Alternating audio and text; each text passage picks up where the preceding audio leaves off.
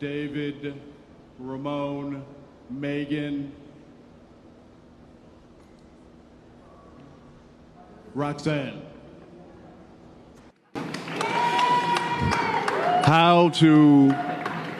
How brands and institutions are the future of Web3.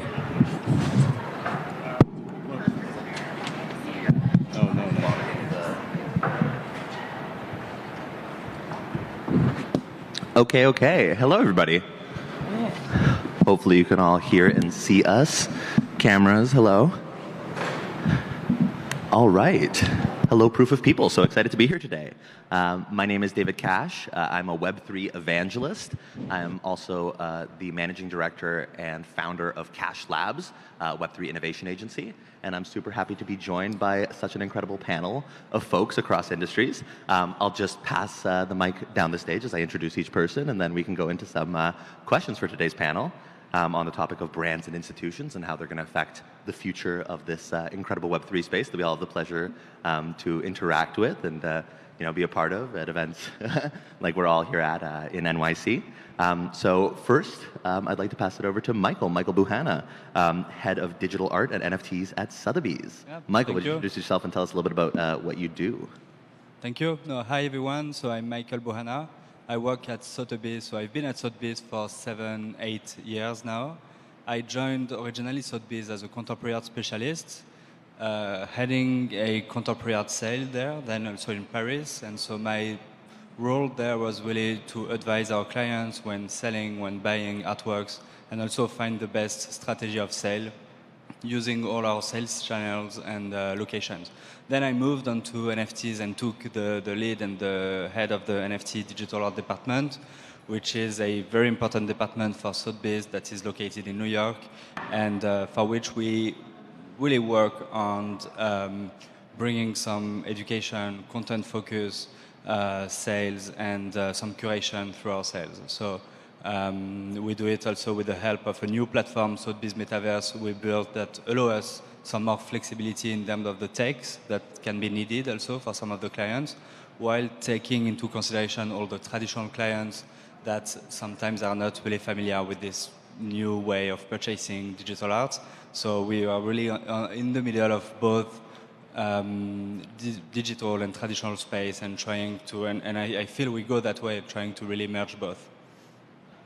Fabulous. Thanks so much. Happy that you're here. I'd love to pass it over to Ariel Hudas, head of Pace Verso, another incredible institution killing it in the space. Ariel, tell us a little bit about what you do at Pace. Sure. Thanks for having me. The button. Might need a pass over, yeah. Okay, thanks, Michael. Yes, I'm Ariel Hudes. I'm the head of Pace Verso. Pace Verso is part of Pace Gallery.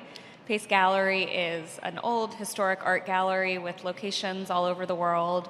We represent artists like Jeff Koons. We work with the Picasso estate, the Rothko estate. And a couple years ago, some of the artists that we represent started coming to us and saying they were interested in exploring the Web3 space, and could we help them produce projects in that space.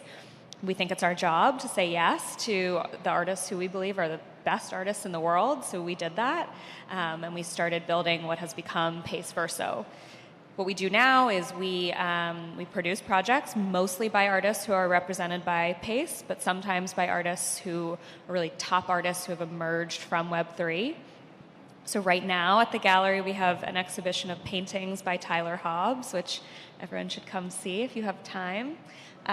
We partner with Art Blocks to release generative art projects by our artists, and then we release standalone projects that are custom end-to-end, not released through a platform, really like their own website, their own smart contract, their own everything, the same way we would produce a physical exhibition for an artist. So thrilled to be here and look forward to the conversation. Fabulous, fabulous. Thank you so much for joining us. Up next, we have Roxanne Barreto-Iyer, Chief Operating Officer at Psyche. Roxanne, so happy to have you here. Thank you, David. Hi, everyone. I'm Roxanne, CEO of Psyche. We believe that there is such a renaissance happening in the fashion industry today that's going to continue in the years to come. We believe that the next fashion houses are being created today, and they're digital first and creating in the virtual and augmented space. And so Psyche is at the forefront of that revolution. Psyche is a platform for luxury digital fashion. It's a space where emerging and established creators and designers can come to showcase their craft and their collections. It's a space where collectors can come to discover new artists and pieces. And it's a gathering place for community, for them to collaborate and connect. I spent about 20 years or so in major corporations like Ralph Lauren and L'Oreal and Estee Lauder. And there was a way to market, which was mass marketing as the best way to reach a large swath of consumers. And I think what's happening in Web3 is really, really special today, which is it's grassroots, it's community at the heart of all that we do. And so that's what Psyche really believes in. We have what we call our keystone community. So you need to, our NFT is a keystone, and that opens up the world of Psyche to you. Our community, as our founder and CEO often says, is the heartbeat of all that we do at Psyche. And so they are the community that drives brand love for Psyche. They fuel our growth. A lot of our collaborations and connections and sharing happen within the Psyche community. And so there's so much momentum happening as we bridge the worlds of Web3 and luxury fashion. Amazing. Thanks so much, Roxanne. We got some fans in the audience. I'd love to pass it over to Paul Clement, founder of Resident Advisor. Paul, tell us a little bit what you do. Thank you. Yeah, I founded Resident Advisor over 20 years ago, and it is an event discovery and music platform dedicated to electronic music. If you are interested in that space, you've probably come across the platform at some point over the years. And if you don't know what it is, it's effectively a platform that enables clubs, promoters, artists, and the community to effectively come together, find what's going on, put on shows, and reach audience. We are, because we started 20 years ago, the internet was quite young. The world of Web3 in recent years and in this day feels very similar to the sort of values and mentality and approach that we took when we started the company. And the values of the scene in which we represent and work, is sort of community-centered, user-generated approach is very much in keeping with the fundamental values. So we're looking at ways in which we can support promoters and events like Refraction in building products and services that enable them to do what they do successfully, and also broader adoption from various perspectives. So yeah. Fabulous. Thank you, Paul. Last but certainly not least, we have a friend of mine, Megan Casper. Megan Casper of First Light Capital, as well as one of the founding members of RedDAO. Megan, would you like to introduce yourself? Thank you, David. Good afternoon, everyone. I'm Megan Casper. As David said, I'm the managing director at First Light, which is a crypto and blockchain agnostic investment firm.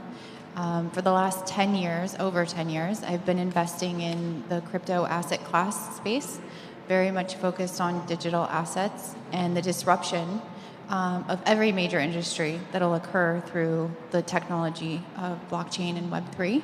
I'm most excited about digital fashion and how the fashion industry is going to be and is currently being disrupted by the new technology. And also founding member of RedDAO. RedDAO is the world's first digital fashion-focused DAO. So we invest in and advise companies and projects and digital fashion founders across the entire ecosystem to help proliferate the all of what's being created in the space, and then the opportunities that investors can come in and participate in. So we've been very excited about the disruption in the space, and we're really focused on where physical first ownership is being transitioned to digital first ownership. And as we transition into a dematerialized world, all of those opportunities that come up, like Psyche and UNXD and the big companies that are here to help the traditional Web 2 and traditional brands to enter the space. And we're most well known for our purchase of the Doge Crown, which is still to date the most expensive digital fashion NFT that exists. So there were 9 pieces in September of 2021 that Dolce & Gabbana dropped in coordination with a company called UNXD. And this was a historical moment because it was the first time where a high-end luxury fashion designer started to come into Web3 and launched a collection. And we purchased 3 of those 9 pieces. Fabulous. So as you can all tell, we have amazing representation from the world of fashion, from the world of art, from the world of music, and really excited to dive in terms of our topic today and see, at least from these panelists, how we feel that institutions and brands can holistically and in a sustainable way continue to push the space forwards and integrate Web3 into these types of historic brands and institutions and beyond. So the first question I have here today is actually from Michael. Michael, as a leader in the art market, how do you balance the preservation of traditional values and practices with the need to innovate and adapt to new technologies? And what advice do you have to other organizations in the cultural sector looking to embrace Web3? Yeah, no, I think it's interesting to see Sotheby's. For those who don't know, it's a 300 years old company, maybe one of the oldest company, and it started originally in the 18th century as a bookstore, selling some rare books, then some prints, then making the very first auction for the books, and then progressively it's in the 20th century post-war that we started to see the first big event around an auction of a major collector of Impressionist art. It was relocated in New York, and then we've really seen Sotheby's as the place to sell some very important, rare and unique items, and we learned how to really build a whole event and a whole marketing strategy to sell such important items. Then we really increased the number of expertise across. Now we have across 60 departments, 60 different expertise, going from modern art, contemporary art, jewelries, sneakers. It's very wide, and now NFTs and digital art. But the only difference is that we've always been acting and respecting the ecosystem that we are interacting with the secondary market only. And with NFTs and digital art, because it's an ecosystem that is still forming, there've been like a space and also a need for, and also an appetite from us to act actually in the first market. It means working directly with the artist, being part of the brainstorming of the project, of advising them on the go-to-market, the strategy, the communication, etc. And that's it's really new to us, so we really had to adapt and make sure we have some resource that could take some of this role, like an artist liaison, for example, that is more a role we see in a gallery. And so this is one aspect for which we really needed to adapt our business model.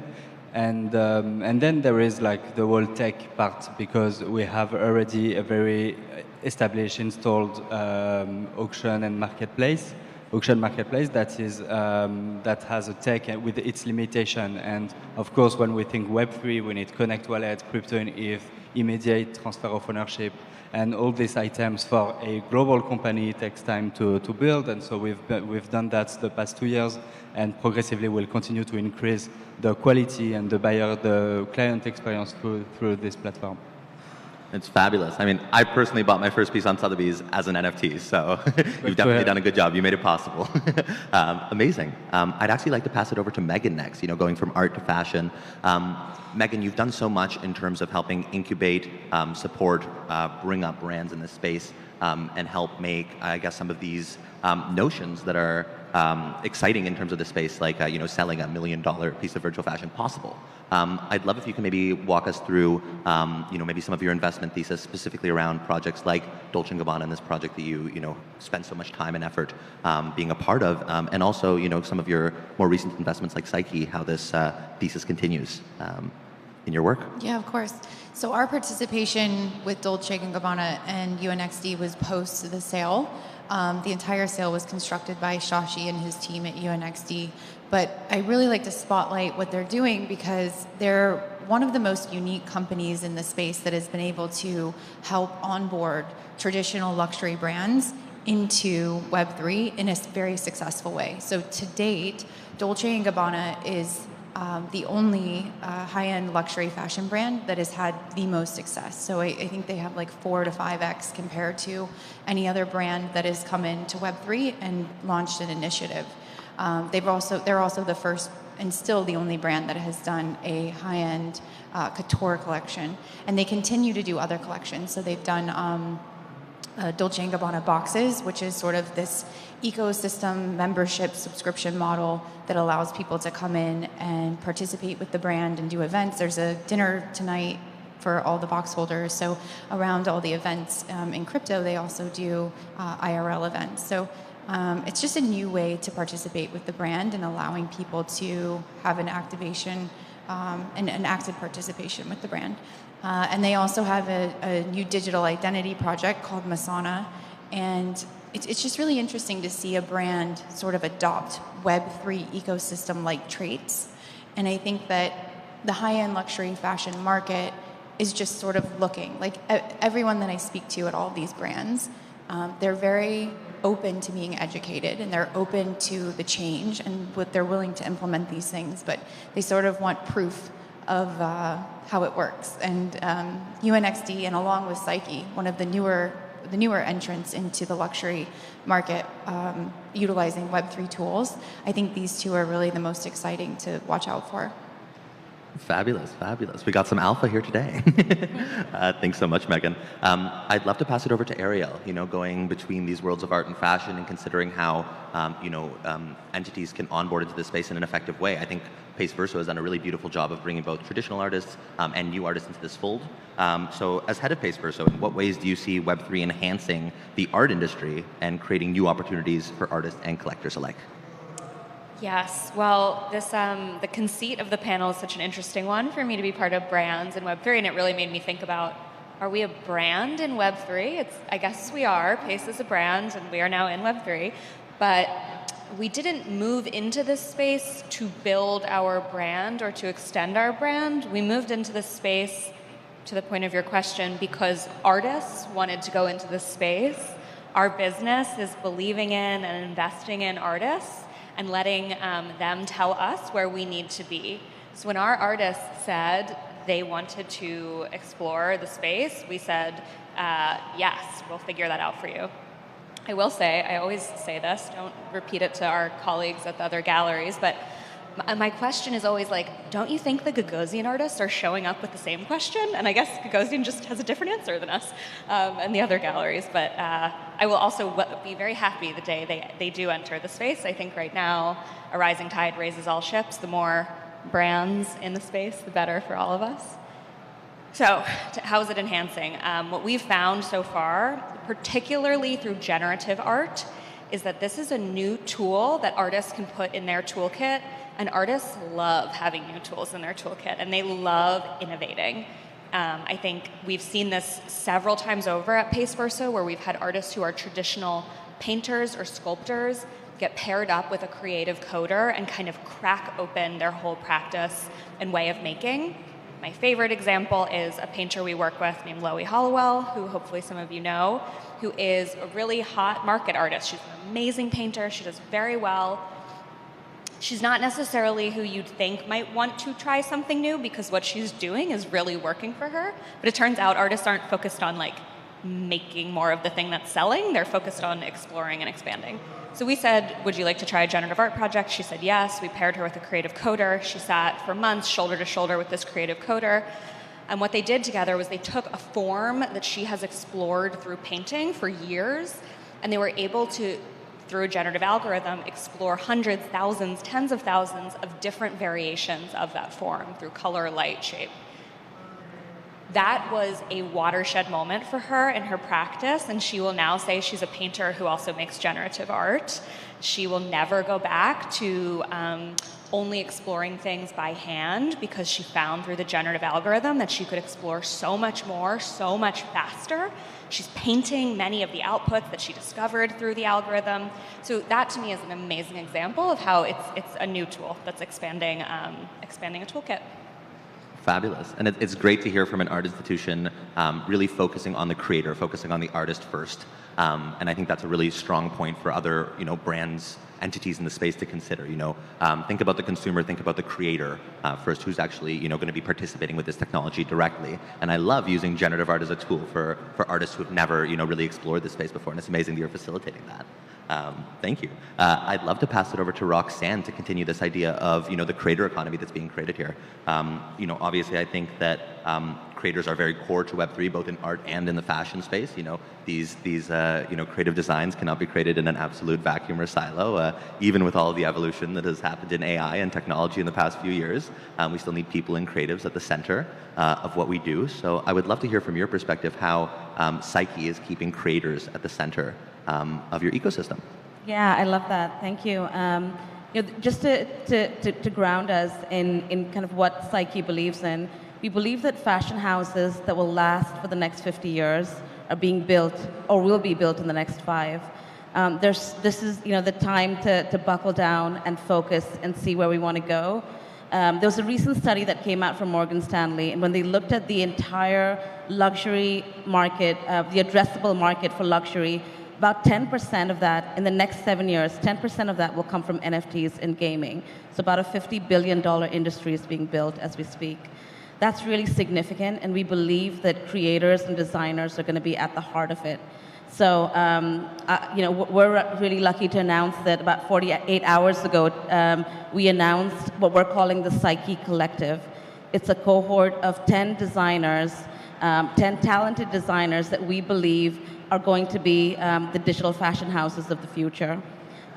We believe that digital talent lives everywhere around the world, and fashion can sometimes be such a gate-kept industry. And so we believe that talent it doesn't necessarily come from some of the major cities. They're not always from the top design schools around the world. We believe that, like Megan was talking about, when you enable access, tools, education, and mentorship, you enable an entire generation of designers that can really disrupt an industry. So for the Psyche Collective that we announced 2 days ago, they will get access to some of the best mentors in the Web3 and fashion space. Megan Casper is actually one of our mentors, and we're so honored to have her as one of the leading and one of the early voices in this space. We have the British Fashion Council that's a mentor, that will be a mentor to these designers, the CMO of Calvin Klein, a thought leader like Matthew Ball. We have Vogue and a world-class agency, Frosty, that does a lot of the creative work for Nike and Prada, that will be mentors to this cohort of 10 designers. The designers will get access to Psyche's proprietary curriculum, because we're planning to bring in the best of Web3 and fashion to train and mentor some of these designers. They'll have access to the British Fashion Council's curriculum for New Gen. If you think about some of the all-time best designers around the world, Christopher Kane, Jonathan Anderson, McQueen, they've all gone through the BFC curriculum. And so to give that access to these digital designers that are creating fashion houses of the future is such an incredible opportunity. We're going to give them access to some of the most significant events in the fashion industry. They'll have a space to sell their collections on Psyche.com, and the goal is to continue introducing them to brands and building that partnership. So we're excited to announce that. I think to your question and to what Ariel was saying, creators and artists and designers are at the core of this change that's going to come. We opened up applications 2 days ago, and so if you know a designer, or if you are a designer, you have till May 2nd to apply, but we're really excited to announce how critical designers are to Psyche. Fabulous. So exciting. Please do make sure to check this out if you're a designer in the space. I'm sure some people are here in the room or listening after the fact, so do check this out. That's fabulous. And really, really true to Web3. So I think this is perfect for this conversation. I'd love to pass it over to another industry, over to music. Paul, last but certainly not least, I am curious, how do you see Web3 and decentralized tech impacting the music and events industry, and what opportunities do you think this presents for Resident Advisor specifically? It's a big question, and the applications are quite broad. One of the challenges we've had historically as an organization is the ability to do what we do in cities like London, New York, Berlin, etc., where we have a good service, a good understanding of what's going on, but do that in hundreds of cities all over the world. The concepts of decentralized governance, of community involvement and engagement, and the sort of structures that enables from bringing people together and making them productive is one thing that we've been working on for probably since the inception of the company in some form. And that's kind of a very sort of soft application of the decentralized technology. On the other hand, there's aspects of the finance layer that can underpin certain services, the way in which promoters manage memberships and audiences, akin to what DAOs do, Refraction, etc., in bringing people together and acknowledging contributions in various forms. I think those things are all really powerful. There's a lot of different nuance and challenges in different industries, especially in electronic music specifically. The speculative culture that crypto brings with it, the when Lambo meme aspects, those things don't play well with idealistic electronic music culture and beliefs, and so there's additional challenges of establishing how you can onboard and adopt technologies, but avoid the sort of speculation and extreme financialization of certain markets. So aspects of it need to be built to almost be protective and defensive of communities and cultures, to avoid them being disruptive or destructive to what makes it work. And I guess like there's a whole series of different aspects and applications that need to be factored in for, I guess, something like RA as a platform to be able to enable.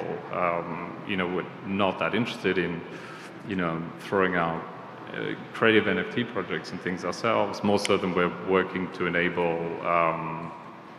existing applications and services to enable that sort of thing.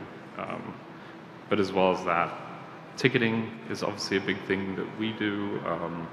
There's privacy concerns with how that works and the ability to do that on chain at the moment. The zero knowledge proofs help solve that sort of stuff, but it's still quite early. So it's a very big question. There's a lot of different answers, but we're looking at it, I guess, holistically and across the board. Excellent, excellent. Megan, I'd love to pass it over to you again. I'm curious, with this conversation of how does a brand, as Paul just mentioned, how do we fight through some of these, crypto-centric elements, the GMs in Discord, the memes, the constant Twitter spaces, the Discord fights, all of these things that, are so inherent to the Web3 space, but this really core small Web3 community. When you're seeing, when you're involved with brands like Dolce & Gabbana, Prada, now Valentino, who are entering the space, who have this, really storied past and, quite a reputation to uphold, similar to Sotheby's and Pace, how do you see these brands effectively entering the space? And as a consumer of these types of brands who's, helped execute sales, the largest virtual fashion sale ever, how do you see these brands doing this successfully from your perspective? I think Keith Grossman, who was the former president of Time Magazine and is now at MoonPay, did a really good job onboarding a traditional company into the Web3 space I totally in a agree. very eloquent, simple way, and that is just Connect Wallet. and then offering products and services, whether it's a subscription or a physical product, through the wallet. But over the last 12 years, the iterations of the wallets that we've seen have shifted, and I think in the next 2 years we're going to see more evolution around changing of what the wallet looks like, from the UI to the UX to centralized wallets all the way to non-custodial decentralized wallets, like fully decentralized. And I think that the mass consumer adoption of wallet is the most important and most pivotal aspect in having a full consumer adoption of Web3 technology. And we're just in the very beginning, early stages of that. So again, in the next 2 years, I anticipate to see the wallet really shifting and changing. And that's really our key, or the gateway into Web3 mass adoption. And I think, again, that's where we'll see digital fashion take off. Fabulous. Absolutely. On board. My next question is back for Michael, kind of coming from the same direction. We've seen Sotheby's do such a great job of, implementing these Web3 technologies into your platform as it exists right now, while maintaining this, this luxury atmosphere, which is so integral to the Sotheby's brand. Do you believe that Web3 tech will continue to fundamentally change the way that the art market operates, especially through, entities like Sotheby's, or do you see them as complementary tools at this point for galleries and auction houses to just continue to use? Yeah, I think it will do both. Like, there is, first, the Web3 brought together a whole new generation of artists, digital artists, who actually find their roots, their inspiration in a 80-years-old movement. Digital art started in the 50s, 60s, computer art as well. And we always sold digital art in our contemporary art sale before NFTs, but it was always a bit unloved, even though the artists were really well established in museums, considered in the history of art in the 20th century as the key players and the leaders in the digital art movement. They were unloved in the market, and the main reason, I think, it was that it was not convenient to collect the works, and there was some concern of trust around the preservation of the works. And the NFT as a technology, but I think is really solving these two main issues. And so at the same time, we see this whole new generation of collectors. If we take away the whole parts about trading, blur, etc., there is now it's a very small market. It's a niche market, I think. And some people talk about bear market, and it's comparing to what was happening in 21.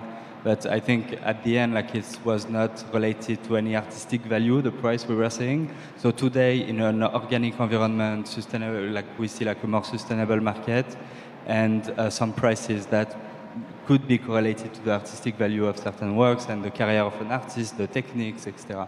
And so for us, it's it's way more similar to the way we navigate in contemporary art. And so I really see this whole new movement just being added to the contemporary art movement, and it is already impacted a lot the art market. Simply when you see Christie's and Sotheby's both making 15 billion in the art market per year in terms of gross sales, they both created a new department for the NFT and digital art. And it's in terms of size and scale, it's as important of our photograph department and our print department, which actually are the last department we built about 15 years ago. So it's not every year we have a new department, a new category. And so I think it's already impacted that way. That's really interesting to think about, that the last big innovation was photography that you implemented onto the platform. That's fabulous. And this is obviously pushing things so much further. So really incredible. And you've done such a great job of natively implementing these technologies into the platform and working with so many artists. So fabulous, fabulous. I'd love to pass it back to Roxanne. Going back to the fashion world and considering, also this perspective of, how do we balance this, Web3 side versus our, traditional fashion, in this context side. When we consider the Psyche Collective and what you're building here, I'm curious, what the thought process, what the intention was in bringing together the mentors, the brands, and, how much of this, I guess, Web3 versus traditional fashion consideration was brought into that process. Yeah, I think we looked at it in two ways. The first was, where are consumers? Are consumers here? And I think we found that they are. If you look at Roblox, 1 in 5 users change their outfits every single day on that platform. I think there was another recent study that Roblox did where 70% of Gen Z make real-world fashion decisions based on what they're inspired, what they see virtually, which is really significant. And I think when we look at where consumers are, I think there's real behavior changes that have happened, that are going to continue to happen, that are here to stay. And so we're starting to see this shift with consumers. I think when you look at this, on the other side of creators and brands, I think we started to see so much of this happen in the Web 2 space, where, for anyone that was here in the early days of social media, there was such a power shift between big corporations to influencers and creators and designers. I spent so much of my time, and this impacted every industry, but I spent so much of my time in beauty, and I could see some of the giants, L'Oreal, Estee Lauder, P&G, the momentum came from those small niche brands created by artists, by designers, by creators who knew their audience, knew the Web 2 social media platforms really well, knew how to communicate with their communities and scale, and they were and continue to be some of the biggest disruptors in that industry. And we see the same thing happen with fashion. From a design perspective, this is why launching the collective was so important to us, making sure that we enabled access, that we're starting to build and prepare for what's to come was really key to us for the collective. Fabulous, fabulous, and super exciting. I can't wait to dive in deeper and see what you're all building. Ariel, I'd love to pass it back to you. In terms of your work at Pace, obviously there's so much that you've done to push the space forwards and to bring, again, traditional artists into the space. What are the biggest challenges that you find that you're facing when you're navigating, this intersection? And maybe, not to make it a negative question, do you have any, insights or any lights at the end of the tunnel that are exciting you in terms of, how the process has been for Pace? Yes, I mean, it's not negative, it's just a fact. There are no shortage of challenges, and there have been from the beginning. We started building over 2 years ago now, and talk about a brand moving into Web3, there were no tools available at that time to help do back-end support for accepting cryptocurrency payments, listing NFTs natively, sort of like in a white-labeled way. Everything we did, we had to invent for ourselves and sort of put it together ourselves. 2 years later, there's a lot more tools, which is great. I always say, the brands coming in now, I hope they realize how fortunate they are to have those tools at their disposal. So we sort of got through the technical hump. Then there's the hump of onboarding new clients, which Michael was talking about a little bit, of onboarding traditional art clients, and I think that's what we're very focused on this year. I think last year we spent a lot of our attention reaching the Web3 community, and I think we've reached them. I think they know what Pace Verso is. They're collecting our projects. They're paying attention to our artists. They're coming to our events. So that's great. But that community right now, as we know, is not growing. So if we want to grow, it means we need to go outside.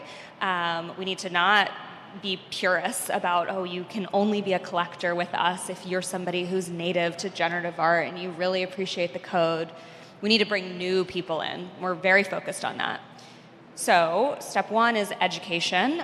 We've done a lot of that work, and I think if you asked our collectors, even our dealers, our internal team, how much they feel comfortable talking about generative art or NFTs even, they would say much more comfortable than a year ago. They know what it is, they're curious, they've paid attention to a few projects.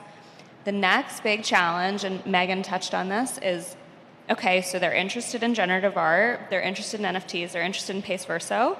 How do they actually buy?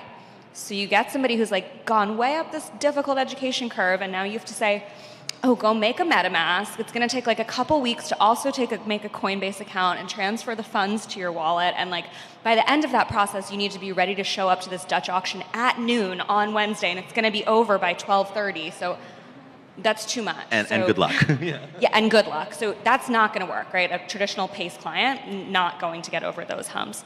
So what we're working on right now is how do we start removing those barriers for people? How do we make it much easier once you learn about it and get interested to come and participate? And that's what we're focused on right now.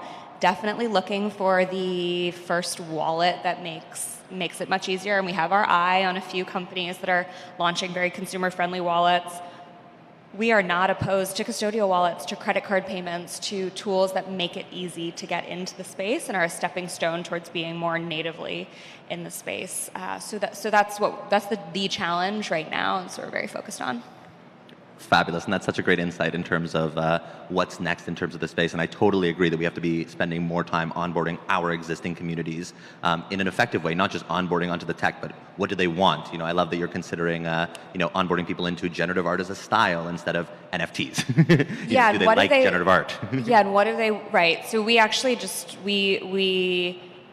we use the term generative art more than we use the term NFT, because at some point NFT became a turnoff to certain types of people, and we're okay with that. We're not here to say you have to call it an NFT. It's about the art. And talk about what they want. What do they want? They want an easy way to put a screen in their home with their art on it. They want probably an easy way to make a print. So these are all tools we're trying to build right now to make it easier for people to participate. Fabulous. It's a good thing to reverse engineer. I love it. I love it. Unfortunately, I've been told that we're coming towards the end of our time today, but I would love to take some time to pass it back to Paul one last time before we maybe pass it around one last time, just for any place you'd like to share that we can all find all the beautiful work that we're doing. But Paul, last but certainly not least, with the rise of social media and user-generated content, how does Resident Advisor plan to maintain its position as a trusted authority in the world of electronic music and nightlife? And do you have any strategies that ensure your platform remains relevant as you continue to push into this new world? We're one of probably quite few companies in the tech space that has never taken any investment. So we were founded on the core principle of effectively like contribution, user-generated content, community being part of the growth, reach, and success, and our ultimate like service has been fueled by that, and has prioritized the building of tools for community and industry in order for it to survive. And I think that scale is there. That the questions that I think start to come out, for me at least, are questions of like community involvement and the say that they have in a governance perspective. Do you decentralize traditional editorial teams to members of community? And I think the publishing world will see a huge shift. There's ownership questions. Currently, I have a co-founder, and we own the company. And I think we've done a great job to this point. But like, in 50 years' time, is that still, or not even, a suitable approach to something that aims to be part of the fabric of a broader industry or community? And I guess like there's a lot of questions around those sorts of things that are, I guess, quite deep and philosophical questions around, how we're organized as people and businesses and cultures and what's appropriate, I suppose. Yeah, who owns a community? Who owns a cultural, Yeah, and what are we without the community? Totally. And yeah, so we're thinking about those sorts of things a lot. No, I think that's a great point. So yeah, unfortunately, we've come to the end of our talk today. I really appreciate everybody taking the time. This has been a fabulous conversation from my perspective. I would love to pass it down the line just one more time in case anybody wants to mention any specific projects, any specific initiatives that you have going on right now. If not, it's totally fine. You can just let us know where to find your incredible institutions. Michael, I'll start with you. Yes, at the moment we have, actually it's also on view at Sotheby's on New York Avenue, like a curation around glitch art. It's really interesting because this is one of the movements also that actually started in the 60s with video art, where artists were actually making errors intentionally to create this effect. And so there is a whole curation with about 35 artists that represent and best represent this whole new movement. So it's on view, it's already online, and you can come anytime, and I'll be happy to show you around if you're in the building. Fabulous. Ariel. So I mentioned we have our Tyler Hobbs QQL exhibition at the gallery for the next 10 days, so please come see that. As a companion piece to the exhibition, I hope many of you are familiar with Tyler's work and QQL, which is an interactive algorithm that allows artists to use Tyler's algorithm to create their own artworks. We invited 6 artists, 3 from Web3, 3 from Pace Gallery, to create their own QQL outputs. And we're auctioning those works right now at verso.pacegallery.com. So there's works by William Mapan, Claire Silver, Grant Yun, Tara Donovan, Loie Hollowell, and Studio Drift, each of whom have done the most amazing job of translating their own very distinct style and even content into a QQL. So you'll see, for example, Loie Hollowell's distinct pregnant belly that she paints. She captured that in a QQL, which is pretty amazing. I will be bidding on one of those later. That sounds awesome. Great. Roxanne. You can find us on psyche.com. If you're a designer, we've opened up applications for the collective. If you're not a designer, come and check us out. I think I saw a few Keystone members in the audience, but grab a Keystone on OpenSea, and you can find us on Instagram, Discord, and Twitter. Fabulous. Paul. I don't have anything to share in the Web3 world or space at this stage, but you know, for those of you interested in dance music, you probably know where we're at, and that's ra.co. Amazing. Last but certainly not least, Megan, anything you're super excited about right now?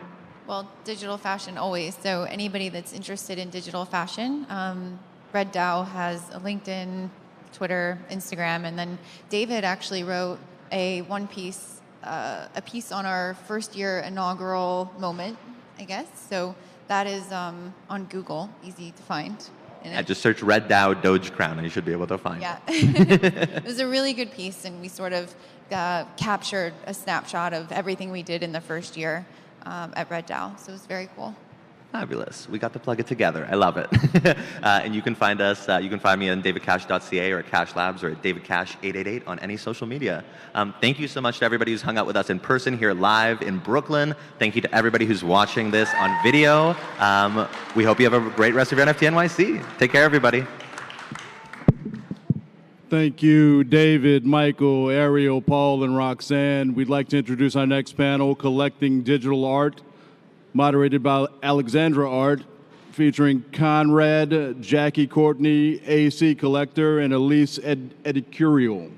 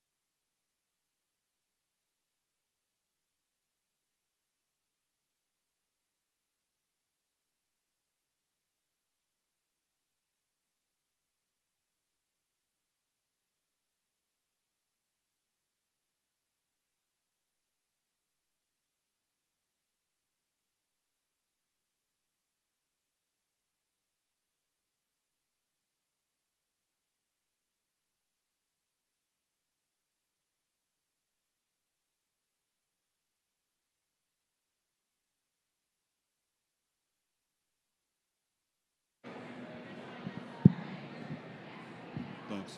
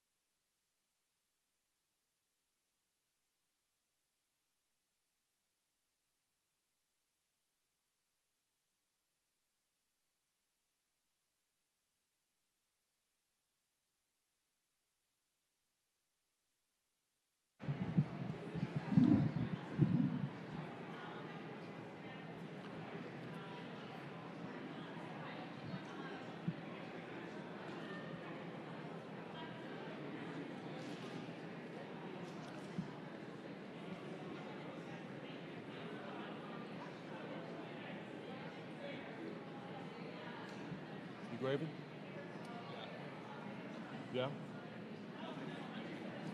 Proof of People in Refraction would like to welcome our next panel, moderated by... One, two.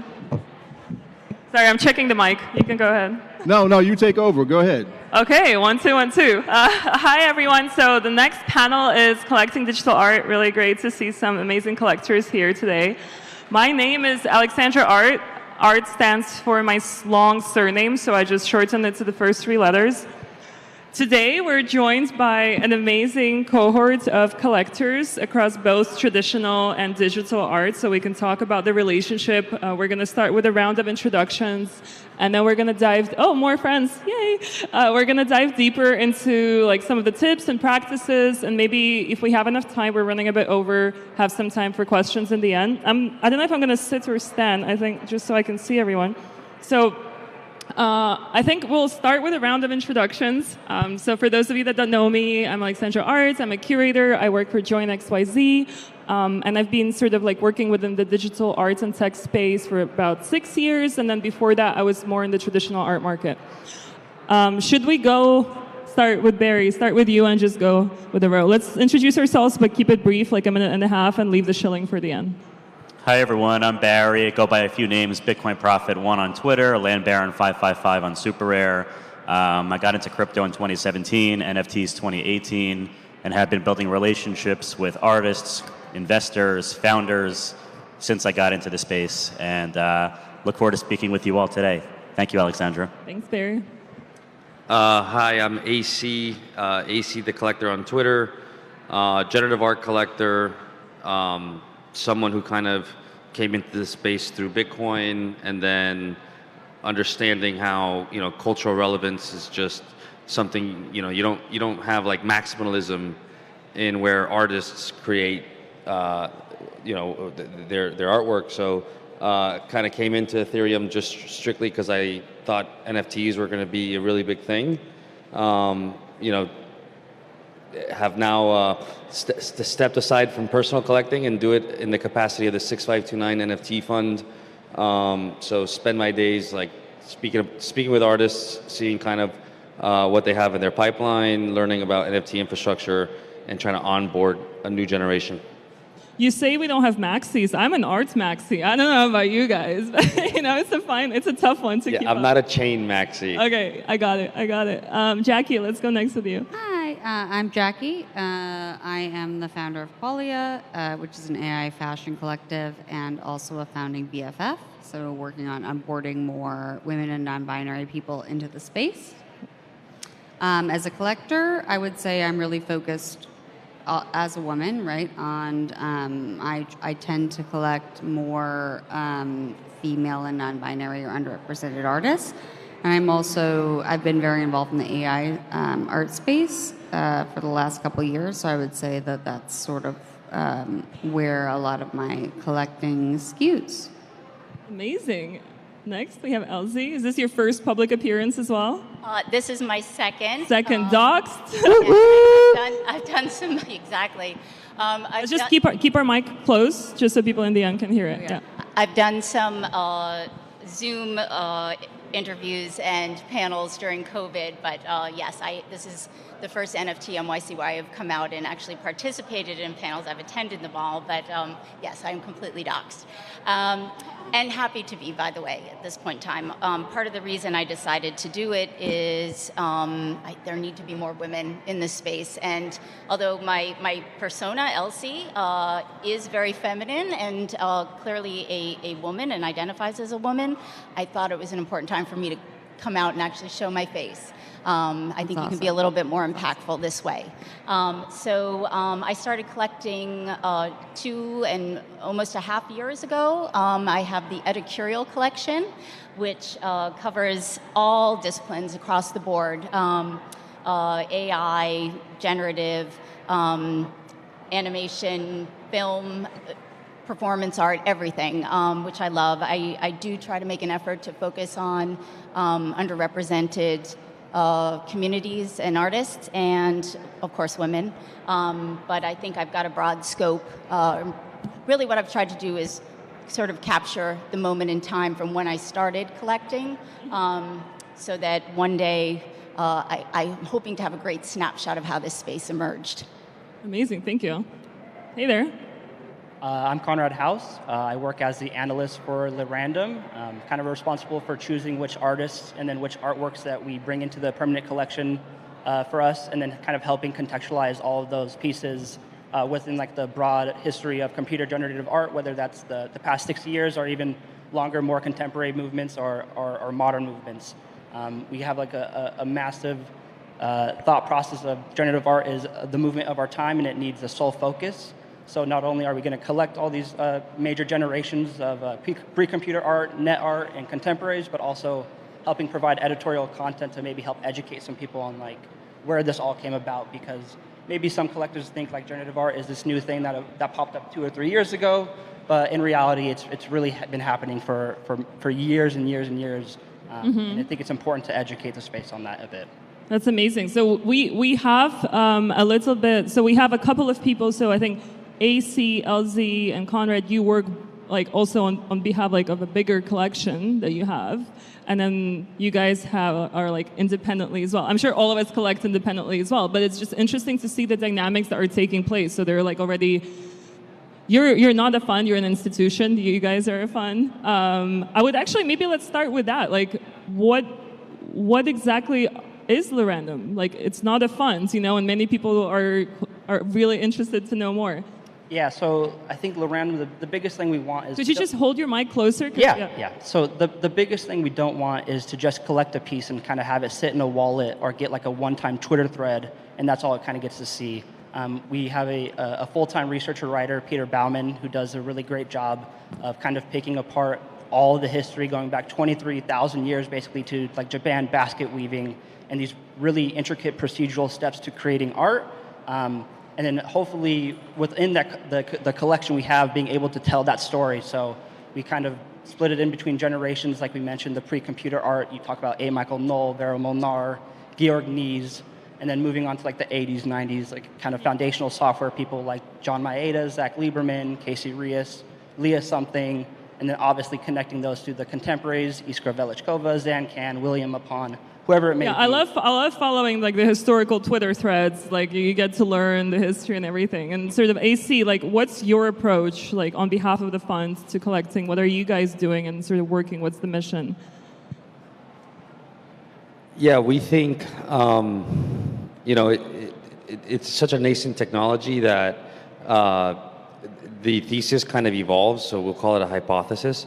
But the idea is essentially we think just the ERC 721 standard and similar is just a Trojan horse right now as art that's just going to onboard trillions of dollars in wealth in the global economy. I come from like industrial trade where it doesn't even like I shop for cheaper things like NFTs, and then on more expensive things I'm using Blue Ink signature and like notaries and stuff. It's just ridiculous. So it's an inevitability to kind of the partners at the fund and 6529 that we're just going to have like $50 trillion in assets kind of in this space. And so what is going to be the Schelling point for cultural relevance in this beginning of this technology? And again, don't let the institutions steal your JPEGs. It's like, look, if it's not owned by people who are part of the movement and who are here in the bear market or in the good market, like if it's owned by Ken Griffin and Steve Cohen, then it's just not our movement. And so a way of kind of preserving these cultural grails, as we like to collect, it's just, sometimes it is just be the one that takes it and not, not some hedge fund asset manager or something. I love that. There's so many different initiatives as well. Like there's the university, there's the virtual space. So sort of like taking a step back from that, and you guys mentioned, LZ and Jackie, that sort of you're supporting women artists, trying to bring more diversity. I know, Jackie, you collected Anna Maria's piece. How do you see the development right now, and what do you see sort of like can help that, like what the mission you're trying to achieve as well? Oh, well, I'll take that. I think that post the Sotheby's debacle, people are starting to pay attention, and I think it was the artist Una who kind of raised a lot of awareness about it on Twitter. And, you know, we have an opportunity right now. This is a brand new space. You know, we say, oh, we've been in it for years.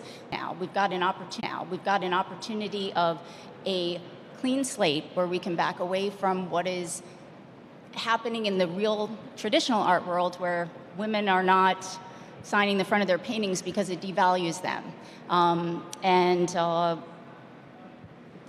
I think that people, especially collectors, is a responsibility that falls upon us. I certainly feel that, where we've got to start making sure that there are enough women in certain collections. There is fabulous art out there. People need to look for it. It is there. And to encourage women artists, underrepresented artists, and to support them as best we can. Yeah, I mean, I think it's challenging. You know, I'm a woman, right, and a mother. And so certainly some of these works resonate with me maybe more than they would, right, with someone that doesn't identify as I do. And in that way, maybe it's easier. I do feel like your word about responsibility feels like really heavy. You know, I don't think the Sotheby's thing, right, was because people were trying to exclude a certain demographic. I think it was just because of market value. And so I think where we all want to get is where, you know, that's not a point of contention, right? Like, it's just the work. And like I said, I think similarly to you, I do skew that way, both because some of those works, like Anna Maria's, are ones that just like deeply move me. But not solely, right? Like some of the probably that I have multiple pieces of are either, you know, men or I don't even know their gender. I would love to get to a place when I'm also raising my kids, right, where it's not a thing. Yeah, and that's what I think I loved the most collecting on Hic et Nunc early days, that there was no name, so you just collect from a wallet address what you like. Like, that was amazing. And there was just before the spam kicked in. So speaking of like different chains, Barry, I wanted to sort of hear your opinion, because when collecting arts, obviously, like, these are some of the things collectors take into account. What's your approach? Like, is there a particular genre you prefer or chain, or how do you sort of go about it? It's a great question. I just follow the artist wherever they're minting. I just follow the artist, and choosing the right, you know, the art that speaks to me, the artist that speaks to me, the story, the mission, the ethos, and especially the piece that I can see. As far as the chain, it's, you know, I don't really care as much. I think most of the art I have, probably 95% of it, even more so, is probably on ETH.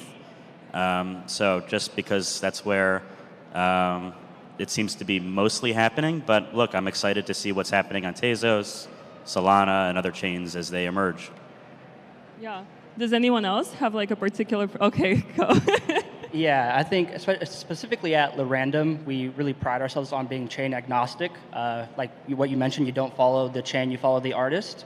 And I think we kind of heard it before, but artists don't always like to create what makes the most money. They like to experiment in a lot of ways. I think the early Hic et Nunc space on Tezos was very experimental, and we saw like HTML, X application files being uploaded in very dynamic, interesting, interactive pieces. And sometimes that's more intriguing than anything you can see on the Ethereum network. And then like just the price arbitrage between the two sometimes doesn't make complete sense. And I think you kind of have to reevaluate maybe why is this artist seeing a higher value on Ethereum, and is that due like chain security, or and how much do you yourself as a collector value that chain security? But yeah, I think we're very chain agnostic. We collect a lot on Tezos, we collect a lot on Ethereum, and if Solana ends up coming out with something that's super groundbreaking, we'll move over there too. Yeah, so. That's really interesting. Did you have? Oh, I was just going to say for Edicurial, it just so happens, I would say. We're sort of working right now on establishing a permanent collection of 100 pieces and winnowing it down, which is extremely difficult. And the majority of it happens to be on Ethereum, but I do collect on Tezos as well. But going back to also, it was your question, but what you were saying about how important documentation is, I think that what we're doing with Edicurial is very similar. I work with Lal Art, Fanny Lakubai, who sort of does collection management, and Harry Jones, who manages the website as creative director and does our socials and all the content writing. But what we've tried to do, the collection sort of lives in a very dinosaur space of a .com website, believe it or not. And part of what I'm trying to do is to help to, and I know Kenny Schachter hates this, but to bridge the traditional art world with rare digital art, which is what I sort of prefer to call NFTs. But that truly is what I set out to do. I actually work for a historical conservancy, and we manage and steward a 19th century art collection, and I'll do a lot of historic architectural preservation. So my look has always been back. Yeah. And it's been so interesting to look forward. But documentation is so key. Again, when I come back to our responsibility, or at least I feel a responsibility in this space, is to document what is happening right now. Yeah, I think like the narrative is super important. Absolutely. Yeah. Who the artist is, what their process is, what their journey has been, what have they had to overcome in order to work in this space. Yeah. Unbelievably fascinating. So we've worked really hard to document this, meet the artists, interview the artists, develop relationships with the artists. I think that there was one thing before we continue. You pointed out the idea of sort of the physicality and the preservation, and sort of digital art is so rooted with artists working with both like the physical and the digital, and right now it's heavily dominated, obviously, like on screen. So something I wanted to ask, so we were in a prominent collector's home, and there was like Koons, Basquiat, Warhols, and then you see this physical of Beeple. And that was the first digital piece that the collector collected, like the first piece of digital art, because like it was probably like a natural transition. And then I'd love to hear from you, like, I don't know, I see, or Barry or Jackie, do you collect physicals? Like, what is your thinking about like artists that sort of made a name online with digital natives pieces and then start experimenting with physical mediums? I would say, like, for me, a big, that's why I'm involved in the fashion space. I think that like the articulation of a creative vision into physical and digital wearables is very interesting. I also think Matthew Stone had a gallery opening, and he's an incredible artist. I wish I had collected his work.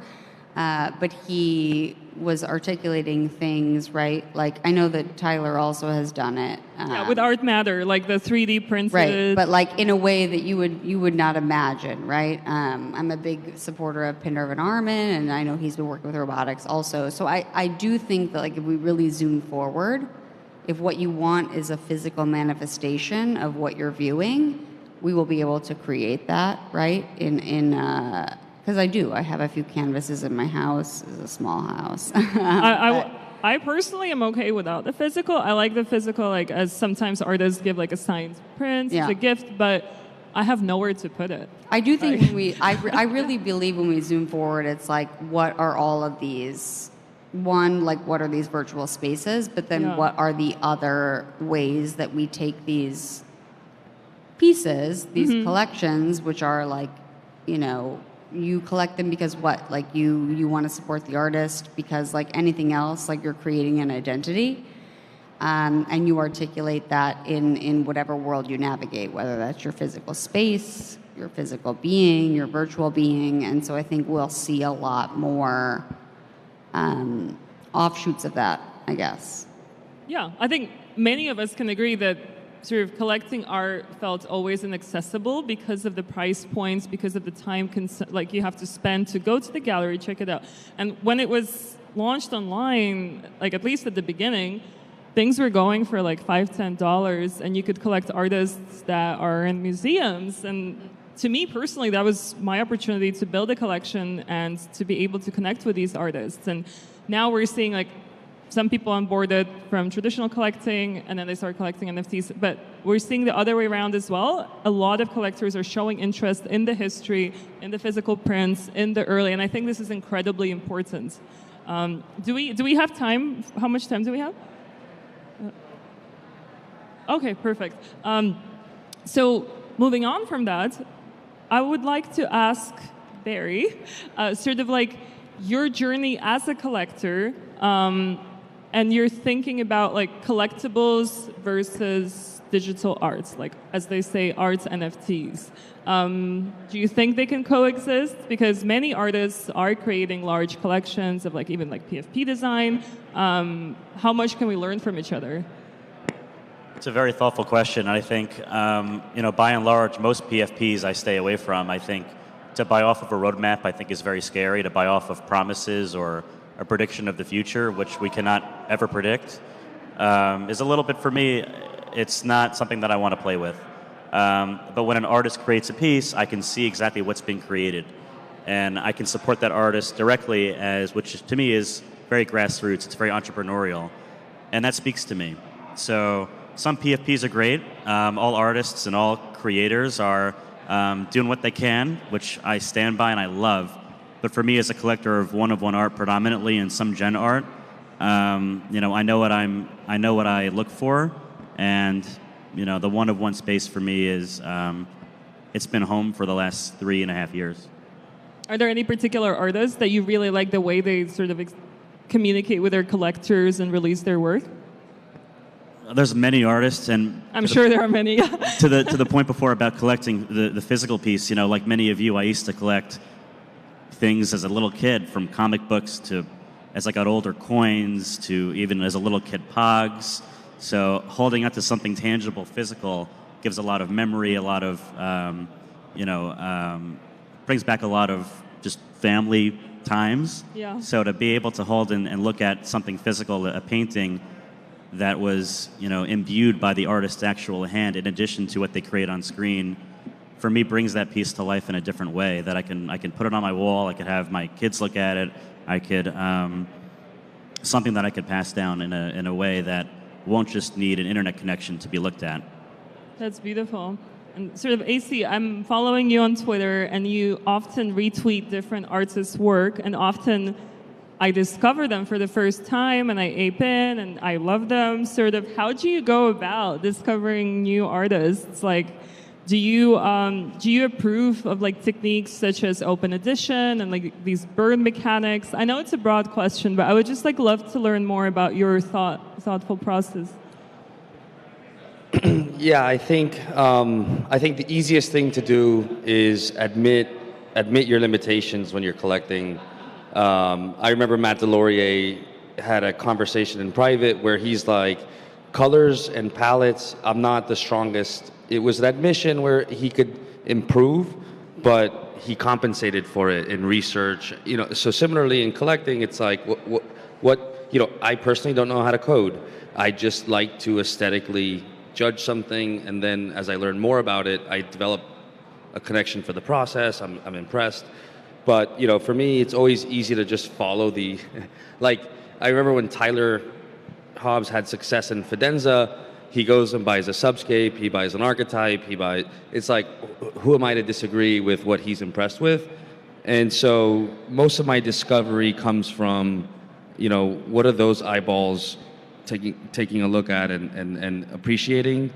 And then, like, this kind of goes into the physical as well, but my Bitcoin origin is like, I've spent 10 years in crypto just explaining that blockchain is a ledger. It's a ledger. And, each different ledger is a unique canvas. There's reasons to do a Bitcoin NFT, right? Like eggshells with a very cypherpunk aesthetic is like very natively Bitcoin and abrasive and brash. So, I think however, I think because you could use the ledger in the delivery process, it's not like physical where if you're a sculptor or something, you have to install something, but the delivery is part of the artwork, right? And so if it's open edition, if it's one of one of X, if it's a one of one, what I have an appreciation for is there a mastery in how the artists went about that, right? It's not sloppy. They weren't like impatient about the market and saying, I got to go now because I don't know. So those things to me are, you could pick them up if you're always online. Thank you for sharing that. Conrad, you had something to add? Yeah, just on like the discovering new artists, I think like Twitter is a great way, but like also like harking back to the history of everything. Like whatever you really enjoy, go like learn about the history and like the past exhibitions of it. Whether it's generative art, like you can come across the MIT ACG group and like Muriel Cooper and John Maeda, and you look at these lists of artists, and then you'll eventually be like, oh, well, I've seen an NFT by them, and then like you can kind of create a bigger appreciation for it, or whether it's AI art, and you can look back at the previous 2016, 2017 exhibitions by like Luba Elliott and look at the artists that she was curating and like why she was curating them and bringing them into the space. And I think that helps discover a lot of maybe more historical relevant artists that you might be able to generally grab onto a bit more, and you can maybe trust that they're going to keep creating because they've been here for so long, and things like that can help a lot too. So. Yeah. I actually would just like to point out another source that I found super relevant and helpful is finding residencies like Vertical Crypto Art. Like Vertical Crypto Art. I have discovered some amazing artists in several of the cohorts. I'm actually going to be doing some mentoring for the 6th cohort, which I believe starts May 1st. It's right in the next couple weeks. But I love discovering people who are either moving into the space from the traditional art world or are launching their careers digitally native. But there's just so much out there to be found that isn't just being promoted on social media platforms. So dig deep. Yeah, I completely agree. So at Join, we always sort of connect different Web3 businesses and galleries with artists through open calls. And sort of open calls is something like an opportunity to be discovered. And now also I've been for many years on the Lumen Prize advisory board and helping shortlist artists. And I'm telling everyone to apply. Like the application is the price of a gas fee, but you have at least 50 people who are skilled in the art world checking out and like rating your work. I'm just going to quickly check. Do we have any questions before sort of like our final? You can raise your hand. Yep.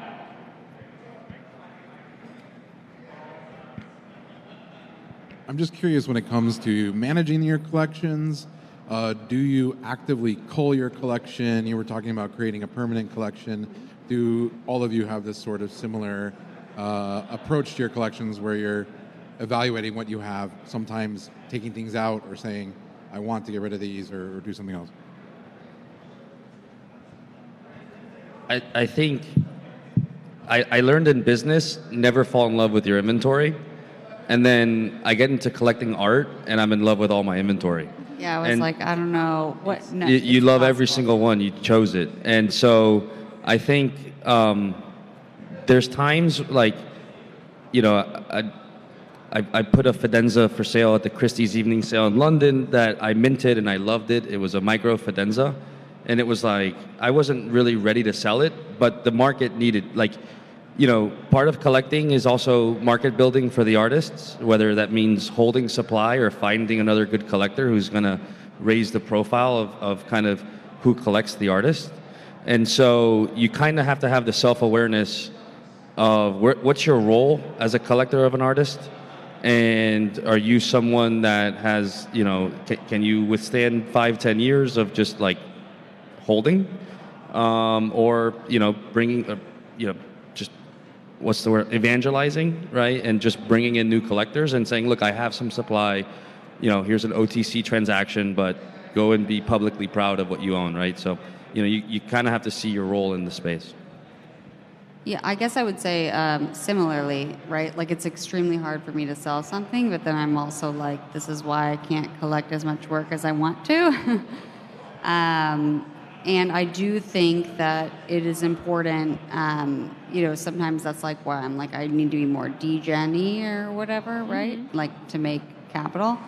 But I think that your point about finding the best way to steward artists is a really valid one. Like I struggle with it a little bit, right? Like what's the right point? Do you list something? Because it is very nascent. There's not a lot. And so, especially in the one-of-one space,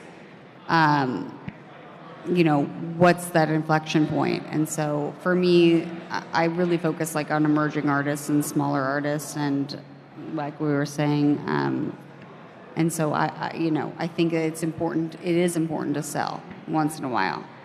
I don't know that I don't think most collectors that I know, right, collect in the way that like the Blur or Oh my God, whatever, yeah. right?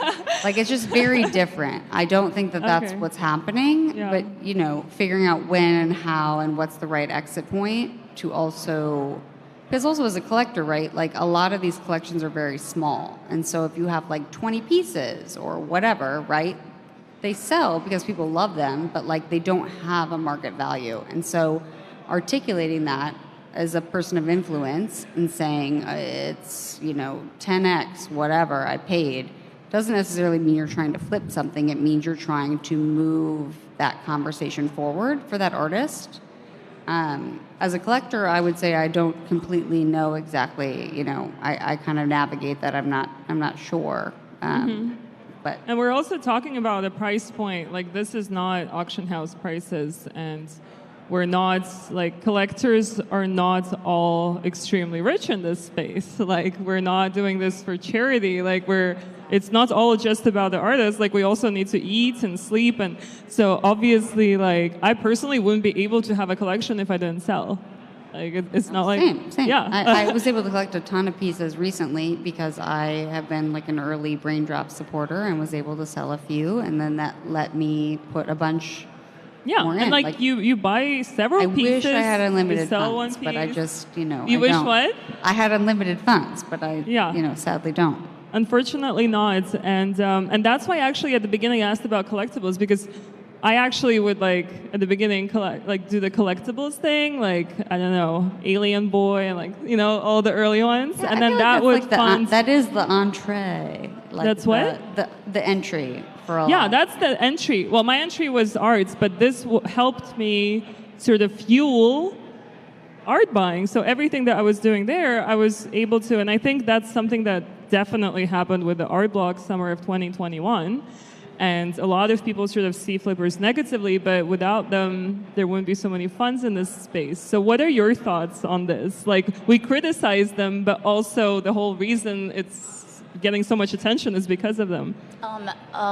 Collectibles we're talking about. Well, we're talking about people flipping NFTs, making money on it, but then sort of reinvesting, making the industry hot. I think it depends on what the person's goals are,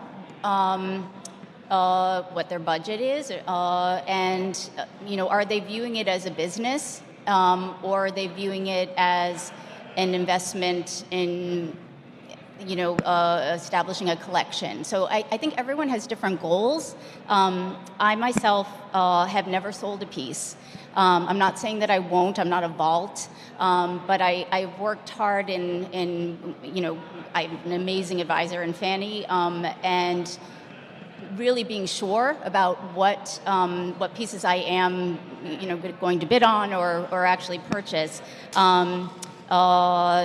But it is it's tough, and I do wrestle with exactly what you were saying. Is there a responsibility to actually promote the artist by selling something at one of the major auction houses, or getting someone really famous in the space to buy it, and it helps the artist out. So it's a tightrope to walk for sure. I think like you use collectible and there's often people who are like, how do you feel about PFPs and stuff and gaming? Look, I see it as like NFT collecting has now gone into the internet age, and you don't just have art collecting culture. You have stamp collecting culture. You have Pokemon card collecting culture, right? You have like all kinds of niche little habitual things. Predominantly you'd like to say it's art, but it's not, right? Like a lot of people are art collectors for the first time because their early crypto bag is now, like they so I had a conversation about like, there's a traditional art collector 2 nights ago I had dinner with that's like the problem with your space is not the art, it's the collectors. And I think, and I don't necessarily agree with it, but if you were to extrapolate, you put all the collectors of a project in a room, is a traditional art collector going to feel comfortable being in that room? I don't think the distribution is there enough, but it's going to just be that room will slowly be populated more and more with more sophisticated actors who are going to be better market participants for these people who are like, the issue is collector. It's just, we're in, April of 23. We have a long time. Yeah, I agree. It's just not quite there. I mean, I think that there's like in my personal perspective, just like as a person collecting, there's not a humongous amount of one-on-one collectors. And so my past life was like as a founder, and then I sold my business and I did some angel investing. And so a little bit, certainly what I collect a lot is visceral, but then if I really collect multiple pieces, it's sort of the same thing as angel investing. It's like betting on a person that you believe is putting themselves out there to continue to articulate what they want to articulate and build something. But I do believe, I mean, when I think about how we can move the space forward, we do need more intelligent, meaningful collectors in the space. Yeah, I'll make 2 quick points. The first one is over the next 15 years, we're going to see $65 trillion, trillion with a T, being inherited down to Gen X, millennials, Gen Z. That's a lot of money. And because most of us are digitally native, I don't really think the vast majority of any allocated money going to art, yes, a lot of it will go to physical pieces, traditional artists, Renaissance, but I predict a lot of it over the next 5, 10, 15 years will go towards today's creators, today's artists. That's a lot of money. Even if it's 1%, I mean, that's $650 billion. So buckle up because it's going to get crazy. The second point I'll make is, there was, I think, a question around how do you allocate, how do you think about your what you collect. For me, I have no intention of really selling too many pieces unless the artist completely disappears and I've lost faith in that artist. I buy what speaks to me. I buy a part of that artist's soul because they put their heart and soul into that piece. And if I'm able to capture that piece, capture a little bit of that artist, I want to hold and protect that piece forever. I want all the art I buy to 1,000x because selfishly for myself and my family, but also for that artist on secondary royalties. And if it doesn't, I have art that I love looking at. I have art that I love interacting with, showing my friends, showing my family. So it's a win-win either way. So, but to the first point, be patient. $65 trillion coming to our demographic. That's incredible. So let's all buckle up. I'm excited about that day. I know we're running to the end. So just to sort of summarize, I've had a lot of people message me being like, hey, Alex, how is NFT NYC? How are people feeling? And I was like, well, I'll check the Ethereum price. Obviously, everyone's feeling great. But even like this conversation today, it was just like natural. It was organic. We had so much passion. We had so much to connect about. We're all thinking about the same things, all thinking about like how to move the space forward, how to make it better. On a final note, let's keep this brief. Maybe something sort of like you're excited about, you want to show, or like you want to advise people, but let's keep it short. We have 3 minutes. Yeah, I've allocated over the last 3 years. I've sold a lot of shitcoins, sold a lot of crypto to invest in artists. And it's one of the best decisions I've ever made in my entire life. Woo! I think I encourage anyone here holding some, semi-liquid shitcoin, get rid of it. It's probably going to get regulated anyway, out of existence, so you better just sell it before you can't. And back an artist that's actually creating something meaningful, tangible, and something that speaks to you. Yeah, I think, since I'm tailored more in the generative art world, I would say we had a meeting yesterday at the 6529 team about our strengths and weaknesses in the collection and talking about representation. And it's like, we were also impressed with, we didn't have quotas. Like, we looked at this as like, how can we collect culture? And then our generative art book is like extremely female heavy for kind of the way that, crypto Twitter and NFT kind of markets have even just organically, crypto Twitter was always like, it was born in Bitcoin, so it is male dominated, but the representation of female artists, and like as I close my eyes and name my favorite AI artists, it's like female. So, a leaving note is like, I think there's so much alpha out there that I don't want to just be on record saying, but it's like, if anything makes sense, it's the price disparity in like very good quality female generative art. I could guarantee it, but just look like, I think I want to leave people with that idea because I'm tired of seeing it. No, that's amazing. And by the way, let's clap for this. Yes. Woo!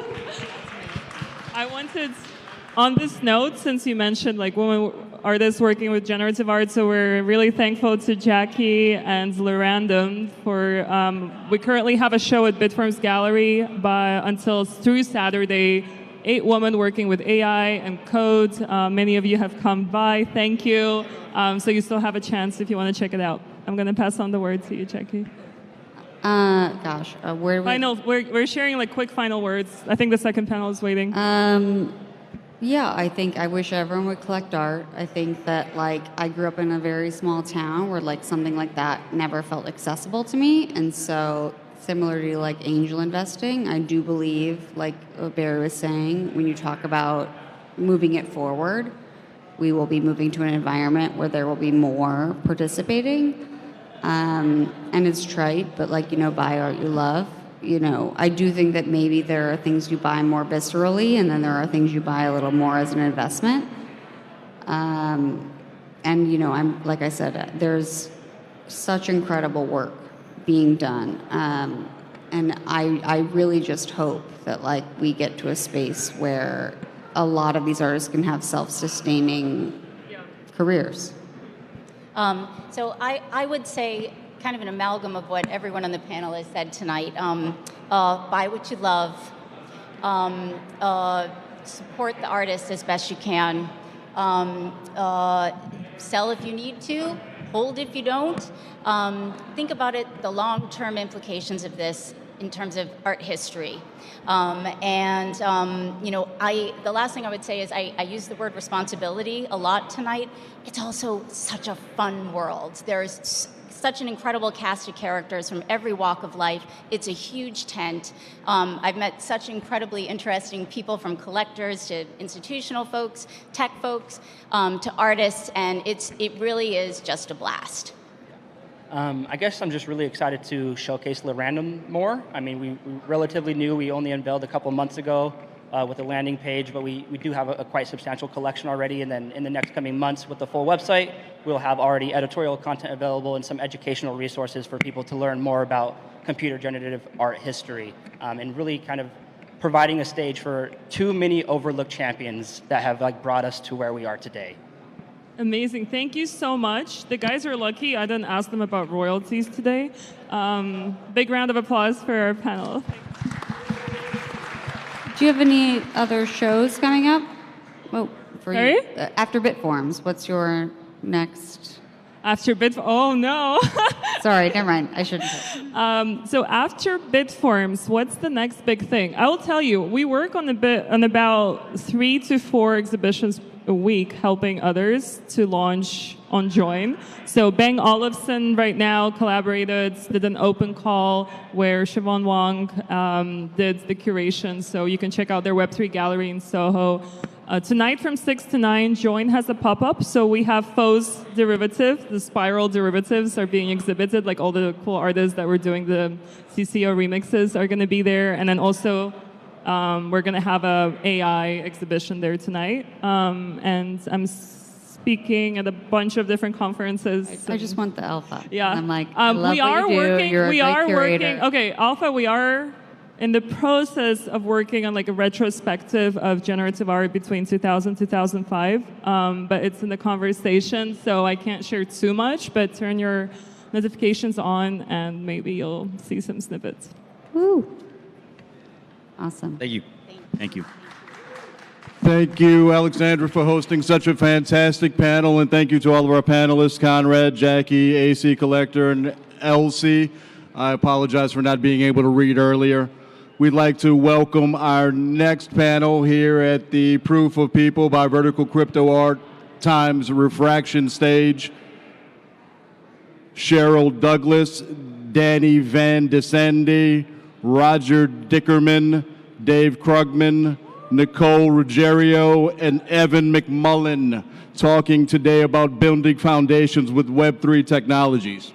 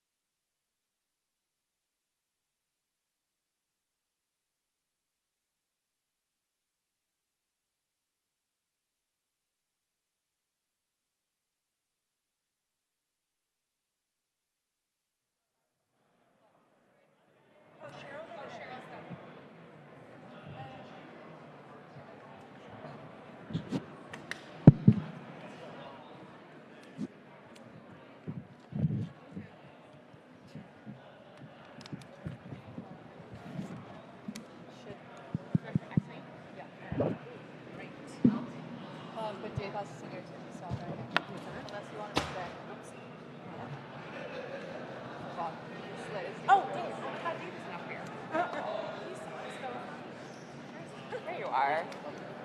Oh, it's mine. Sorry, I accidentally dropped it. I don't need it.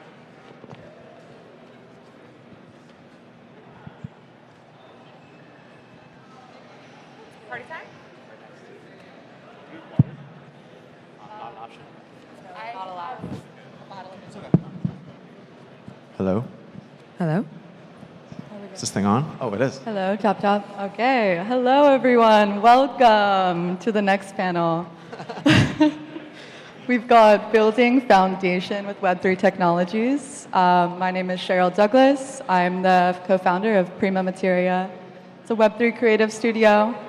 I've had the pleasure of working in the Web3 space for about 6 years and getting to see its evolution, helping many companies and creators along the way lay their foundations in Web3. And I'm joined here today with some amazingly wonderful humans, some of which I've had the pleasure to work with, others that I've just admired from afar and I look up to. So I'm super happy you guys are here joining me today. Before we get started, I just want to thank Vertical Crypto Art and Refraction, ZeroSpace, all the sponsors, organizers, curators, creators of this event. It's such an amazing space. I got to see ZeroSpace about a year and a half ago before they developed this venue, and I'm so impressed by how far it's come. So, shouts out. Here today, we have some awesome people. Oh, God. When starting out here, Dave Krugman, photographer extraordinaire, community building savant, and founder of All Ships, a creative community and social club. We've got Evan McMullen, the CEO and co-founder of Disco, a Web3 visionary who's really building the foundation for decentralized identity in the open metaverse. We've got Danny Van de Sand, who is the founder of ULO Labs, which is an innovation lab that's helping brands enter the metaverse and Web3. They've worked with some iconic brands, so really stoked to hear from her. We've got Nicole Ruggiero, a 3D artist, absolutely incredible artist. She does curation work, she's fine art, and she does commissioned work for major iconic brands and celebrities. And she's got her artwork on display here today, so you guys should go check it out after. And then Roger Dickerman, who is the founder of Artifacts, which is a marketplace that's bringing together amazing artists to create a historical time capsule of the NFT space and its history. So I will give the mic over to Dave to introduce yourself, tell us what you're working on, and how you found yourself in the Web3 space. Hi guys, I'm Dave Krugman. I'm a crypto artist. I work in the medium of photography. I first started minting work to Ethereum in November 2020, and was just like very excited about the potential to use this technology to leverage, kind of more power for artists in interconnected internet systems. And to that end, I also founded All Ships to help other artists kind of understand this shift, this big paradigm shift that we're going through right now. And so my personal work and my community work with All Ships kind of always are woven together. And I'm just really excited about this moment in art history that's happening for people like myself. Glad to be here. GM friends, my name is Evan. Thank you so much for having us today. I am the co-founder of Disco, your identity for the metaverse. So at Disco, we believe that you are the multifaceted center of the party just as you are, and you should reflect your data and your identity to the world however you decide.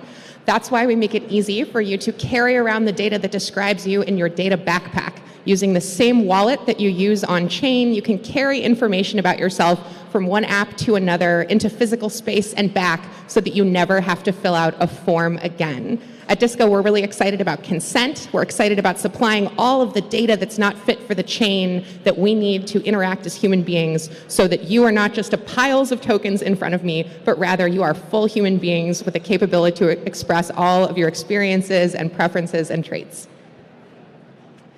I'm Danny Van de Sand, founder and CEO of Ulo. Really been obsessed with the metaverse space since 2016. Also into Bitcoin in the early days, and had been so excited at the intersection of blockchain and immersive creative storytelling. I've previously worked at Snap, where I led the augmented reality creator community, and really just been a fan of digital art and a fan of helping brands navigate these next waves of the internet and also navigate internet culture. So at Ulo, we work with big consumer brands and really help them go to market in Web3 and also leverage new tools like AI to best tell stories, to reinvent how they interact with humans, and to understand and tap into culture in an authentic way. So thanks for having me. Hi, everyone. I'm Nicole Ruggiero. I am a 3D artist, and I make work about the internet and communication through technology. I've been doing 3D art for about 8-9 years now, and I started minting on Ethereum late 2020. And yeah, I've been making work with my partner Plant Daddy lately, and we're really excited to do a really cool new animation series about basically, well, I'm gonna do like a quick little pitch here. It's called Wish and Wash, and we're doing an animation series. It's about this world where soap is scarce, and you have to gamble at this casino laundromat to wash your clothes. So really excited to be working on that. Amazing. I'm Roger, founder of Artifacts, head of Web3.co. So my rough trajectory was I heard about crypto in 2010 and thought it was the silliest thing ever. 2016, I was a believer. 2018 was actually investing. I found NFTs in 2020 as a token of provenance for an auction house. I thought it was fascinating technology. First really dove into the art side from an investment perspective. Very quickly I morphed, and for me it became a lot about a journey to support the artist in really any way that I could. First through interviews, co-founder of NFT Origin Stories, have interviewed Dave. So that was the first endeavor, but the second endeavor was really figuring out how we could stamp this time in history, which I think is so fascinating, like many of us do. And the answer was artifacts, and so for me it was let's bring artists in who are trailblazing this forward. They create one-of-one artworks. We collaborate on birthing that into 3D, and then an art exhibit built in Unreal 5 around that. And the goal is really that stands the test of time and marks this stretch in history. So very excited to be here and with these brilliant panelists. Awesome. One of the things I think that's so special about this group of people is they're all really, really inspired and exploring different ways that internet culture and online identity and information networks and virtual communities can be built atop different technologies. I'm curious to hear from each of you, what about internet culture is such a rich source of inspiration for you, and why does Web3 paint such an ideal canvas for you to explore it? That's a great question. So I think the thing that I love about the internet is that the more I think about it, the more I experience it, the more it feels like a global culture that kind of is this like wrapper around the entire earth. And it kind of feels more borderless and more just interconnected in really beautiful ways. Like the fluidity of information, the fact that I can talk to people pretty much anywhere where there's an internet connection and experience their work, mixed with the fact that art is this universal language that doesn't really need a translation, builds this hyperstructure of a culture. And I think with the introduction of blockchain technologies, that is now like a currency and like a giant decentralized database where that culture can be rooted. And that to me is really, really important, especially coming from a world where our kind of only online identity was, we're renting it from, digital juggernauts that we don't really have any rights to our own identity. So this is the first time I've experienced a sense of online sovereignty. And that's really, really important. It feels like the intersection of and the culmination of so many different layers of that internet culture that you described. David, I think that's a really sort of beautiful reflection of this hive mind that is the internet, that we are creating new methods of engaging through more decentralized networks. I'm sure like many of you, I'm a millennial. I've been renting my whole life, and owning, I thought, might be out of the picture, not just for real estate, but also for my own identities, right? I rent them from Twitter, from Gmail, from the DMV. And so the ability for us to commune in this sort of global hive mind, but not assert ourselves as individuals, is very weird, right? The internet was built for computers to coordinate, not for human beings to coordinate. Blockchains were built for wallets to talk to each other, not for human beings to talk to each other. And so the importance of building community on these decentralized tools is to bring the human into human coordination tools. And that's what all of us are here to do, is to bring expression beyond financial data into the kinds of interactions that we have that are the reason that you go to hang out in your communities. Transactional communities get weird when you invest emotions alongside money, but money is the only thing that gets recognized. And so we now all have a call to action to find new ways to recognize more than financial contributions if we want to honor a real society and not just people throwing money at each other. Fascinating. I really love to see almost like a modern day tribalism emerge on the internet and see all the different cultures and aspects that people identify with. I love to see humans show up in whatever they want to in their digital form. And I think it's like this massive opportunity for self-expression and exploring identity in a way that was never possible before. I've always been a fan of using tech to unlock greater creativity, and I think that we can reach humanity's creative potential using technology. And so I really love to see just like the different ways people manifest themselves on the internet and the cultures and the communities that surround that and are built around that. So I think I first really started getting into talking online when I was a kid. I came out as queer when I was 12, and it was a really big resource for me, especially because I didn't really have the best childhood to meet other people like me and kind of form a community. And because there's so many more people and it is a global network, you can meet people like yourself more easily. So that's something that it was such a saving grace for me. So that's why I really focus on making work about communicating online now. And I think with Web3, what I'm really excited to see is more ownership of identity. And I don't think we're super there yet, but I'm really excited to see people really owning their self-image, owning how they portray themselves online, whether that's with an avatar or some clothes for an avatar or an event they're going to in person, and being able to say I was at this event, or any of this type of stuff. Yeah, it's really exciting, and being able to meet people through these things, and it really integrating itself into the physical more as well is something that I'm really excited about too. I'd love to take the word internet and go on a tangent on blockchain, because Nicole, you mentioned the word ownership.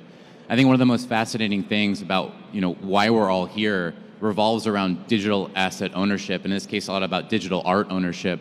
That to me doesn't get enough attention. It's it's the magical innovation that unlocks so much. We spend a lot of energy around royalties, productively. It's good that it's talked about. It's good that it's debated. But there's an underlying layer of all this, and it's the ability to own. And for an artist, there's a story that I always go back to. I have these formative stories, all birthed from artists, and one of them is from Bill Ellis. And Bill Ellis, fabulous artist, worked for Nike.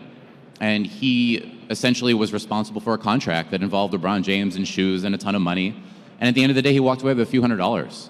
It was a contract that he brought in. Literally, they contacted him for his portfolio, came in through the company, and just contractually, because of the agreement that he had with the company, he walked away with a few $100s. And the ability for someone like him, if he wants to be able to birth something that is ownable by all of us and a broader collector base that doesn't rely on company contracts, whether that's full-time, whether that's part-time, whether that's a hobby, it's incredible. And I try to remind us all whenever possible of that underlying magic to all of this. Thank you. I love that you brought that up. I think that's one of the biggest themes here is that Web3 is really changing the landscape of influence. Of course, creators are obviously getting more financial opportunity. They don't have to be as reliant on brands for work. And the audiences, the communities that support them often get a kickback for serving their attention to those creators. But perhaps let's touch about what other platform paradigms and dynamics that are lesser talked about do you think are present with this shift from Web 2 to Web 3? Oh, I think that's a really important point too. And I think one of the biggest shifts and the healthiest shifts is the shift, or actually the distinction between an audience and a community. So, in social media landscapes that are just purely attention economies, it's kind of this parasocial relationship where it's you are broadcasting and there's people that are consuming your information. And the whole business model there is that if you can accrue enough attention around yourself, you can kind of, sell advertising and sell out your community in order to, convert your attention currency into USD. And that conversion is extremely inefficient. There's, levels and levels and levels of middlemen and people in between that are taking bigger and bigger chunks, and the creator, like Roger just brought up, is left at the end of a very long chain of profit with very little profit to show. Now, when we have these digital objects and when we have digital objecthood, we have kind of items that can exist in our digital social spaces. We're able to kind of issue tokens to people that want to join more of a community. And a community is a back and forth. Community is a conversation. And like you said, Cheryl, a community is kind of a space where people's incentives are aligned. And so if I have, I can do way, way more and do better financially with 1,000 collectors than I can do with 10 million followers on Instagram. Because if I have 1,000 people that are willing once a year to give me, a little bit of ETH, even just once a year, that's more than I could be making as a very successful commercial photographer right now. And that's something that has happened to me, and it's really changed my life and allowed me to decouple myself from the interests of advertisers and commercial interests that I'm not that aligned with. So I think that's one of the most important shifts in that relationship that I've had with the internet in general. Digital objecthood is also not just for NFTs and on-chain tokens. So I'm sure you guys are probably all familiar with fungible tokens like ETH, with non-fungible tokens like crypto dick butts, our future world reserve currency. But there are other digital objects that we can own with our keys, that we can present to smart contracts to unlock stuff, that we can use in apps to give us privileges, and those are called verifiable credentials. They're kind of like off-chain NFTs. They're just a file, a JSON blob written by a set of keys about another. But the nice thing about these digital objects is that they're a safe place for us to store all the data we can't legally put on the chain. Your home address, your medical records, your relationship status, your favorite color, all of that data will either get you fined or put in jail if you put it on chain, depending on where your users live. And so if we want to play more interesting coordination games that involve compliance, that involve safety for children, that involve respect of the laws that already govern the state where we are sitting right now, we've got to build Web3 street legal. And so an opportunity for us to do that in a more robust form is to look at Web3 not just as the data that is public and permanent for everyone on Earth and in space with an internet connection for all time to see, but also all of the data that we can interact with in a world of private keys and public ledgers. Kind of adding on to what you said, Dave, it's interesting to see what will be created when we look at ecosystems around artists and engineers that are basically supporting that artist directly to create the work that comes to them and that they want to create, rather than the work that has to be branded in a certain way or positioned as an advertisement, right? And like what that more authentic creation and build is, and new funding mechanisms to bring that to life. And I think one of the really cool things, as crazy as it was during this sort of big bull run of NFTs, was like you saw these incredibly creative projects. Obviously, there was a lot of junk as well, a lot of it, but these incredibly creative projects that just were born for the sake of creativity. And obviously, there was a lot of money flying around and things happening, but like these projects would never have been funded otherwise. So I think it's really interesting to see what can be birthed when the emphasis goes from artists almost having to sell out in a certain way to being kind of surrounded and supported to create what truly should come from them. So I think that's really exciting, and I'm looking forward to seeing some of these new funding models come to life and support networks around incredible artists and builders. Yeah, so I'm like sitting here thinking about this, and honestly, I feel like we're at like a really weird juncture right now where, we're still like onboarding a bunch of people onto Web3. Not everyone is convinced. Web 2 feels really weird, and is there anyone there? What's going on with social media? Like, why is the algorithm like this? Am I just paying money now? And then Web 3, I feel like there's like such a huge financial incentive to like get into the space, and it's like a huge barrier to access. I really feel like we're at a weird juncture right now. So the only thing I can think is like, how do we resolve this problem where I personally am like don't feel like super included in either space at this time. I love Web3, I love where it's going. I don't think it's like there yet. I do think it's going to be commonplace eventually, and then Web 2 is kind of like dying. So it's like I think we need to figure out a way to kind of make this into a less have less of a financial barrier for people and make it feel more inclusive and more like communities, more like a community for like anyone to get into, not just people who really love money. So for me, the two-way dialogue is really interesting. From a brand, a creator, a sports team, you name it, direct to their audience, done through the blockchain. And I think it's really fascinating to consider that if somebody does own a token or an artwork or a ticket that's held on the blockchain, all of a sudden that can be stratified by traits and times of purchase and games of attendance, and the dialogue that the brand or the artist then has to speak back to those holders is fascinating. And that can happen in a number of different ways. I mean, we've seen it a lot through airdrops, but there's so much more there. And then coming back from the other side, the ability to possibly have a say, to vote on things, to be an executive producer of something. Shout out to our good friend Jay and Silva, along with Nello and several others, releasing Buscando America, which allows you to be an executive producer of an in-development film with amazing photography behind it. This is incredible stuff, and it's a two-way dialogue from creator to audience. Thank you. Nicole, I feel like you brought up a really good point that we shouldn't gloss over. In terms of the Web3 space right now, it very much feels like there's kind of two sides of the coin. There's marketplaces that are prioritizing the wants and desires of traders who want to flip and make a lot of money, and then there's other marketplaces and curators that just want to build a space for artists and make sure that creators are getting the value they deserve.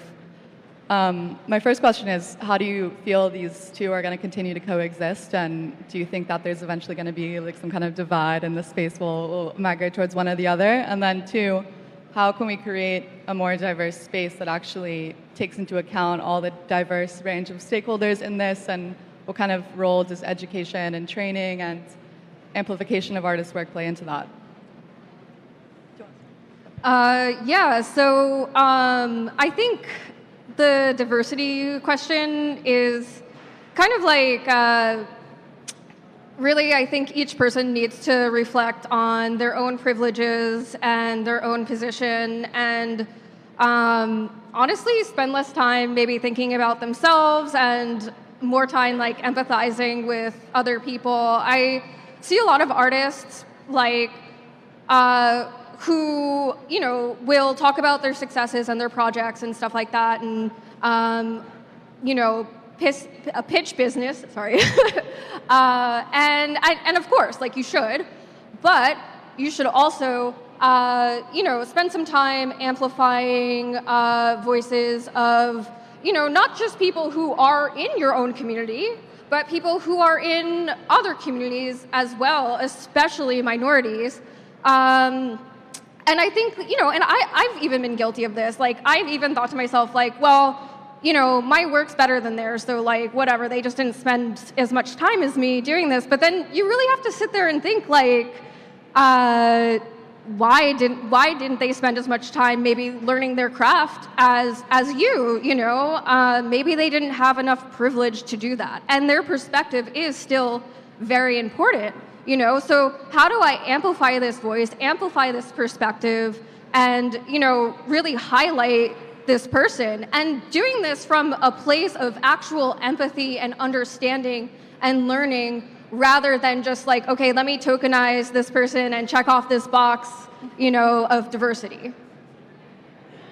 I think a lot of us got into Web3 because we're degenerate gambling addicts. Like that's what Ponzi's and, you know, learning the dark web looked like for a lot of people.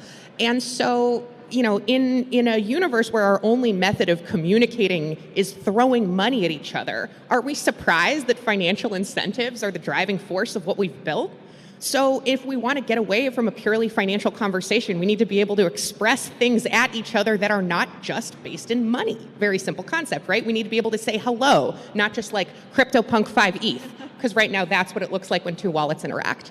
And so that means we need things like credentials to be able to not only encompass that sort of data, but also, to your point, you don't need to fund a wallet to use your keys and own digital assets, to create new ones, issue them by the millions. You can do that off-chain right now with tools like Disco. And so part of the challenge in Web3 is that a lot of people don't realize you don't have to spend money to use your keys to own digital assets and unlock things for you across Web 2 and Web 3. So we are burying the lead with all of these Ponzi's, and we've got to let the homies know that we actually have a lot more to do here than gamble.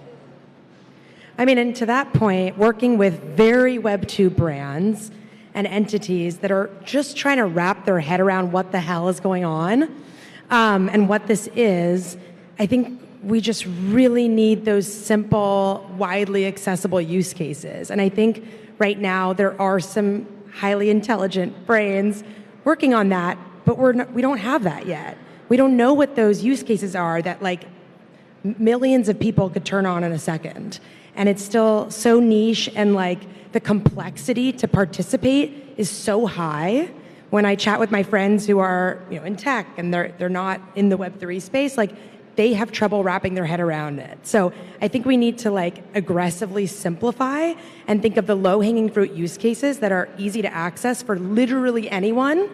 And with that, we get greater diversity, all the things, and we get the mass adoption that hopefully a lot of us would be excited about. So. Sorry, just to jump in real quick on that diversity point, one thing I forgot to say, quick action item for all of us to practice over the next week. If you and your team are in a decision-making meeting and you look around the room and there are no women in the room, pause and discuss why that's the case. If you find yourself on a panel and you look around and that panel is all men, remember God hates manals, and discuss why that happened. The only way that we can make a meaningful difference is to invite people to join us in conversation, and if we are not doing that in our everyday practice, it would be an embarrassment for us to sit up on this stage and tell other people to do so. Yeah, it's not even like pause and talk why women aren't there. Like, it's like invite some women in and then talk about why women aren't there. Yeah, go get some. We can help you. If you're having difficulty, ask us for help.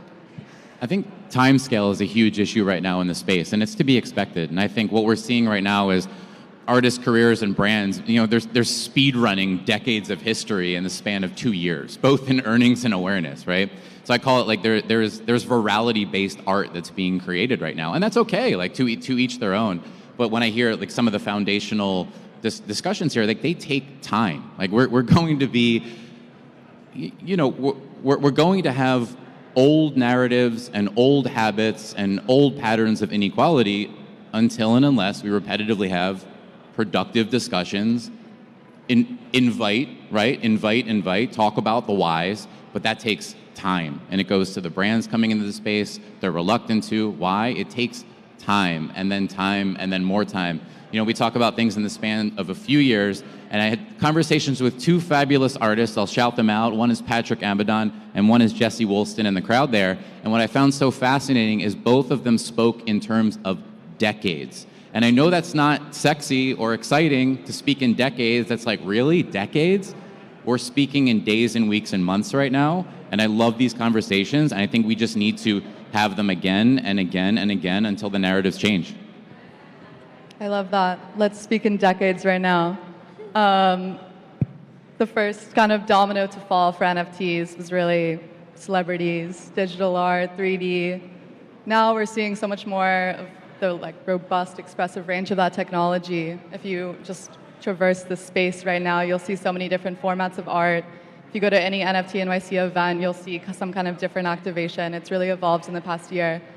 Now we're seeing brands enter, and they're doing things like loyalty and subscriptions and access passes and podcast NFTs, music NFTs. So if we zoom out maybe a decade, what do you think the next big domino to fall is going to be that's going to onboard the biggest chunk of users into the space? I think it's a good breakdown of what's happened so far. I think that one thing that will probably happen is that the terminology and the technology-focused jargon we use will have to kind of fade into the sub-layers so that we can just talk like human beings. I think that's going to be really, really important. And history repeats itself. So one thing to look at is when in 2010, 2011, I was very early to Instagram, and the same exact patterns are playing out right now, where when I was posting my work on Instagram in 2011, 2012, first of all, everyone hated it. It was the same amount of Know your work, the platform. Yeah. The idea of posting your work for free. Other photographers were basically like, hey, we license our photos so that people can see them and experience them. If you post your work online for free, you're undercutting our business. And I'm like, actually, I think what's happening is the entire publishing industry is being destroyed by this technology, and it's you have to recognize what's coming. And we're in that moment again. But just to tie a bow on that point, we used to be like, I'm going to upload this to Instagram, or I'm going to post this to social media, and now we're just like, I'm posting that. And so the kind of technology layer that we felt was a big action in those early days has become so integrated into our social experience that we don't even think twice about it. It's just a post. And in the future, it won't. I don't even know if we'll call it a post. It'll just be a thing, just part of what your digital social self that you're projecting out into the world. So that's going to happen with this technology too. And right now we're in that phase of deep fear. I like to say, and I believe this is true, that people's resistance and hatred of new technologies is directly proportionate to how much change it forces them to confront. So this is a very disruptive and change-forcing technology. And so but I think it's here to stay, and it's here for the long run. So for the next domino I'd like to see fall is let's remove all the technical barriers and the fear that people have around this technology, so it can just be integrated into our lives in all the ways that you say as well, Evan. Dave, you're right. We do not need another Alt L1. We need things that do stuff for humans. Yeah. And part of the reason that we have so many protocol fetishists talking about their epic consensus mechanisms over here is that there's literally nothing on top of those protocols for us to look at with our eyeballs. The entire experience of Ethereum happens between your face and your screen, and if you can't see it, then it doesn't mean anything to you. So the lack of middleware, the lack of applications that we can go to do things other than throw money around is that chasm we need to cross in order to achieve what Dave is talking about. Now, I think the next domino that needs to fall is consent. The weird thing about wallets is that your wallet address is a collection of every token ID that any rando wanted to map to it. And so the more that brands airdrop things to you, the less signal your wallet provides for who you are and what you like. In fact, I'm sure a lot of you have OpenSea wallets that do not reflect all of your preferred purchases, but might include some unwanted airdrops that you're afraid to touch because you don't know what kind of weird shit it's going to do. And so unless we introduce the idea of consent, we are going to live on reputation and rumors alone without the ability to show more than financial information. Additionally, the idea of reputation that's built based on only what other people say about you without due process is a little weird. Here in the United States, we stopped burning witches in the 1400s. And so, the ability to be able to curate your own self-expression and to contend that in the context of a society as opposed to other people declaring that upon you, I think that's something that's worthy for us to emulate in Web3 as opposed to witch burning. So true. I think there's just a lot of energy and focus around building ironclad communities and new models to build communities, new models for artist and individual to co-create, brand and artist to co-create, brand, artist, individuals to co-create, and just all these new models where that is a direct line of communication and co-creation that hasn't existed up until this point. So I think that will really move the needle in so many different ways, and we need to just see more of those models play out. And I think community, as a differentiated from audience, as we're still defining, will be a very, very interesting next phase that there's a lot of focus around. Yeah, and I want to say, there is a lot of focus on, okay, we will have more people and there will be more diversity, but we should also be thinking about that now, too, because what's being built now is the foundation for what's going to exist in the future. So think about, queer people, people of color, women, and get them involved. If you are a straight white guy, think about, how you can invite other people into this space now so that in the future there are less issues. Huge mainstream trend that's coming. When we talk about how this thing goes mainstream and what tips it, these brands, these mega brands like Meta that are dipping their toe in, but not really, kind of leveraging what we already have going on in Web3 and then dipping their toe right back out, they're coming, but they're not coming with NFTs. They're coming with something that looks and feels and is a lot more centralized, that they have ownership of. I think we need to be very aware of that. And I think the big question to ask ourselves, we still do have a voice, right? They may not consider it huge, but it still is a voice. The big question is the bridges that they allow for both in and out. In other words, if you are owning something there, can you take that thing out and can you bring other things in? I want to view it sunny side, but I think we should all be aware that this is coming and to be prepared to leverage our voices. Thank you, Cheryl, Danny, Roger, Dave, Nicole, and Evan. Little bit out of time on that one, but we do have our next panel coming up. Greatly appreciate you all being here at Proof of People by Vertical Crypto Art times Refraction. Beautiful conversation. Our next panel is going to be Poetry and Blockchain. Ava Marie Caballero,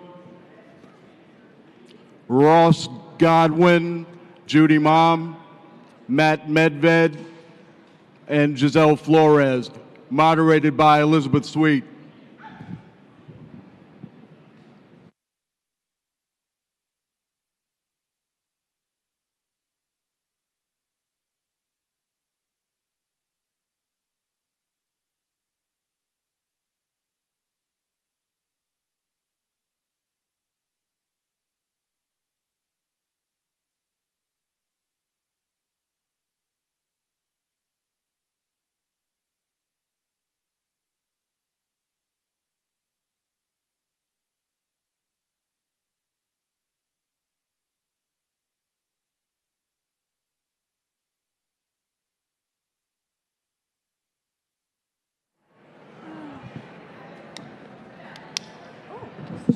Yes, I am very hungover.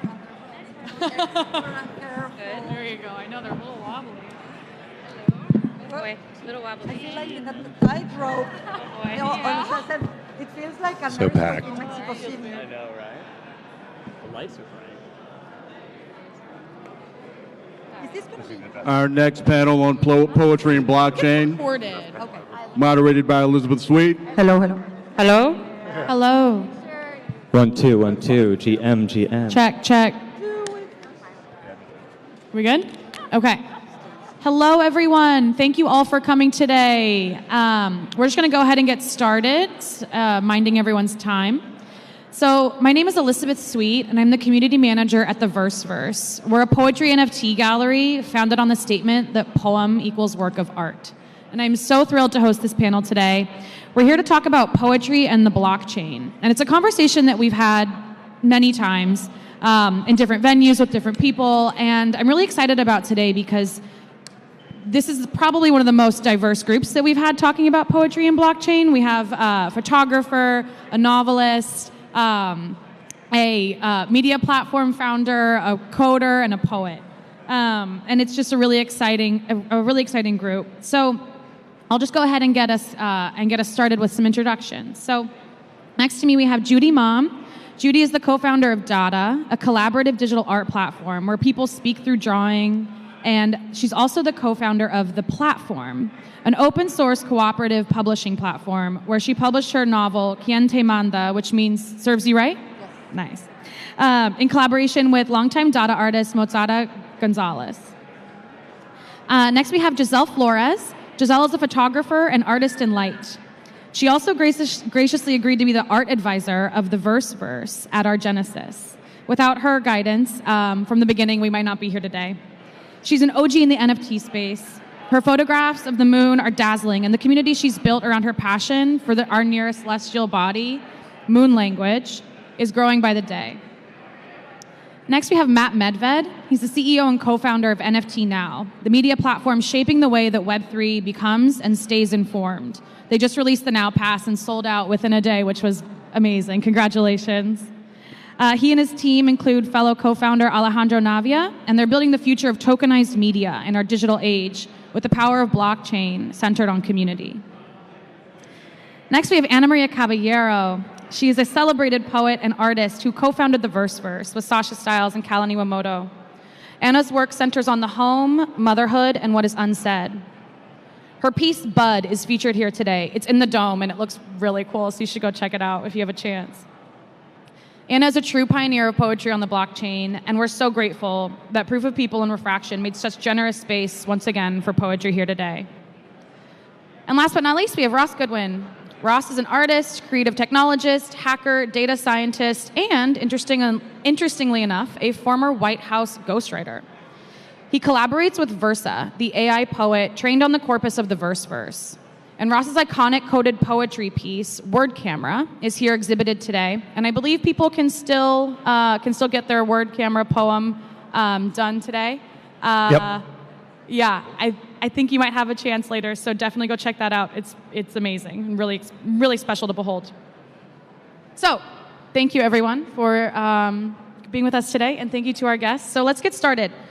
I've been thinking about how to kind of have a new conversation about poetry and blockchain, and I think something that I'm thinking about a lot is community. I'm the community manager at the Verse, but also it's a buzzword these days. How do we build community? How do you tap into your community? How do you find your new community?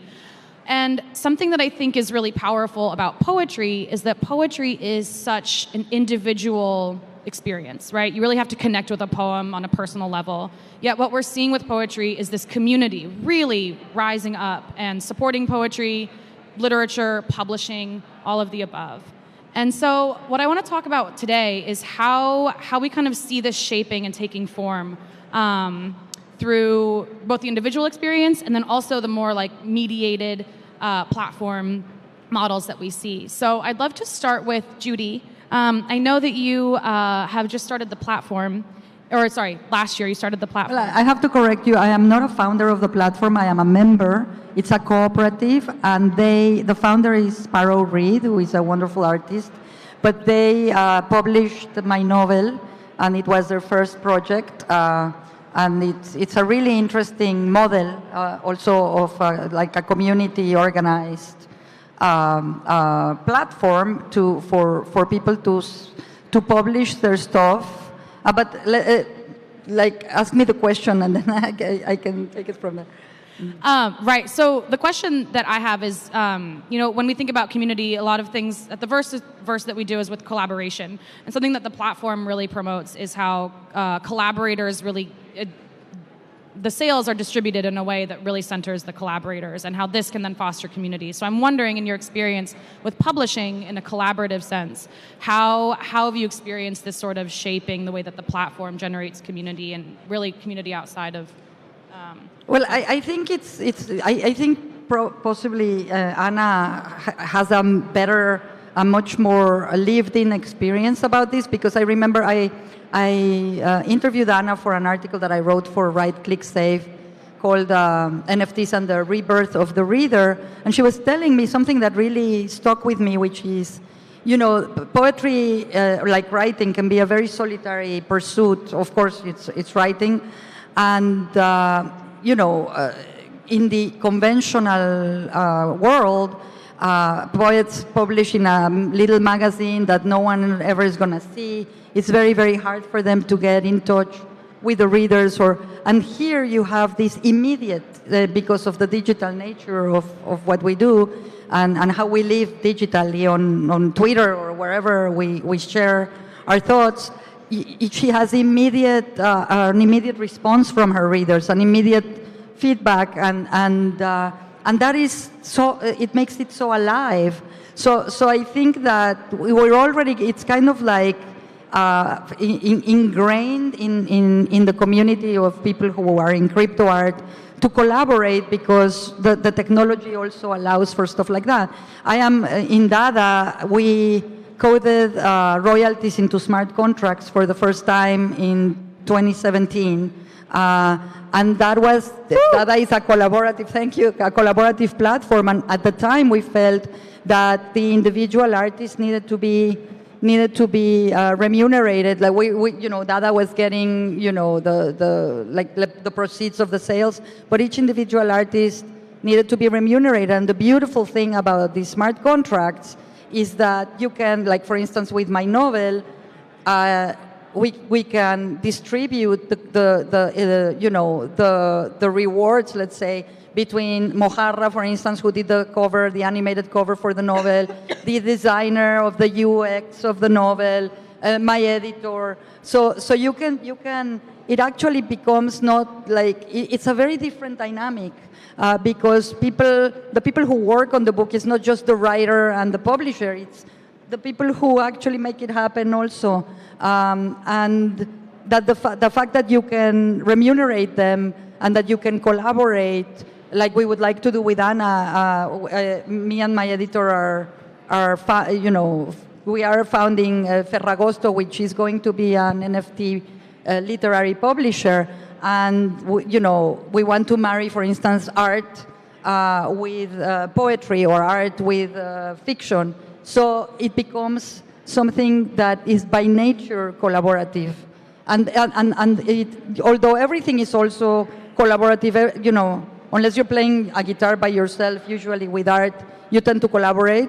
But it's not seen that way, because there's always some protagonist, which is fine. But in this way, you can kind of like, the system allows for the collaboration to really take root and for people to feel ownership of these projects. Mm-hmm. I hope that answers the question. Yeah, thank you. And Anna, I think this is a great segue to what you've recognized as far as collaboration, but also community of collectors that especially with writing novels and your NFT books, how you see collectors really coming together to form the community that then supports the work and then future work of other artists and poets as well. So I actually gave a presentation this morning at NFT NYC, all on Web3 publishing, on the future of Web3 publishing. And my biggest sort of thesis is that there's already $1 billion industry of digital books, Kindle, and other similar platforms. And the mental leap, perhaps from a painting to a digital artwork, can be a big one. But the mental leap from a Kindle to an NFT book is basically non-existent. I mean, the person who reads it, the back end, they're not going to care. So as an author, what that gives you is to know who your audience is. So audience actually becomes community because there is a dialogue. That is the big difference. So I always say that I also think publishers should start with young adults.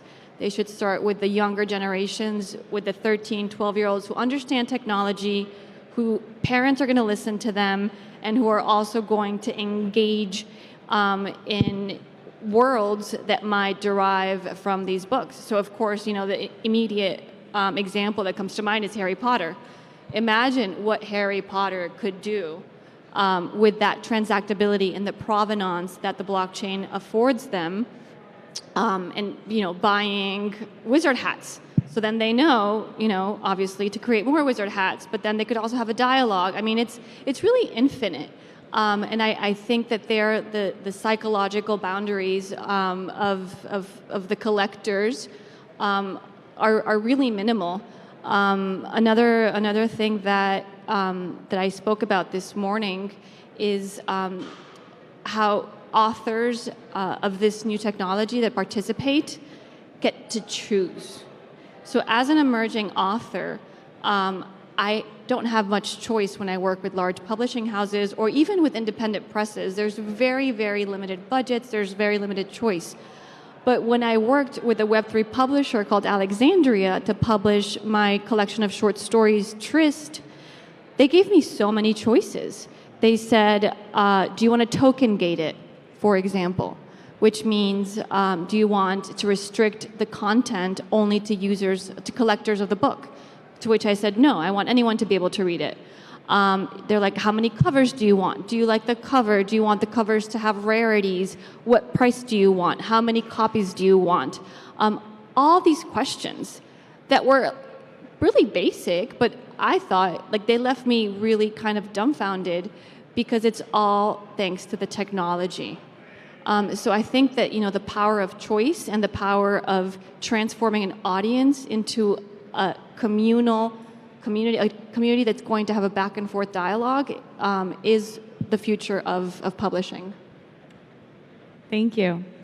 And so I think this all segues really nicely into something that I have a question about for Ross. So we're all talking about the technology and the community and the words and the language that we use on top of all of this code, the actual code itself, literally.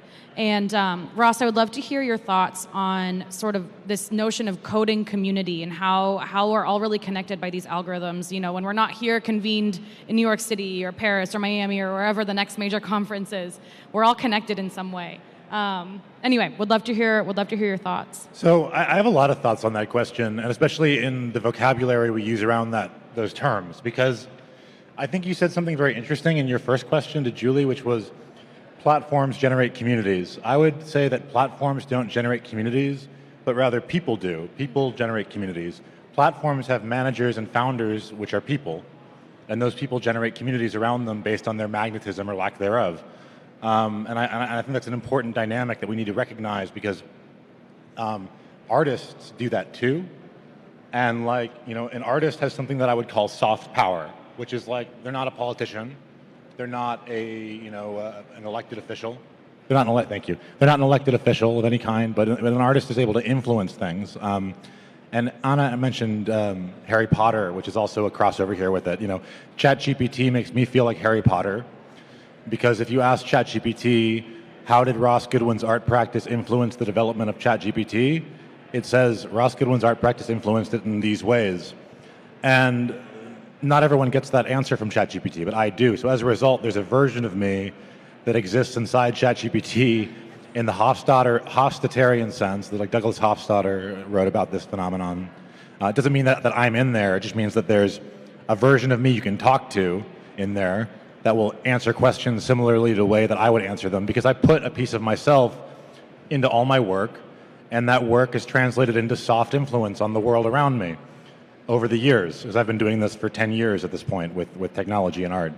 So in terms of communities, the community of people who absorb my work, my audience, I've always been acutely aware that I'm usually speaking to a fairly small audience when I make any particular piece of the work, but then when it all comes together into something like the movie Sunspring, which has been seen by millions of people at this point, or a GIF I made that's been seen by even more people, which is one of the Deep Dream GIFs from 2016. I think the last time I checked that had like 20 million views. Anyway, the point being that my name isn't even associated with that work, but I put myself into it such that there is my influence in the world. And that's a really kind of selfish way to talk about it, but it's also kind of true. Artists have a lot of soft power, whether or not they want to believe they do. And communities are things that can be used for many different purposes, but communities are rarely neutral phenomenon. There's a cult and there's a cult, right? Like, you can be Charles Manson or you can be Charles Bukowski. It really does matter. What doesn't matter is your intent in the end sometimes. You can intend to be Charles Bukowski and end up becoming Charles Manson by accident, I think, sometimes in the culture.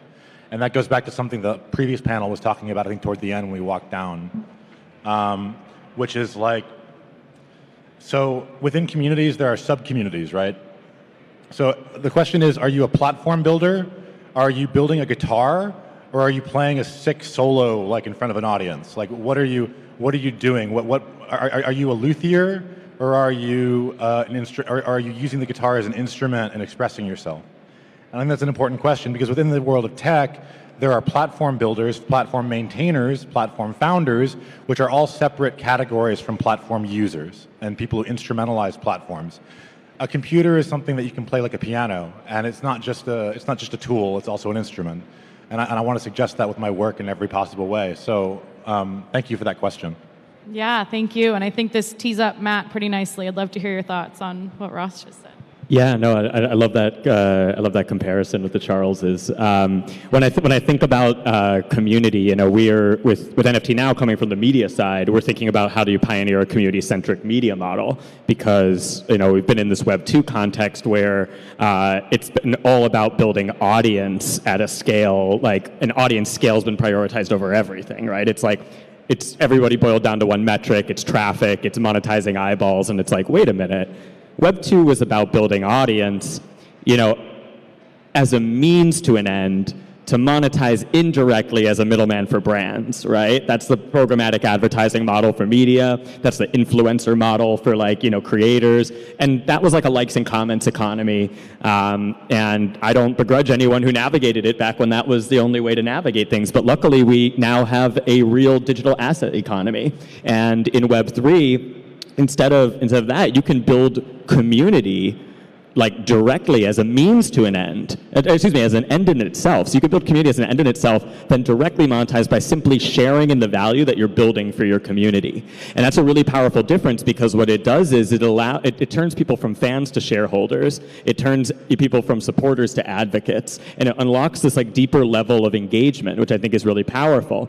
One of the things that really excites me about the poetry community in Web3 is seeing, I see a lot of it has a lot of the feeling that first got me into the NFT space and got me excited in the early days of Clubhouse, when I was trapped indoors in New York City, pacing my apartment during COVID, just talking with so many incredible artists. And one of the things that I think that collaboration, that community element, one of the reasons why it felt so special and so distinct is that if you think about it, prior to the advent of NFTs and all this, nobody really pursued a career in digital art for the money. Right? That's not an easy career path. It's a lot of client work. It's being paid peanuts. It's maybe selling a print here or there. And so what you had was a community of true creatives who all got into it for the right reasons, all of a sudden being at the forefront of this new digital asset economy. And what did they do? They supported each other, which I think was really critical. There was that level of collaboration, cooperation. People were promoting,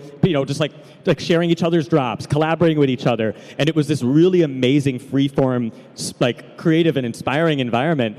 And what's cool is, I feel that right now with the poetry NFT space. I feel that. That energy is there, that collaboration is there. And one thing that's really powerful is that I think in the traditional publishing space, you don't necessarily see poets collaborating a lot in the same way. It's a bit more of a solitary practice in many ways. I know there are exceptions to that, but I think what you're seeing with amazing platforms like the Verseverse is unlocking new levels of collaboration. The fact that like someone who is deep in AI, the fact that someone who is a data scientist, the fact that someone who is a generative artist can collaborate with a poet, like that's never been possible in the way that Anna, Sasha, Kaylin, and everyone in this incredible community is unlocking. That's incredibly inspiring to me. Thank you. Mic drop. I think too, and Anna, I know that you have some thoughts on this, but I think that poetry has never been something people do for money. Right. Anna, I know that Denise Duhamel has said something to you that you've repeated a few times. Do you want to? Sure. So Denise Duhamel is an iconic poet. She wrote a book called Kinky in the 70s, full of Barbie poems. Just a very revered figure, a Guggenheim Fellow, multiple prize-winning poet, and one of my mentors. And she always said, we were taught to think of the poem as the reward and told to find jobs to sustain our writing habits. That's what she said. Yeah, and I think that that really speaks true to maybe this energy of poets. Like there's maybe not a lot of expectation coming into it, but now that we are together and we can collaborate in this way that's so transformative and that really does give a different dimension to poetry that we've never been able to really capture before, and now it's capturable even on blockchain in this kind of semi-permanent way. Thank you, Giselle. I'd love to turn to you about your work with poetry, and I feel like, correct me if I'm wrong, but your work with poetry is much more in a sort of photographic connection with the moon and this sort of unspoken dance that you have with light. And I would love to hear you speak more about that. Yes, I would love to address the thought of community and what it means. Communities gather around, I would say, value. And what do we find value? I find my value, or the value that I see in others, is through emotion and being able to connect with those emotions. And the one thing that this space, especially the verse has been bringing is emotion to this coded, very ones and zeros type world. And it's what's brought me to the verse is like, communities are magnetized. They are not just items. They are not just things to collect for your own value. I think that communities are a very fluid thing, and you will have one for one moment, but if you decide to dump on whatever project that you've gathered this community for, is like you are blacklisted for then ever. So I think there's a lot of growth that needs to happen with the understanding of how communities actually work, and bringing poetry to the blockchain is a beautiful way to access the emotion, access a deeper understanding, and ways to understand what is valuable to actual people out there that are not as well versed in the codes, as well versed in the language of Web3 yet.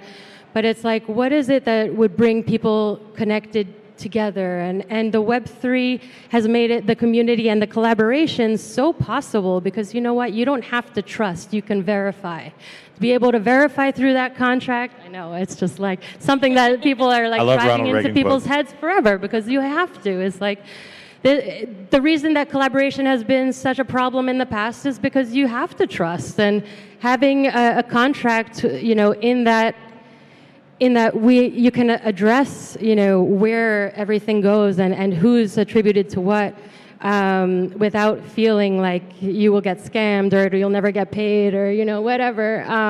To be able to bring that connection and lower the barrier of that antitrust or whatnot. To be able to verify your initiative and your message and your everything. There was one more thing I wanted to add. A project that I've been working on recently is Moon Language, and I've also been speaking with ChatGPT and having a beautiful conversation about the poetics of what people understand as the connection with the moon, one that is personal and one that is communal. And hearing, the quotes of different inventors and creators throughout history, particularly, focused on different parts of the world, parts that have changed, our lives it's just like everybody's personal connection to the moon can be so different. So one beautiful thing that I'm trying to work with this collection is not only am I speaking to ChatGPT, it's like I'm also speaking to my community and seeing what are the quotes that they can offer, what are the most inspirational pieces of information that they can contribute to this growing idea of what the language could be with the moon. And I'm talking, yes, visual. I feel like a lot of my work is visual, but also like energetic and community ingrained. So, thank you. You know, I agree. This notion of the individual appeal and the individual connection to the community and how they really serve and feed each other. I think that is really the underlying. That's really the underlying source of decentralization. And how do we trust in a trustless system? Ross, did you have something to add? I just wanted to apologize for interrupting with the Ronald Reagan joke. That was very well said. But the other thing I wanted to say is that Ronald Reagan didn't write that line. Peggy Noonan did, his speechwriter. So everyone should know that. Yeah, very good speechwriter. May I say that I was thinking about the topic of poetry and blockchain, and what I think is really beautiful, and I think it's so interesting that, you know, in talking about literary NFTs, the first people who started these were poets, because in a way it makes poetry come full circle. Poetry started actually as kind of a sacred endeavor. Poetry was had metric, and it had meter, and it had rhyme, because it was an oral tradition, and it got passed from, you know, people didn't know how to read or how to write, and so the great epic poems, or, you know, were kind of this incantation so that people could remember them. And so it was always, for a very long time, it was actually a very communal experience. And then, I mean, I don't know exactly when this happened, but probably with the birth of capitalism, because we can blame that for everything. No, no, but at some point, it became more like our idea of a poet is some lonely person who barely connects with the rest of humanity, and who is kind of some crazy person that has these very either lofty or abstract, symbolistic ideas. And what I love about looking at poems on the blockchain, when I started looking at what the verse was doing, even like not only the potential of collaborating with visual artists or using sound or all the stuff that digital, you know, technology allows us, is that it somehow brings this back. Because we're already, there's already a community of people who are into NFTs or who are into crypto art, and there seems to me something kind of like talismanic about the fact that you can not only be a reader or somebody who listens to poetry, but you can also own it. You can own it. And one difference, I think, key difference about Kindle and an NFT book or an NFT poem is that Kindle is basically a license. Kindle, you don't own what you paid for. You cannot give it to someone. You cannot sell it. You're basically buying a license to read a text. Basically is a key word, though, I would say. Basically is a key word there. Exactly. Yeah.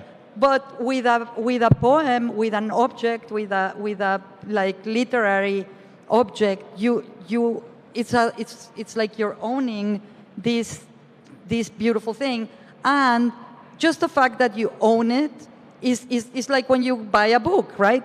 But there's something powerful about it.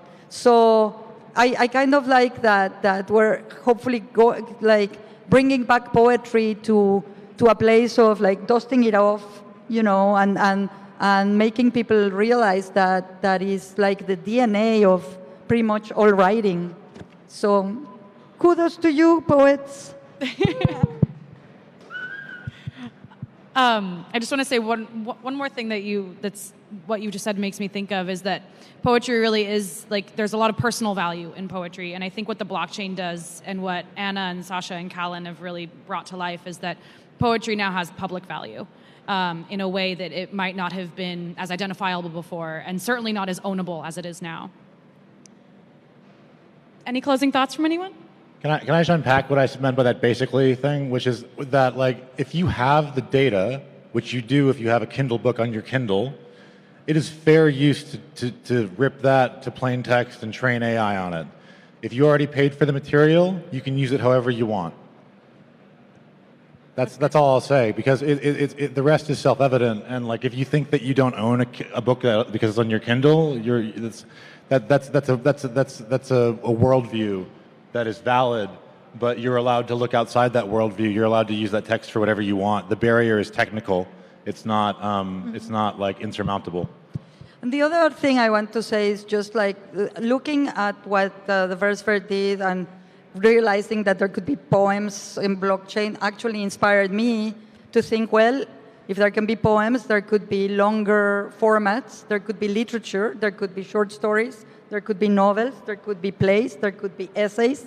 And it feels really exciting because it feels a little bit like when we started in 2017 and no one really knew that anyone was going to buy a CryptoPunk or anyone was going to buy or collect the work of individual artists, but the idea of the potential of solving so many problems, it doesn't solve all the problems, but it does solve certain problems of more agency, more independence, more contact with the readers for the authors is super, super exciting. And so having seen that there are poems, then I think the next logical step is to venture into literature and hope that people will be excited about it. Yeah, I want to jump off that. I love that. And one thing that I also think is that when it comes to literary NFTs, I think poetry makes a lot of sense as like the forerunner of it. Yeah. Because if you think about it, just in terms of evoking an emotional response quickly in the same way as art, poetry has that power, right? Like you can look at a piece of poetry and in under a minute evoke a very strong emotional feeling, similar to digital art, similar to other forms that are a bit more understood and accepted in the mainstream. And I think that that's really powerful because just like how this technology and this space and this community unlocked a whole new generation of art enthusiasts and art collectors by going down this journey, people who were not traditionally buying art at Sotheby's or Christie's or whatever, but all of a sudden have been kind of going down this rabbit hole and this journey through the NFT space. I think there's a similar awakening in store for the literary space for a lot of people. And I think that one of the reasons why I'm such a big supporter of the Verseverse is I think that those collaborations with generative artists and data scientists and AI and all these things are presenting the written word in ways that I think are going to be more like, it's going to help like collectors who are in the space already for art and other things. I think it's going to speak to them in a way that perhaps like the idea of collecting the written word has not previously. And I think that that's going to unlock a lot, like a bigger collector base and a much bigger market for literary NFTs in general. As we think about it, that's just the beginning. You know, Anna, I know, has spoken really eloquently on this as before too, about like how this is going to change could change the game for books. It can change the game for literature at large, the publishing industry at large. And that's really powerful. It's something that as a writer and a poet myself, I want to see happen. Like I want to see like poets get paid. You know, I want to see writers be able to make a living off their own creative vision in the same way that we've seen that transformative power for artists in the digital art space, being able to build a collector base when they could not do that before. I think there's that similar potential for poets and for the written word at large. And yeah, kudos to everyone who is leading that charge. Thank you. I feel there is a paradigm shift going on, and writers as well as visual artists are at the forefront of it. Where you see this, I feel so connected with the brands that the artists are creating themselves. Like they are bringing the value, they are showing their souls, as the AC Collector mentioned. Is like, yeah, the collectors almost buy a piece of the artist in a way. Is like we are constant generators of value, and I think we need to have a huge paradigm shift against, like, or away from large brands, or away from, always thinking that there's something out there that will, hold you in some way. It's like the autonomy of the artist is growing, and each voice is becoming more important. Thank you. Anna, did you want to answer? Sure. For me, it's nothing short of revolutionary. I always felt that poetry had a logistical problem. It couldn't be transacted. Books obviously are transactable, right? Trans-actable. But they aren't always priced in a way that reflects their work. If you buy a $14 book with 50 poems by Louise Glick, Nobel Prize laureate, it's not going to add up in a way that will be a sustainable life. But, no one's quitting their day job, but the ability to collect a poem in a way that represents its contribution to culture and honors the craft of the poet is revolutionary and visionary. And I really encourage collectors to consider poetry because it's fresh, it's exciting, it's what Judy says, it's like it has that crypto punk energy because it's new, but it's not new. It's eternal, right? But it had a logistical problem. But now there's no difference between an MP4 by Nicholas Sassoon that I've been, staring at for the past 20 minutes in its beauty, and a 2-minute MP4 of a spoken word poem by a Pulitzer Prize finalist. There is no difference in the way that we engage with it, that we listen to it, that we experience it in terms of logistics. So this can absolutely prove transformational for poetry. And of course, as poets, we are storytellers. And there's another addition of story added to the transactability of the blockchain. So for example, Matt has collected some of my work. There's poems that have been collected by Matt. There's poems that have been collected by Brooke, who's right here, for example, by my friend Celador. And if they ever sell them, if they ever transact them, that's a story, right? There's a story. That poem was, collected by the great Mad Medved in 2021 when this was just starting out, and then, Brooke had it, and then it went on, and there's this other layer of narrative that I find as beautiful as the archaeology of hidden texts and lost texts and, antique books and first editions and second editions, and all that just adds to the mythology, the ethos of what poetry NFTs can do for the space. So I really just am grateful because as much as Elizabeth said that community curates poetry, we also need credible, legit curators like Malcolm Levy, like Nicole, curating poetry into events like this. And the fact that we have an entire corner devoted to poetry here at Proof of People, for me, is absolutely, it's really inspiring, and I'm very grateful. You can go into the Dome and listen to poetry. I'm telling you, this did not happen at the first NFT NYC in 2020. And so the change and the way that the audiences have embraced our mission is really, really heartwarming, and I'm grateful to all of you for coming, for listening, and for supporting. Thank you.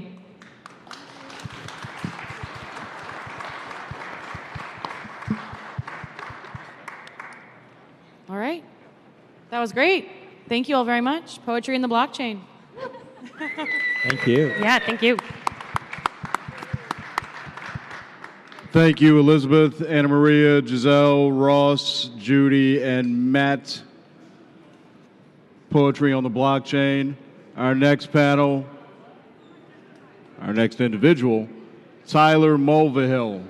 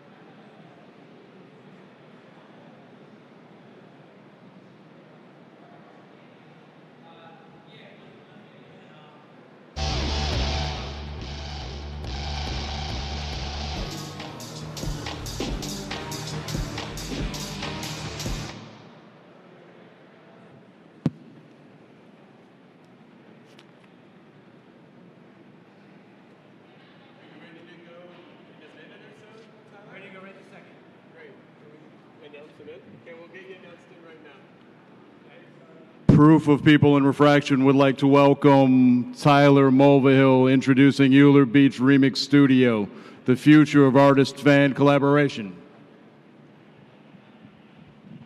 Hello, hello. All right. For those of you at home watching and in the audience, I'm Tyler Mulvihill. This is an introduction to Euler Beats Remix Studio. Launches on Monday, and this is about the future of artist-fan collaboration. What you see on the right is what we're going to be talking about today.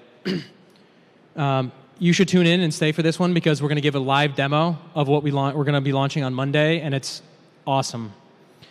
I think it's so awesome. I think this is one of the single greatest consumer innovations that the music industry will ever see. Those who dare to abstract complexity basically change the world. And we've seen this over and over. So Instagram did this to Lightroom.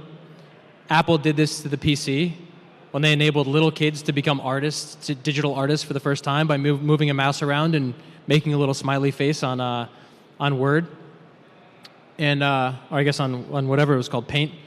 And now I think this is going to have the same effect as on music as the other tools did. The reason I think that is because this is so easy and so cool, and when you think about what happens after this, I think it's going to be very obvious.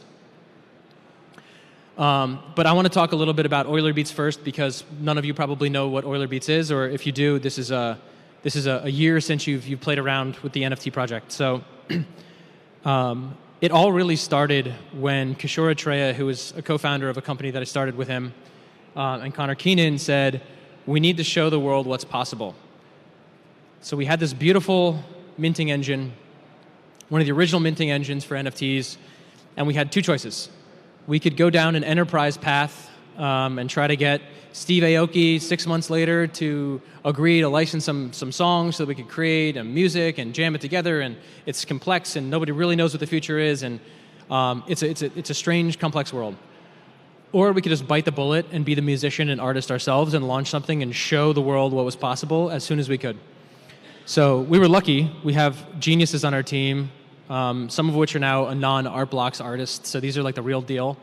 Ricardo Steuven, who's the guy behind the music, he's a gigabrain and learned how to code with magazines back in the day. So this guy, he gets it. So what is Euler Beats? It's music NFT project for nerds with good taste. So to understand this project, it's not about silly generative something. Even though I have more generative stuff in my bag than anything else. But it's about understanding artistic excellence, mathematical detail, and crypto-economic experimentation. So Euler, for those of you who have always mispronounced it, is named that way because of Leonard Euler, the mathematician. So Leonard, the Euler function 2.7, so we tried to launch this on February 7th. That was one of the reasons that we did this. Kishore Atreya, who I mentioned earlier, he's the gigabrain behind this project. He's a master's in math, cryptography, and so to really understand this project, you can get super deep, and you can understand how this music is generated from completely on-chain, Ethereum mainnet stuff. And then you can go deep on how it's actually composed in real time in browser. So this project is one of the most complex, technologically complex projects that you can possibly sink your teeth in. But it's also really cool, and what we're doing with Future and this remix studio that I'm about to show you is kind of that abstraction layer that we wanted to bring to users. And one of the reasons we wanted to bring it to users was because the number one request we got after launching Genesis and Enigma was hey, I'm an artist, this project's blowing up, what you guys are doing is amazing, how can I launch my stuff with you? And we had no idea how to do that. And so this is the amalgamation of work of over a year to understand how we can work with artists and musicians in a next generation collaborative way. So for those of you who don't know Euler Beats, this is the crash course. We started with the Genesis launch in early 2021 in March, so we missed the date of 2/7. And quickly we realized that the community and people who wanted in on the project were totally priced out. So this was one of the original projects where we had 1155 royalties we played with where there was originals and prints, and the prints were sold on a bonding curve, and it was all generative, on-chain gang, Neolastic, Simon de Riviere. So we smashed all that together, and it caught fire. And besides, like, we want to collab with you, the number one request was like, can you do this again but make it cheaper so I can actually like participate? And so we spent a ton of time redesigning the bonding curve for Enigma to make sure that it was way flatter, so that people would have to like, there'd have to be hundreds and hundreds and hundreds of mints before anyone started like really speculating. And so we launched Enigma and people loved it. And then our brain just went basically crazy. So we took everything cool that was happening in the space and used our platform to kind of amplify it. So this is when staking was more of a DeFi function, but we're like, how can we get people to really like commit to this project? So we introduced staking. So if you have an Enigma and a Genesis print together and you stake your prints, then all the money that was coming into the project was going to be evenly distributed out to those stakers. And I'm talking like every week during the peak, there was like $50,000, $60,000, $70,000 distributed to like 180 stakers. So this was like significant money if you got into this project, you believed in this project, and you staked this project. And then we said, okay, everyone is so awesome, let's just drop a wearable. This is when people were starting to mess around with crypto voxels and Decentraland.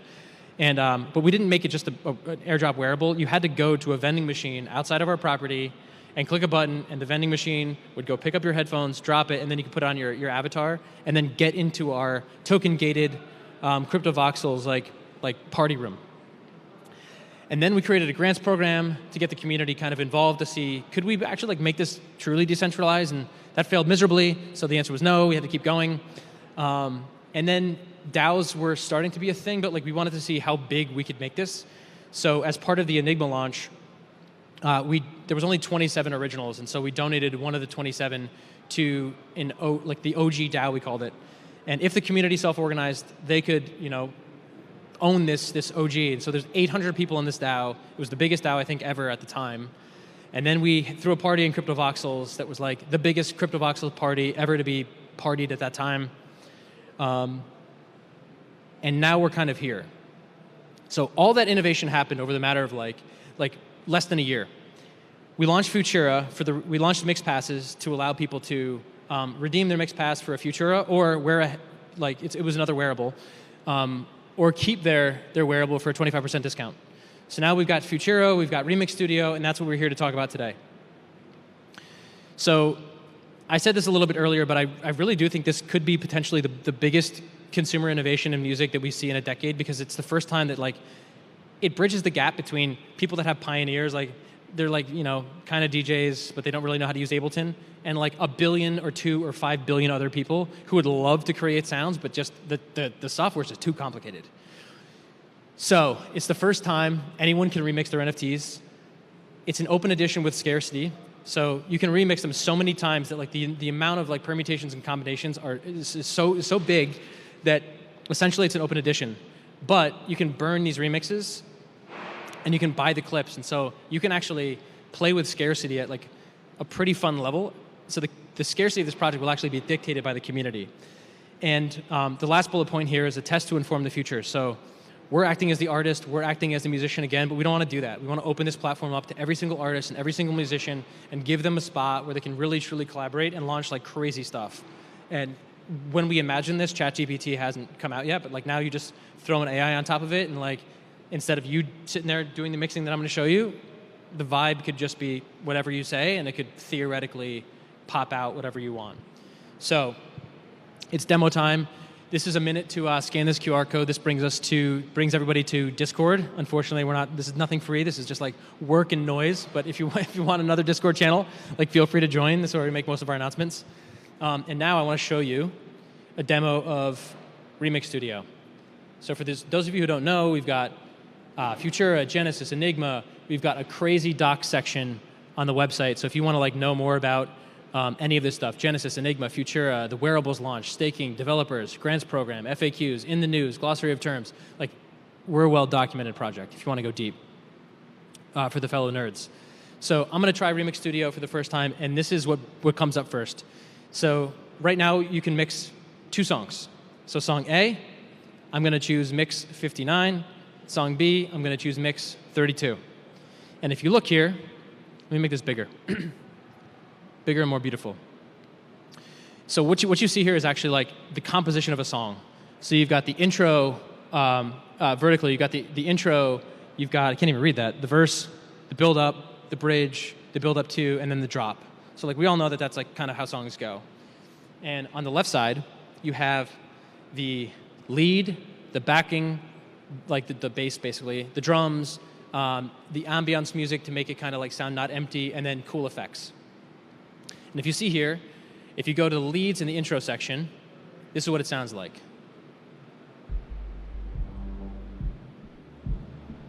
Pretty brooding, but like probably not upbeat enough for me. So I'm going to go into this, I'm going to see why. So this is the lead here. That's pretty brooding. What's this? Maybe Worried Ape is better. Much cooler. Let's try it again. All right, much better. So you can go ahead and do that for the verse, for the build-up, and every single thing that you see here, like gloomy assets, this is an NFT. We call them clips, but all these NFTs make up the actual song as an NFT, and you can own the clip, and every time somebody mixes or remixes and they pay, all those clips get an equal amount of that money. So you can see like very clearly now, if I created the 808 beat, which is like we all know the most famous beat probably in hip hop, really maybe music, 10 minutes, you'd be like a gazillionaire because every single song uses it. You can also go find every single mix with, these are crazy named, Ricardo named these all, they're awesome. Pleased Bubble. So you can go find all the Pleased Bubble songs, burn them all, and now you have the only song with Pleased Bubble. If somebody wants to mint it, your price will likely go up. So you can start playing around with like market dynamics in a real cool way, and this is what the scarcity that I was talking about before comes into play. So if I'm lazy, I can just click the randomize button here, and you see all of this, like basically permutations and combinations of this song happening in real time. So this is the Instagram moment that I'm talking about here. I'm not a DJ. I don't know anything about that music, even though I'm a musician. But I can go in and make my own song, mint it, and you're good. So let's just like spend it's probably a minute and a half just listening to this crazy nonsense that we just created.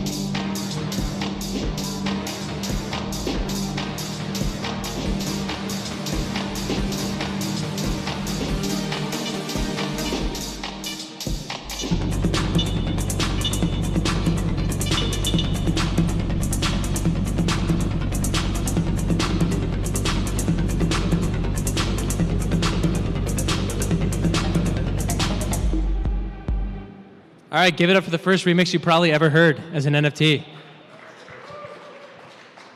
All right, so I think you probably get it now. You mess around with these little buttons. You choose A or B depending on what you want, and you can remix. So this is how you actually do it. So on Monday, when everybody goes to Euler Beats, Discord, or Twitter, and finally is waiting to remix the first one, this is how you do it. So if I'm happy with this song, which I think I am, I have three options. I can burn mix A. I can burn mix B also. If I burn mix A, I get 50% off. So it's 0.005 or 0.0025. If I burn mix B, it becomes free and I only pay for gas. So as like a little inside baseball, we chose 0.005 because at the time ETH was 1,600 and that would have been $8 NFTs, and Elon was all over Twitter talking about $8 like verifications, and we thought it was funny. So we thought we were going to launch a little bit earlier, but like we waited for this event. So That was the little inside baseball. So if I don't want to burn them, I can mint this NFT. It brings up my MetaMask. I confirm the transaction. I wait a couple seconds, and the remix will be created. So as easy as that, for $8 or 0.005 ETH, I created a remix that I think is pretty awesome. Immediately I list that sucker on OpenSea for below the floor price. I pay it, and I'm a paid musician. I think that's pretty cool. If I want to see it, so this is the demo instance, but like I would go into my EB collection, and I can see the remix that I did before this, the mix, and mix 32. If I want to go into it, I can now play it. So this is just like mix 32.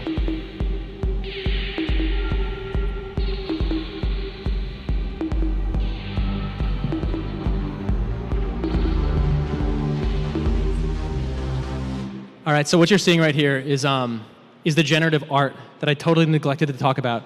So this is not only like generative music, but this is generative art. So depending, if I go back to the remix studio, and I choose my 2 songs again, and I randomize them, every time I randomize it, what you're seeing here is new art being generated in real time. So these are all Mobius strips, and all the little lines you see that get lit up are actually like the notes, so they correspond to the music. So you can play around with so much. You can play around with so much stuff here. This is the coolest one ever, and you can mess around. And you can see it in real time. So the developers and product folks that are behind this are geniuses, and I get to sit up here and kind of talk. But I think this is the coolest thing I've never been able to wrap my head around. All right.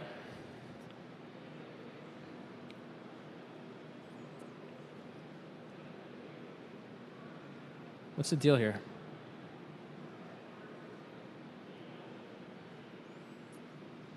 All right, so what you need to know. So on Monday, when you wake up and you're putting this in your calendar right now, tell me more about this project. Like, okay, this is cool, but like, I know it's $8 to remix it, but like, how do I even get the mixes? How much do they cost? Like, what do I need to know? There's a bunch of stuff here, but like, this is for the folks who are screenshotting this at home and are going to get to this later. But you need 2 Futuras to mix. Right now, the floor is 0.09, so it's like $200 I guess today with ETH4K. Futuras are pretty cheap as far as like the other NFTs that we're used to buying or not buying. They're affordable, but you don't actually have to. I deleted this, but like you don't actually have to buy Futuras yet, because likely when people remix them, because they become future generations, they're likely less desirable. Who knows though, like in this NFT game of scarcity and rarity. So you can wait and probably pick up some remixes for cheaper and then mix those. So if you want to save some money, that might happen, or everything goes to the moon and like, this is the worst advice ever. Remixes are costing $8 or $10 with 2K ETH. Each remix will be in generational order. So there's a really cool lineage thing that happens with this project, because if you mix 2 Futuras together, the remix becomes Gen 2. And if you mix Gen 2 with another mix, that becomes Gen 3. And if you remix Gen 10 with Gen 2, it becomes Gen 11. So it just takes the highest generation plus 1. So you start having like different generations of lineage, and people might go like deep down one. Like I like Gen 4 stuff because that's when I came into this project, or I'm only like pure Futura, etc. So like that's another angle. The reason I call this an NFT project with nerds with good taste is because this stuff is so complicated. If you want it to be, or it's just really cool, you can play around and make a mix. So how do I even choose like what I want? There's a bunch of mixes. It's time consuming to listen to these. What do I actually do? So this is what I do. I go into Explore Futura, and this gallery view is amazing for rarity. So if I wanted to choose something where the drop, because I think the drops are the coolest, is super rare, I would go into the drop lead, and I would see here that Energetic Llama is pretty rare, but there's only like 1 Mutant Wish, and there's 11 distinct bats, so maybe these are cheaper because there's 11 of them, and I can go, and then I can go and listen to these and check them out. So it's actually pretty easy to search. We've made it really easy to search if you want to do that. I didn't tell you this either. Ricardo, I mentioned him before. He's the guy behind the music. He's a genius. And so everything else is generative, but he made 11 masters himself. So he like purposely put everything together and made things that he thought were awesome. We're giving one of those away, so you can grind. We've got quests and stuff on our Discord if you want to go try to get that Masters. There's less than half of Masters than there are of OGs, and I think the last OG sale was like 100 grand or something. Bonus, Mix Passes are wearable headphones too, so like you actually might want to go pick up a Mix Pass too, because one, they're cool and they might unlock token-gated experiences in the future. Might. We're airdropping. So for those of you who have Mix Passes and realize we decreased the remix price massively because we want like people to use this, and you're like, well, I thought this was going to be worth more. We're airdropping everyone 2 Futuras. So you are not only made whole, but like check your wallet, because now like you might have thought you couldn't mix, but now you definitely can. So how do I wrap my head around this? I kind of showed you that. Check out the gallery view. How many minutes do I have left? So the last slide is, we're back, baby. Thank you all for listening, and I hope to see you on Monday.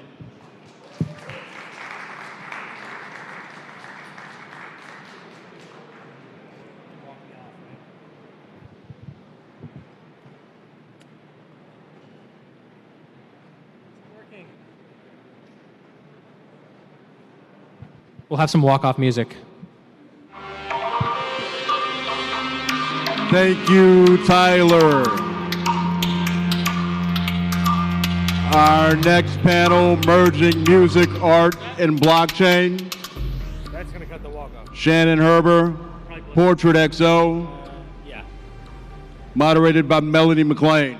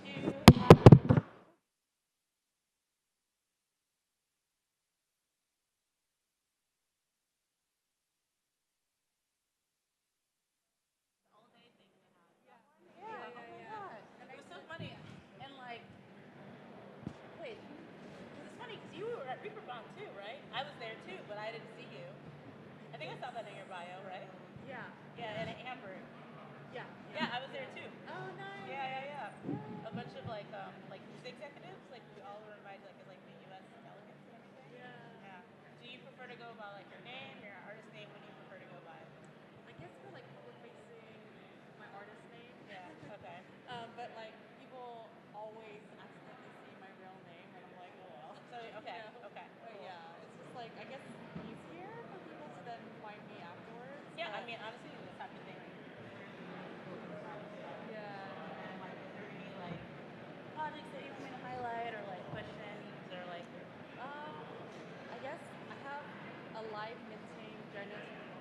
audio visual installation happening that went live today. Okay, perfect. I love stuff like that. And then there's also a group installation where we're opening the auction now for 24 hours. Oh, wow. And they're all like Sonic.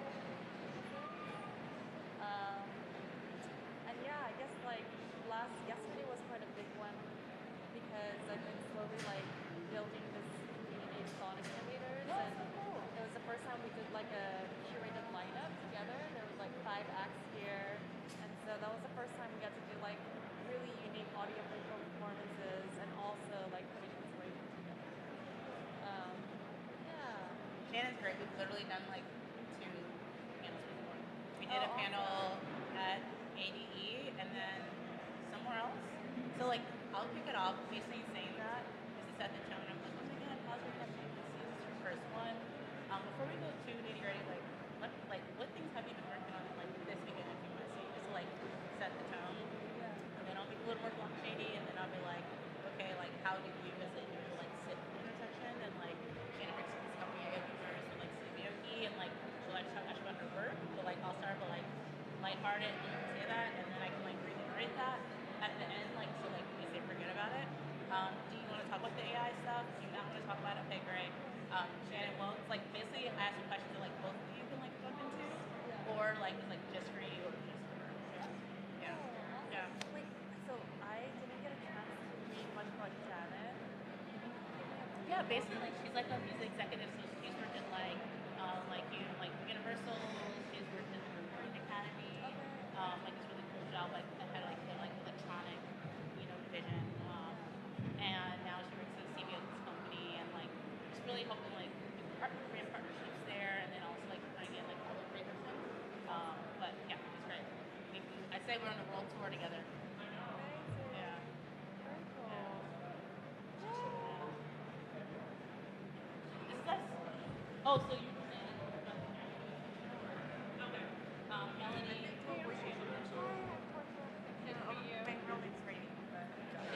I think I saw you at last year meeting. Okay, awesome. Yeah, like.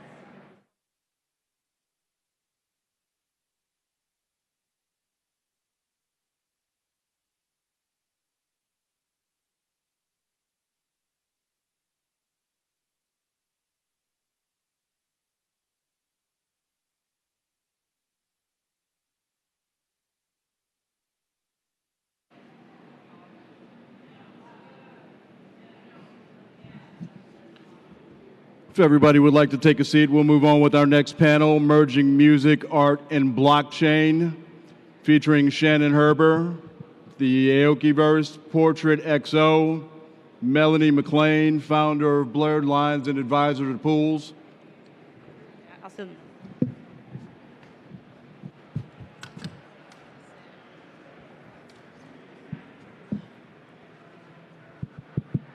Hello, how are you all doing? Woo, thank you. There you go. Well, thank you all so much for coming out. We're gonna have a great conversation. Often when you talk about what the power of Web3 and the blockchain is, one thing you always hear is about how it really empowers creatives and especially musicians. So we're gonna have this conversation with these lovely people next to me.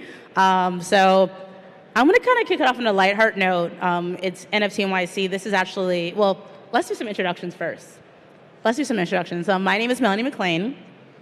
I'll be our moderator today. I am the founder of Blurred Lines, which is a community and agency that supports international tastemakers. We do things from panels to workshops and consulting. I'm also an advisor for Pools, a Web3 platform that works with people like Ronaldinho, Evan Mock, YSL, as well as I'm a consultant for brands like and companies like YouTube. I'll kick it to you. How would you just high level describe yourself? Hi, I'm Portrait XO. I started in music as a singer, songwriter, producer, classically trained, and I've been pretty obsessed with different kinds of technology. So that then led me into AI, and so that's been a really big focus of my work in the last few years. Creative AI for music and visuals, and I'll leave it at that for now. Yeah, let's give them something to look forward to. Hi, everyone. I'm Shannon Herber. I'm the managing director of Aokiverse. That's Steve Aoki's NFT project. But I've spent 20 years in the music industry before that. And so I was the head of Pop and Dance Electronic Awards for the Grammys. Used to be tour manager for Moby and was a publicist at Universal Music for many years. So lots of music industry experience. We brought the heavy hitters, people. So the first question is, as I said, NFT NYC. This is personally my third time, so I'm starting to feel like a veteran. I feel like a South by Southwest or something. So for both of you, is this your first NFT NYC? And what have you been up to? Have you been speaking other places? Have you been showing art? Have you been hanging out with some of your favorite communities? What have you been doing this year at NFT NYC? Well, this is my first NFT NYC. Congratulations. I'm really grateful to be here. It's my second time working with vertical crypto art, Proof of People. I have a live minting installation that just went live in the small room in the back. It's called Collective Voice ID, which listens to the vowels of our voices. It's a thought piece. It's also a tribute to celebrate all of our voices coming together in these spaces where we are having so many meaningful and inspiring conversations. So it's using a few different softwares that I put together, and when you mint, you get a generative audiovisual piece. Last night we had our first group show. Sound Obsessed is the name of a collective of hybrid artists that have been slowly growing over the years. They're musicians, they're scientists, technologists, artists, and so we have also a group installation, and we did a lineup last night performing, and a lot of us have been supporting each other online for years, and it was really special because we got to come together. And I guess there's been a lot of amazing collaborations. There's also the launch of R.AV Club. That's also a new audiovisual club of artists, and just in 2 weeks, everyone came together and built a bunch of really inspiring works. Data scientists working with visual artists and musicians for the first time, and it was really amazing just to witness how much energy people are putting into this whole Web3 space. And so, super fun. Really, you're really busy. Some people they take it easy their first year, but you're going all in. I love it. I love it. Shannon, how's your NFT NYC, and how many years have you been going? This is my second. Nice. So last year was my first, and because it's my second, I'm trying to take it easy this year. I get it. I slept in yesterday, so I get it. Nice. I mean, for me on the business side, it's much more of a community networking event. Because obviously everything that we're kind of building is not necessarily in a vacuum, but it's all based around Steve. And so we do some partnerships, but so what that means is that a lot of what I'm doing at the moment is more collaborative, and so meeting other companies like Metropolis World, the projects that they're working on. Steve is a founding citizen. So kind of checking in with them and seeing what we can help them with and how we can continue to further that partnership. And then, just working with other companies and kind of seeing what they're doing. So whether that's, maybe like a Mojito or serotonin, talking to OpenSea, the continual conversation of when will you bring back secondary royalties, please do so. Just kind of having a lot of conversations in this space, I think. But to Portrait XO's point, it has been really interesting to see. I think that even in a bear market, the people that are really here are the ones that are looking at this technology long term, as opposed to trying to come in and make a quick buck. We're all the ones that are sort of disassociating the DeFi and the crypto aspect of it, and then looking more towards the art aspect of it and the technology aspect of it and how we can continue to grow that. She's talking about you all, so thank you all for being here. It's about the people, it's the bear market or the bull market, the people who show up. So just want to do a little pan the camera over to you moment real quick. Going back to the things that you're up to, you were talking about the community and the group show. Can you explain more about this? Like you said, you've known these people for years. Besides big tentpole moments like this, how are you communicating? How are you all staying in touch? What are you doing? So I guess Instagram, Twitter, Discord, we're finally live on Discord, a lot more active nowadays because there's all these collaborations that are happening. I've been a slow kind of grower in social media because it's also quite overwhelming and I tend to put a lot of focus on my projects. But it's been amazing because everyone is just so equally excited, and that's the most exciting thing about being in Web3, and specifically with music, because it suddenly brought the value of music up in such incredible ways that I don't think any of us expected.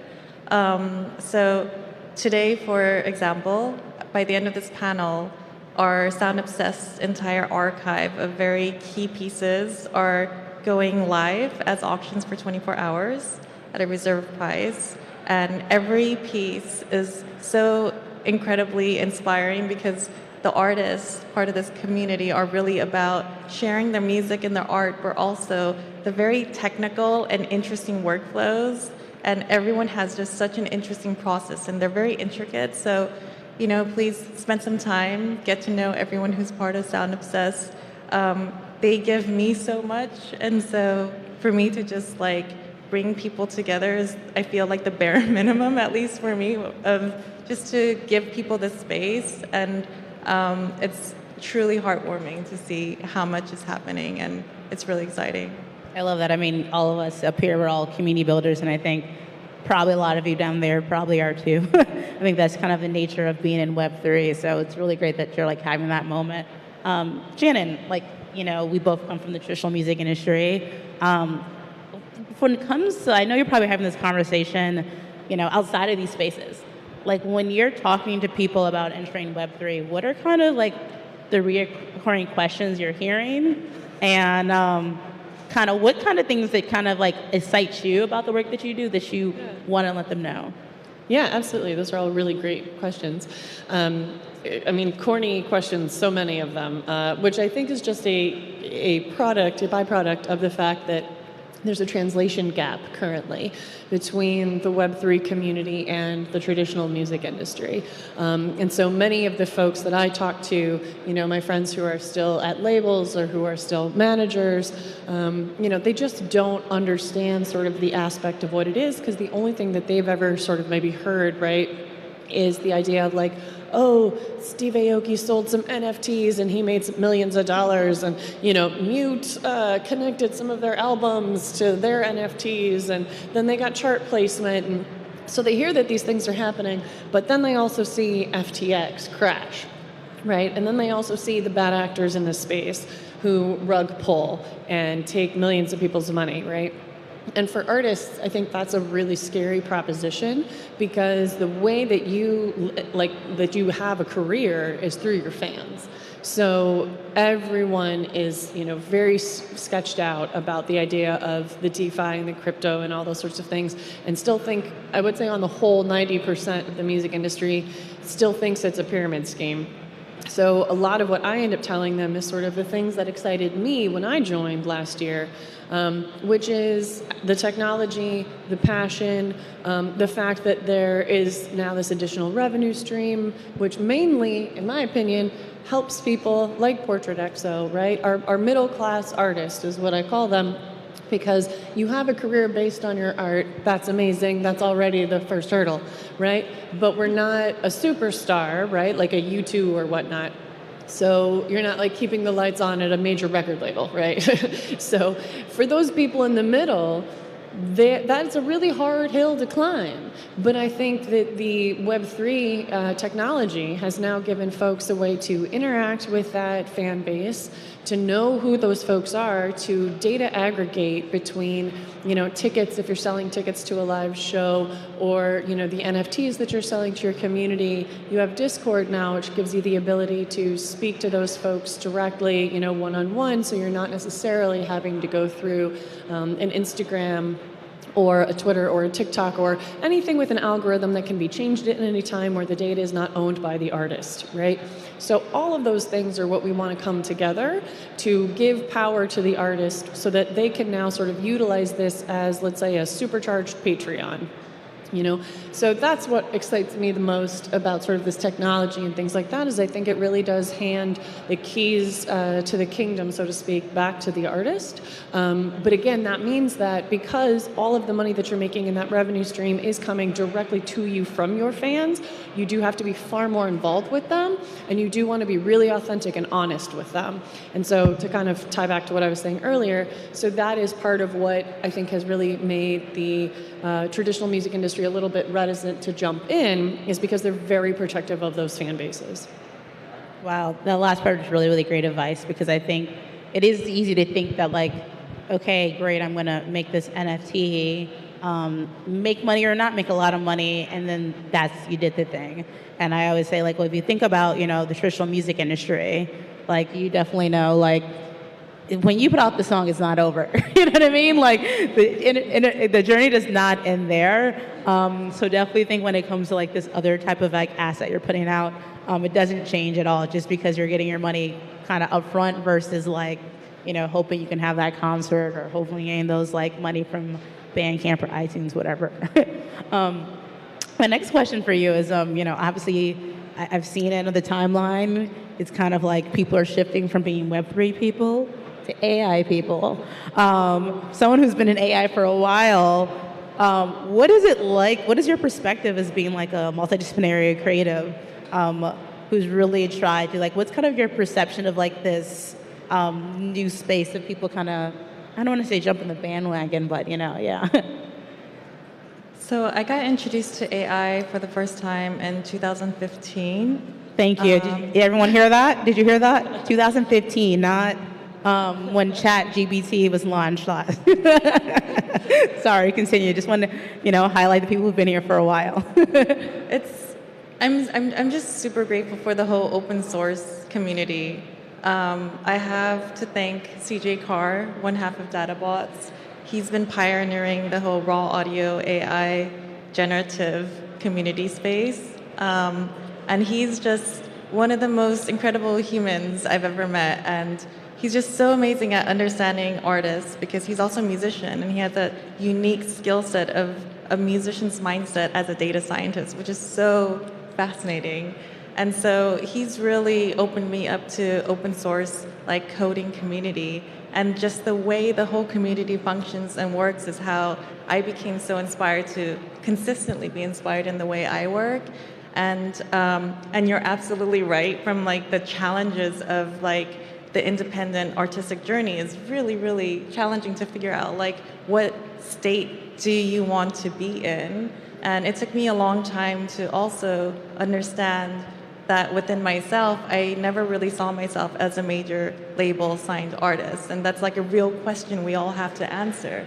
But I was always inspired by technology and interfaces and the way I get inspired to create work and music differently. And so I think what's exciting about this whole Web3 space and working within technologies like AI and other emerging technologies is that I'm really grateful to be able to have the freedom to allow me to create my independent personal music and art.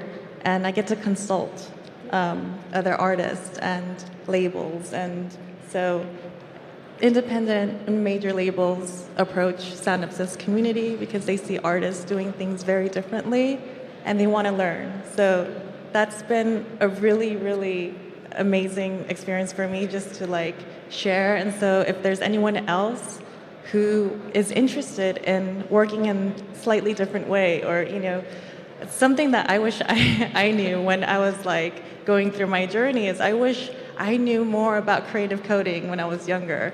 I would have maybe had, my mind would have been open to maybe a different journey. But I'm also not regretful at all. I'm really grateful to be where I am now and just inspired and excited. I love it. I get it. So they were saying about like how like, a lot of us kind of consulting and work with other artists, right? When it comes to you, of course you work with Steve Aoki, who, if I had to name like 5 name brand people who are in the space, that I'll put that in there. It's like Steve Aoki, Snoop Dogg, I don't know, some other people, but I'm definitely going to have those 2 in the top 2. Are you working with other musicians, other creatives? Can you talk about like, in Aokiverse or just you as an individual? Like, what other stuff are you doing in that space? Yeah, absolutely. There's quite a lot, I think, that is starting to bubble up because as some success continues to happen and as people start to see other pathways to success, just like Portrait XO was talking about, the interest is starting to get there. And so folks like, and I think we can probably say this now, Mike Shinoda, I think we all know, has been in this space for a while. And he is, I think, definitely a degen himself. But so what we realized is, we kind of built a Ferrari essentially for Steve, right? It's very Web3 focused, and you have to kind of understand what Web3 is. You have to have a MetaMask. You have to be on Discord. All those things. So that means that we've essentially, by virtue of building it that way, self-selected for the fans that are going to be interested in this, because you could still be interested in Steve Aoki, and if you don't know anything about Web3, then you probably don't have a MetaMask, and this probably isn't for you. You know about Cake. Right, exactly. We know about Cake. Oh, and we just installed a Cake bot in our Discord today. Very exciting. See? I didn't even know that, and we did a perfect plug. Yeah, there you go. Right. But to answer your question, so what we found out is that we've had a couple of folks start to kind of approach us and say, oh, wow, we really like what you did, but maybe we don't want to go quite so far into the Web3 world because maybe our fans just aren't ready for it, right? And so they've already launched, so I think we can mention it now, but we started working with Linkin Park to help them sort of digitize and create a new version of their LPU, which is Linkin Park Underground. It's their fan club. But so what we've kind of done is put the Web3 under the hood, if you will, right? So it's custodial wallets that we keep. It's a very Web2 sort of focused web page, those sorts of things. So that if you're already a member of the LPU, this just looks like an upgraded version of what you already had, right? But if you have a MetaMask, you understand Web3, then now you get all of these extra rewards. And those rewards are going to be for everybody. It's just how it comes to you can either be through the fact that you understand that you have an NFT and you're going to interact in that way, or you just are Web2 and you feel like now you have a revamped fan club that gives you a lot more, and you don't know how it gets there, but you love it. So that's kind of us all, moving into the idea of the digital collectible space. Because for artists, many of whom already have these really dedicated, large fan clubs, this is, again, the way that we get the data from all of those folks that we haven't gotten before. And it's also the way that we start to give them rewards in a way that they haven't been accessible before. So now if you can see that the top 5 to 10% of your fan club is based in a certain area, then you can start to do IRL activations in that area for them, right? Data we didn't have before. Or you can start to token gate things. So now I think they've done, it was the 20th anniversary release of Meteora last week, and LPU put out a new track, right, with some previously recorded vocals from Chester. And so, yeah, that went live, or wide, and when it went live. But imagine if, you own that digital token as part of LPU, and now you get early access to that, right? Or you get early access to the stems. So maybe you, as an artist, can start to remix it, and maybe they do a remix competition, and then, the winner gets a tour of Mike Shinoda's house, I'm not saying that that's happening. It's just an example. But, so that's kind of where, the business side of things starts to get interesting, because we didn't really have the ability to sort of drill down on these things before. And we didn't have a way to separate access to those things. And now we do via the tokens. So I think this is the really interesting part that's going to start to happen, and you are going to start to see a lot more legacy artists jump in because they already have those large fan bases built in. I think that's great. I mean, coming from my background in the music industry and now as an advisor but former head of community at Pools, I think it gets to the point where it makes sense. Even when you're having those intro meetings, right? I wasn't starting off the conversations by saying okay, we're gonna have these ERC20 tokens and you're gonna no, that's confusing. You say it's a membership club. Mm-hmm. You say it's a way to reward your biggest fans. And I definitely think it's cool to hear that it's not just only serves for the middle class artists, but also the household names too, and showing that there's a place for everyone, and you can play the same game or do it differently. Now, we're actually going pretty fast in time, so the last thing that I want to say is, the last thing that I kind of want to go is kind of if you had to go back like a year, right? So someone who has a background in emerging technologies, doing all these many things for years, someone who's, building community, what would you tell yourself a year or two ago? Like kind of like a pitch like that. Because I know I was in the Clubhouse rooms and I was hearing a lot of stuff that was terrifying me. The concept of downloading a MetaMask sounded like the scariest word in the universe to me. I was in all the Clubhouse rooms. It took me months to download an app. No one said, hey, go to the Apple Store, download an app. No one said that to me. So like for you, what do you wish someone said to you here from your background, from your perspective? So if there's someone in the room now or someone in the audience, one of their friends comes from a background similar to yours, what do you wish someone said to you to get you to where you are now? Take a deep breath and don't worry about hype trains. I'm naturally a very anxious person. I go through imposter syndrome moments all the time. And this is why I'm so grateful to be in Web3 because the people, everyone's just so amazing and everyone's really giving. Like the whole open source community, creative coders are just so, it's like all about shared learning. And so I've adopted all of these mindsets into the way I work, and that's helped me to stay alive and healthy. And yeah, I guess just like to be able to breathe and take your own time with things because it's not going away. And I don't know if any one of us have ever had thought or inkling that exponential growth of AI would have been because of the creative communities of artists just making everything explode. But it's the most beautiful chaos. Up until recently, we've had AI just behind closed doors of corporates. And now because of the creatives, we have so many impressions and so many ways of experiencing what the behavioral side of AI looks and sounds like. So it's overwhelming, but it's the most beautiful chaos, I think. And we should just be grateful that we all get to be part of it and we have all these open source tools to play with. Thank you for that. Yeah, isn't that beautiful?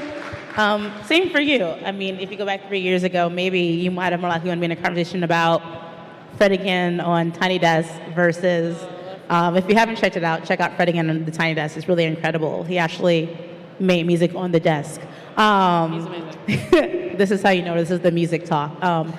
Versus talking about like decentralization and, layer 2 solutions or whatever, right? Not my bag. So like, what would you have said to yourself a couple years ago, 3 or so years ago? What would you have said to like bring someone from you and your background to like, hey, like come to the side of the table, like you're gonna thrive there? I would have told myself to leave ETH alone, get a ledger and leave it there. Because unfortunately, I joined in March of last year, and the first axiom at the time, which I think is still probably true, but maybe a little less so, was you have to get out there and buy some NFTs yourself and really go through the experience, both so that you understand what your fans, / consumers are going to experience when they do it, and then also so that you understand the culture better and you're a part of some communities and you understand the passion and how to react to those fans. Either in good or bad, but of course that meant that I spent almost all the ETH I had in April and May of 2022. So my first thought would have been like, just don't do it. Just put that money away. But I didn't, and we are where we are. But in terms of bringing anybody over, I got to be honest, I don't know if there's anything that anybody could have said to me 2 years ago that would have done this, because I am We love the honesty. I am not an early adopter. I dislike social media. Not an early adopter. Okay. No, I have an SE iPhone currently. I really dislike social media. I am always the one that's like, oh yeah, you go ahead and you try that VHS, and then you let me know how that goes. So, I am like the worst person to ask for this, but that sort of makes me a really great case study. Because all the people that you go out to that you're like, oh, my grandma's never going to understand this. Okay, maybe she won't, but maybe if you get her excited about a piece of art and you get her a MetaMask and you do the hard lift, the heavy lifting for her, you can explain the passion behind it, right? We're all collectors at the end of the day in one way or another, whether that's a band t-shirt, from your favorite band, or whether that's anime, or whether it's, I don't know, snow globes from wherever you go on your travels, like we all have a passion for things that represent who we are. So if you can tell that story and then connect that to your NFT in whatever way, your NFT is, whether it's AI derivative or whether it's, utility based or whatever it happens to be, that's where the storytelling is. And that's where the personal connection is. So no one was going to tell me anything about tech, but if they'd have said, oh, there's a new revenue stream and a way to create monetary success for middle-class artists and a way to aggregate that data so that you can better super serve your fans, and that possibly helps people get out of terrible label deals, and that helps them get away from 7 cents on Spotify, and really gives them power back to their careers, that would have helped. That would have persuaded me. But really, somebody just said, hey, come on over, we have a job for you. And I was like, sure, sounds great. I feel like this is like the perfect spectrum from like someone who claims she's not an early adopter to someone who's like the definition of like, you are 2000 and late, like, like I've been doing that for a good amount of time. I know, Yeah. tech savvy over there. Yeah, we love it. I'm the one that's like, what's up, MetaMask? Okay. You're right, and I'm like in the middle of like, I'll do it, but this terrifies me. But to wrap everything up, I just want to kind of do like some end of the day, like, shout outs, like just to want to emphasize again, drill down. Can you tell us about, the group show, the live mint, just to make sure people here, they can support you, join your community. Can you just reiterate that one last time so everyone knows? So there's a live minting installation that just went live today. It's in the small room in the back. It's called Collective Voice ID to celebrate our voices. I'm very much inspired by the conversations. When it comes to identity, I think one of the most valuable identities we have is our sonic identity. Our voice is like the most unique instrument that we're all just naturally born with. I guess I have a peculiar relationship with human voices. I can close my eyes and remember everyone's voices and the emotion that I remember. The emotional memory is very powerful for me, so that's what this installation is about. If you scan the QR code, you get a short video, and it's a generative audiovisual that you get. And the group show, Sound Obsessed, we've got Sculpture in the front row here. It's just such a beautiful community. Please spend your time to get to know all the artists. It's all about celebrating the process, the journey, and the milestones, because sonic innovation, any kind of innovation, is actually quite painful to get to the other side where you put something out and it sounds and looks great. And everyone who's part of Sound Obsessed are just they're all unicorns. So I recommend, you don't have to necessarily stand around in the installation all day here, but you can also access it online, soundobsessed.com. We just went live with our auctions of key pieces for 24 hours. So yeah, and we'd love to hear from you. Can we give a hand clap for that? Yeah. That's amazing. And you mentioned the cake bot. Anything else that you want to highlight, some cool things? I mean, that's pretty big, but yeah, beyond that. I mean, sure. I don't know how big that is. I love a good bot. I don't know. Sure. I think it's difficult for me to sort of follow, first of all, Portrait XO. For many reasons, right? For all the amazing work that she's doing, and I totally agree about the voice. But for us, again, we're a utility NFT digital collectible project, and so if somebody is super into Steve Aoki, great. Our passport is for you. Please come by. If you're not, listen, no stress. I want everyone to support the artists that they love. So whoever it is that you're super passionate about from a music perspective, please go find those artists, spend time, get to know them, and even if they don't have an NFT or a token or what have you right now, start asking them about it. Because the more their fans say, hey, this is something I want to get involved in, the more management will say, oh, okay, what's that? How do we do it? How should we start, right? So you will actually get what you're looking for if you talk to your favorite artists, because what you're saying is, I care about your career and you enough that I want to support you in it directly, without going through a label, without going through a Ticketmaster, without going through Spotify, right? And that's really powerful information for an artist or a manager to have.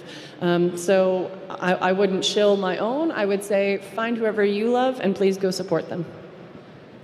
Woo! Well, thank you all. Give everyone a hand clap. Thank you, Project XO. Thank you, Shannon.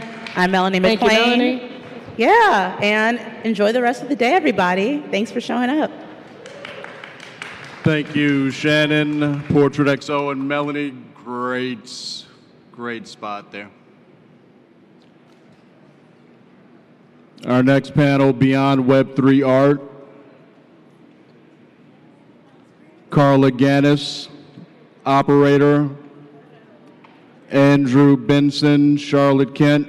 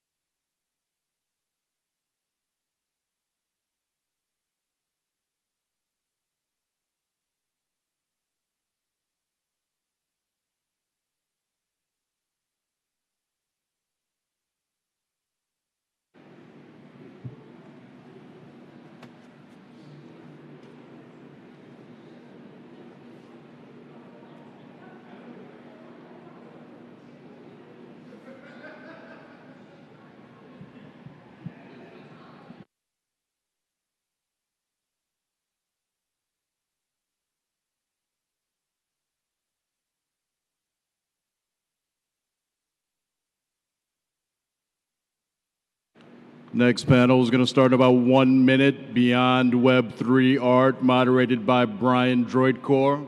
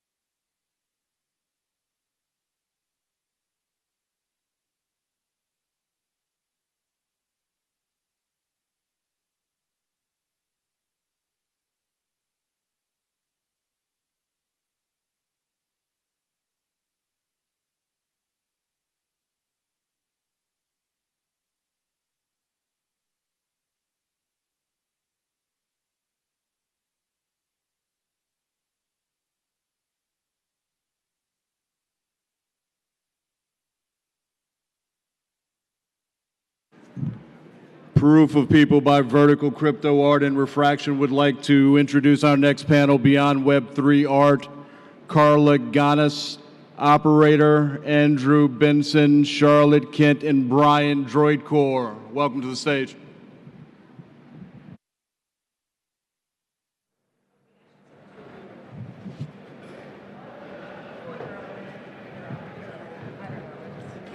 Can't have it separated between the boys and the girls. Yeah, I was like, no, the optics. Doesn't look good. Ooh, are you okay? I'm not. They have a lot of support. Cheers. Where do you put your? Yeah, it's kind of like they just hang off. It's a weird, sort of like a. Okay, I'm gonna stop. Rocket it. Hello, and welcome to our panel, Beyond 3 Art. My name is Brian Droidcore. I'm the editor-in-chief at Outland, which is a platform for digital art that publishes NFT collections and criticism. Today's panel is called Beyond Web3 Art. What does that mean? I think it can be interpreted in many ways. The first thing that comes to mind for me is something you often hear when people say, I'm excited for when people stop talking about NFTs and start talking about digital art. Or I'll be excited when people stop calling it digital art and just call it art. You know, there's this sort of like constant hope that these labels that are associated with novelty are going to melt away and everything will just become an undifferentiated mass of some kind. So that's one way that I think of Beyond Web3 Art. And so to get things started and also get the panelists to introduce themselves, I just wanted to ask everyone, what is their art? I think Web3 art could arguably apply to all of their practices because they mint and sell works as NFTs, which is one way to think about Web3 art, but there are also more sort of specific ways. And so maybe you could each just talk about your work in terms of maybe other labels that could be applied to it, what your studio practice is like, what tools and methods you use, and what form or forms your work takes and how audiences encounter it. Carla, could you start? Okay, I'll start. Hi, everyone. Really great to see you. And my name is Carla Ganis. I'm an artist and an educator. And I've been working with digital art, which I agree with you. At this point, I think we should just call it art. For over 25 years, I studied painting, 2 degrees in it, and then moved to New York City and threw all my paintings away and embarked on a new path. And I'm an artist, and I'm also an educator. I teach at NYU.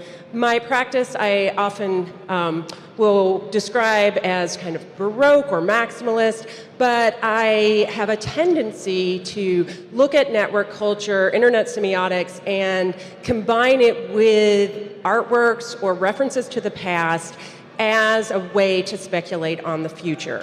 And my work can take many forms. It begins with a file, but oftentimes it will be then iterated as something that is physical, like a sculpture or a print. And then I also work with a lot of different interactive media. I run or help run an XR lab at NYU, and so I've done quite a bit of work with augmented reality and virtual reality. And I'll stop there so we can get to everyone.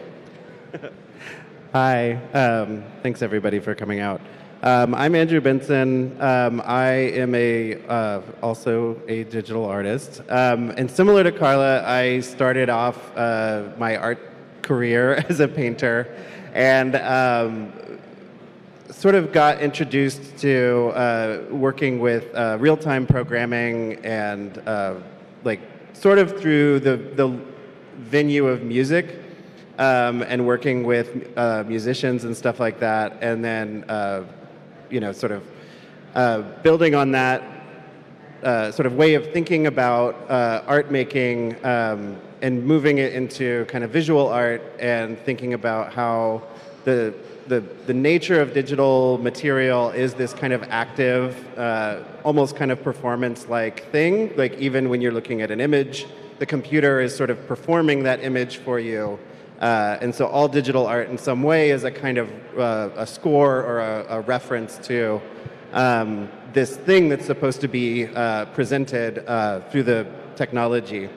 And so for me, like I've really focused a lot over the course of my career on thinking about those systems of how an image is created, how how digital art is kind of performed by a system of visual representation.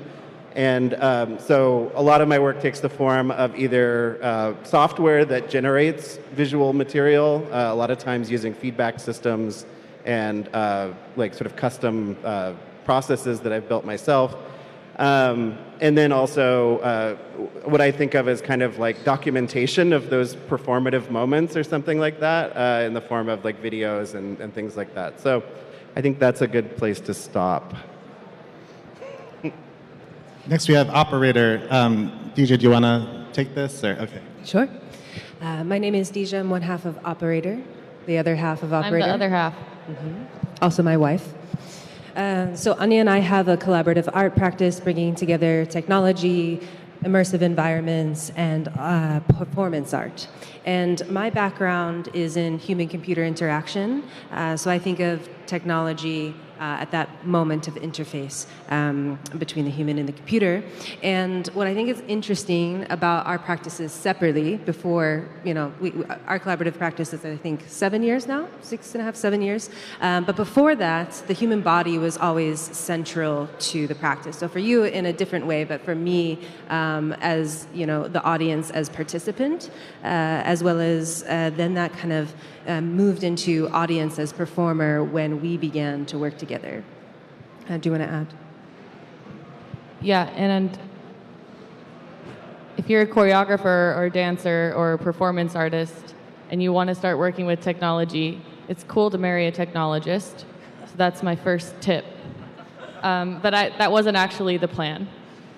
But it is a really nice way to organically explore and integrate thinking about how technology, and I like, Brian, in your intro what you said about kind of the tech falling away, because our approach hasn't been, strictly how do we bring choreography or performance art to the blockchain or to NFTs, while I also want to do that, also thinking about how can this technology augment the art of performance or augment the art of choreography. And I think our recent work that we're about to release, that we've been working on the last 9 months in generative choreography, is kind of an example of that, of using this technology to actually explore new ways to choreograph or create movement or design performance. Thank you. And finally, we have Charlotte Kent, who is a writer and a critic who's contributed numerous pieces to Outland and other publications about digital art. Charlotte, would you consider yourself a Web3 critic or a beyond Web3 critic? And maybe you could just talk about your practice as well in sort of the similar terms. Guess I would say I'm a beyond Web3 and art critic. How about that? Maybe that's Pretty why I'm good. here today. So I was fascinated by the title of this panel because the beyond made me think of Nietzsche. And so I kind of went down this weird road of like Web3 and art and good and evil and decided to abandon that. Don't worry, I won't go down that road with you all. But I also was just thinking, it's funny to think about how the attempt to define Web3 is happening in the sense that no one knows what art is either. I think it's a huge advantage that I'm an associate professor of visual culture because I don't have to tell anyone what art is. I just get to call it all visual culture. And I guess on some level I would say I think that's one of the things I'm looking towards is this notion of, I think it's an important thing, this notion of radical equity that is a part of the ethos of Web3. But at the same time, one of the things I appreciate about art is the value of distinction and the fact that there is distinction to be made. So I'll just throw that out there at the beginning. Yeah, I mean, your comment kind of reminded me of a tweet I recently saw that the problem with the art and technology scene is that none of the people in it know anything about technology and they don't know anything about art either. Which, yeah, spicy. Very spicy. Very, tweet. very spicy. But yeah, so I think we got a sense of how differentiated the artists on this panel are. We have Carla, who's a Baroque maximalist working with prints and installations. Andrew, who kind of thinks of the generative work as performances of code as a score, and then Operator, who are working with performance choreography experiences. But maybe now we can get back to Web3. And do you think of yourself as a Web3 artist, an NFT artist? What do these terms mean to you? How would you define Web3, and what does it mean for your practice? And I guess we can go in the same order unless anyone really wants to jump in here. Oh, jump in, please. I am not an NFT artist. I feel like to call yourself an NFT artist if you work with NFTs just seems weird because I would never do that with any other technology. We were working with Touch Designer and we wouldn't be like, we are Touch Designer artists, or we wouldn't be like, we're Photoshop artists, or we're like, it just seems weird to hero the technology so much or like make it the entire point, and then to that extent to like make it your entire identity as an artist using a particular technology. So I think a lot of people that I know would like to be artists that work with NFTs or work with blockchain. But I mean, some people might like the title, but for me it feels weird to label my entire artistic identity by one technology I happen to use among like 100. Agreed, totally. I have, over the years, taken on many different monikers: new media artist, digital artist, computer artist, transmedia artist, but generally I prefer artist because I do work with so many different technologies. I also, as Brian was saying, I produce, can we use digital? I produce physical works as well. And so I just think it can be really limiting to just refer to yourself as, an NFT artist, which is one process. And it's also really more about kind of distribution and sales more than a medium. So I guess I'm like the outlier in this conversation because I tend to think of labels as ways of defining who you're talking to or who your cohort is or who your group that you get to talk to are. And in some ways, I feel like over the years, I've taken on similarly like a lot of these different labels because there are different social circumstances and different cultural circumstances that I land in. And so for me, it's like, I'm fine being called an NFT artist, and if someone's curious about what else I have in my world, then that's where the conversation starts. I've started putting on my bio, though, that I am an artist who works 2 blocks up and to the left of the intersection of art and tech. That's who I am. I think it's challenging, though, because in fairness, there are some artists for whom the NFT thing has been really important.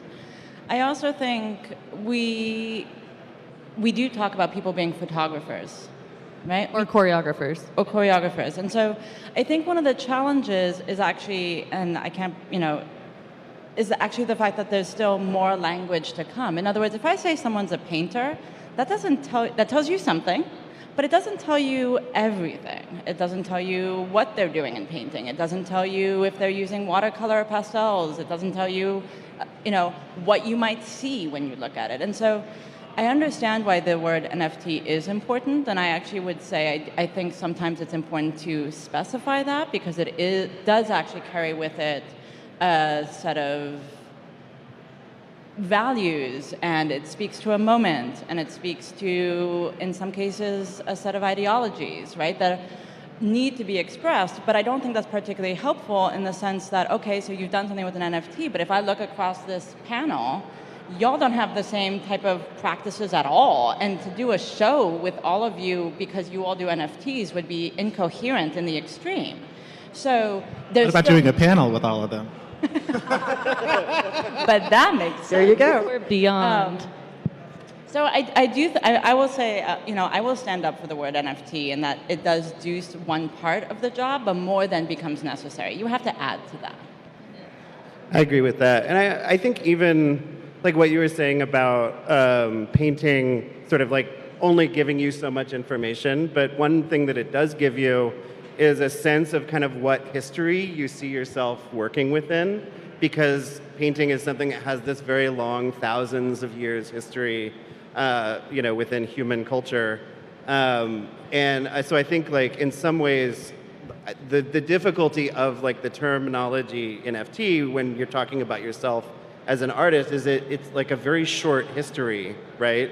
So if you're saying like you operate within the history of NFTs, it's like it's not really telling you like that bigger story of like where you are as an artist and where you wanna go with what you do.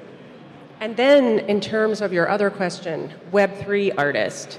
So I don't necessarily refer to myself as a Web3 artist either, but I am someone who is usually an early adopter of technologies. I have been referred to and called myself a net artist in the past as well. And so, I think there's a lot of slippage here, and that's what we're all discussing, but for certain contexts, maybe it does help kind of identify or help someone else kind of understand your placement or where you're aligned in some way. But Web3, I mean, it's interesting also that Web3, Metaverse, Meta, I can't even use Meta anymore.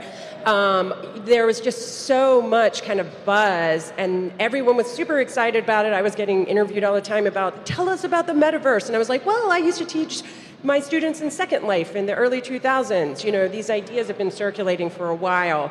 And so I've been excited and enthusiastic, but also I felt like there was a lot of hype. And this hype cycle now, we're seeing there's backlash.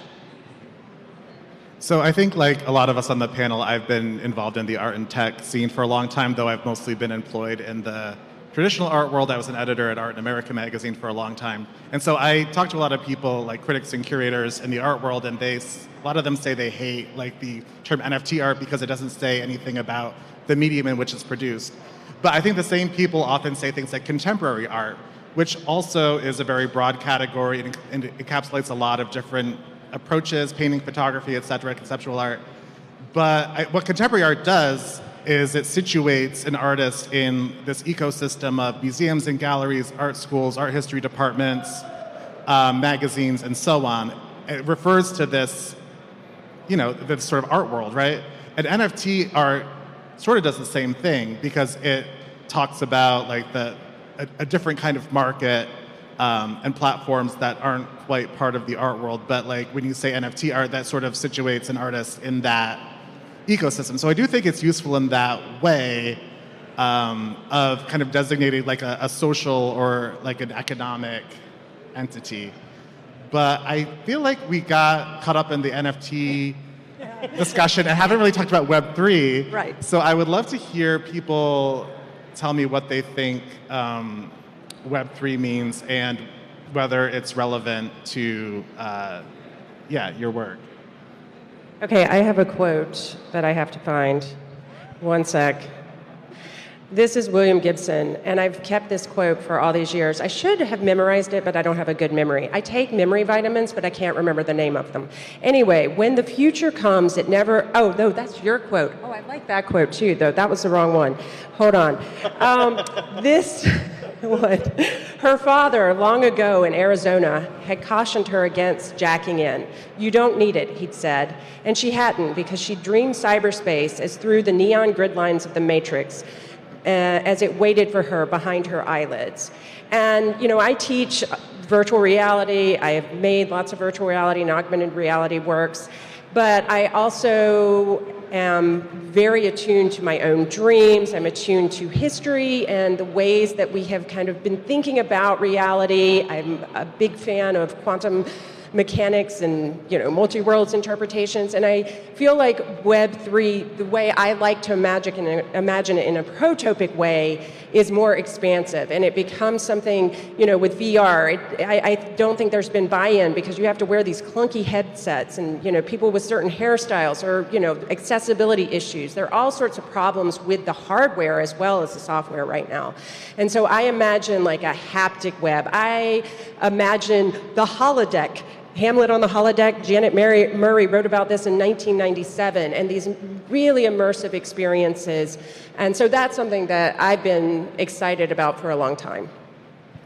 Yeah, I think the way I think of Web3 is it's like a convergence of several kind of ideological concepts that have converged into this kind of utopian idea of like how the internet maybe should have worked all along or how could have worked. I mean, if you look back to like Turner's work on like his idea of what the internet could have been, there's a lot of similarities with Web3. So I think for me, a lot of it is about this kind of like idealism or kind of utopian concept of what we'd like to build or like the infrastructure that we'd like to occupy. But I also have this kind of cynical view of utopian concepts, which is like the idea that we would ever actually get there is maybe less important than the work that's inspired by building that utopia. So I think for me, when I think of Web3, I think like there's all of these people who are inspired to build infrastructure for something that may never actually come to pass. But in the meantime, there are all these interesting opportunities that arise in the corners of it. I think with our practice being so site-specific in every way, I think the way that we're treating Web3 as a site to respond to and a site to create for. So it's like if we're creating an artwork for a museum, we're not just saying, okay, we're going to take this object and put it on the wall or put it in the middle of the museum, that we're going to create something specifically that can only work in a museum context, meaning the headspace and the mindset someone is in going to go see art, right? So we've done that with our piece On View, and I think our approach to Web3 in creating art within that context is it's like, what is that site-specific four walls that we're responding to? I think what Charlotte mentioned earlier about NFT kind of being something that holds an idea of values. That's really what I think about when I think of Web3. It's like, but I think what's also fun and interesting to look at is a lot of the narratives around the launch of the internet are really similar to the conversations around what's going to be possible and what kind of communities are going to be able to be built around blockchain, with the idea of accessibility and like it's going to solve all these issues. Like you also saw that same narrative and that same utopian vision of like all the problems that were going to be solved in the early days of the internet.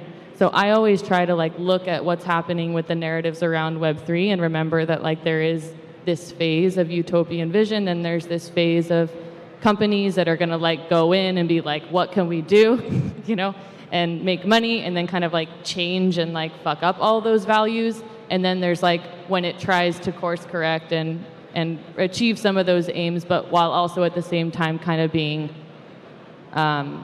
bombarded by all these other extremely powerful interests that end up also shaping what happens with the technology. And I feel like we're kind of there. I guess I want to talk a little bit about the origins of Web. So if Web3 sort of brings together a set of different technologies, which is often how we think about it,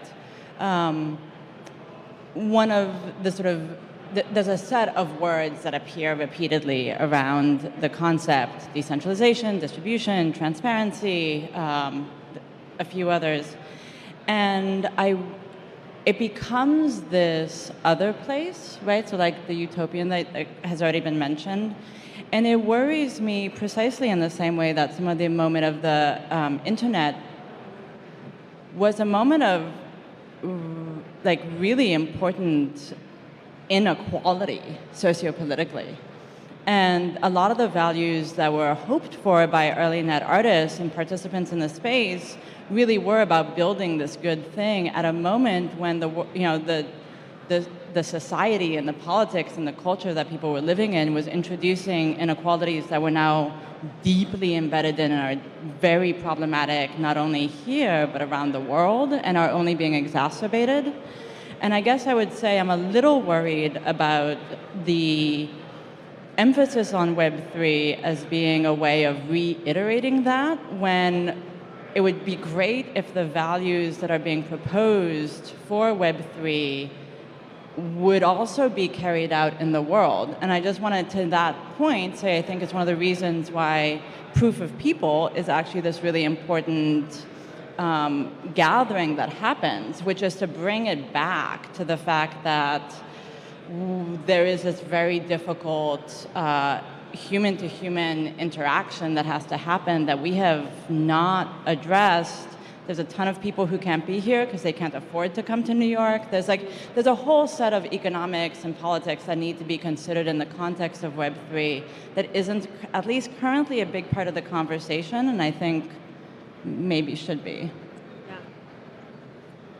Okay, so just to sum up, we have Carla with Web3 as the holodeck, and Andrew as Web3 as this kind of aspirational ideal that gets people to build a lot of things. I think Operator's response was sort of like the negative side of Andrew's thing, where it's like it's this utopian thing that allows opportunities for more like gimmicky or exploitative practices, and maybe Charlotte spoke in a similar way. But yeah, I mean, I think, you know, what I hear a lot is that it's about these ideas of ownership and autonomy, and you think of Refraction or Proof of people who are building these systems where artists can sort of like control their work, write their own contracts, do what they do. Of course, there are also a lot of entities in this space that are just seeing these tools as a new way to like extract value. So I think, yeah, there is a lot of play. And like, yeah, okay, so it's hard for people to come to New York, but then also like the way that this operates is that they can do events in other places. If you think of like, what Refraction is doing also like Friends with Benefits, for example, it's like they just allow people to like do events under their banner in other cities, and that's sort of how decentralization is being built. I totally agree, but I just think that this issue of autonomy is emphasized and celebrated in a way that is then sort of passingly balanced out with the word community, even though people have talked about how community isn't what it felt like 3 years ago for people who were involved with blockchain and NFTs then, or a year and a half ago when it's like, I think there's work to be done right now with what do we mean by Web3? What do we mean by these values? What do we want these terms to mean for us? And I'm saying that because I want to back away from the word beyond. Mm-hmm. In other words, I don't want to be beyond yet. I don't think we've done this right yet. And I think we have work to do.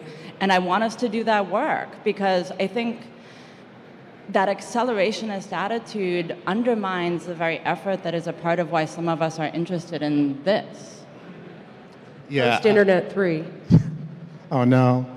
Yeah, I also don't like this idea of predicting the future. I think what's happening in the present is much more interesting and much more full of potential than something that is like an idea of the future that's sort of how it's going to be, how it's going to end. But yeah, I mean, back to what you were saying about autonomy and community, I was talking to Greg Liebert of Refraction for this conversation that's going to be published on Outland in a couple of weeks.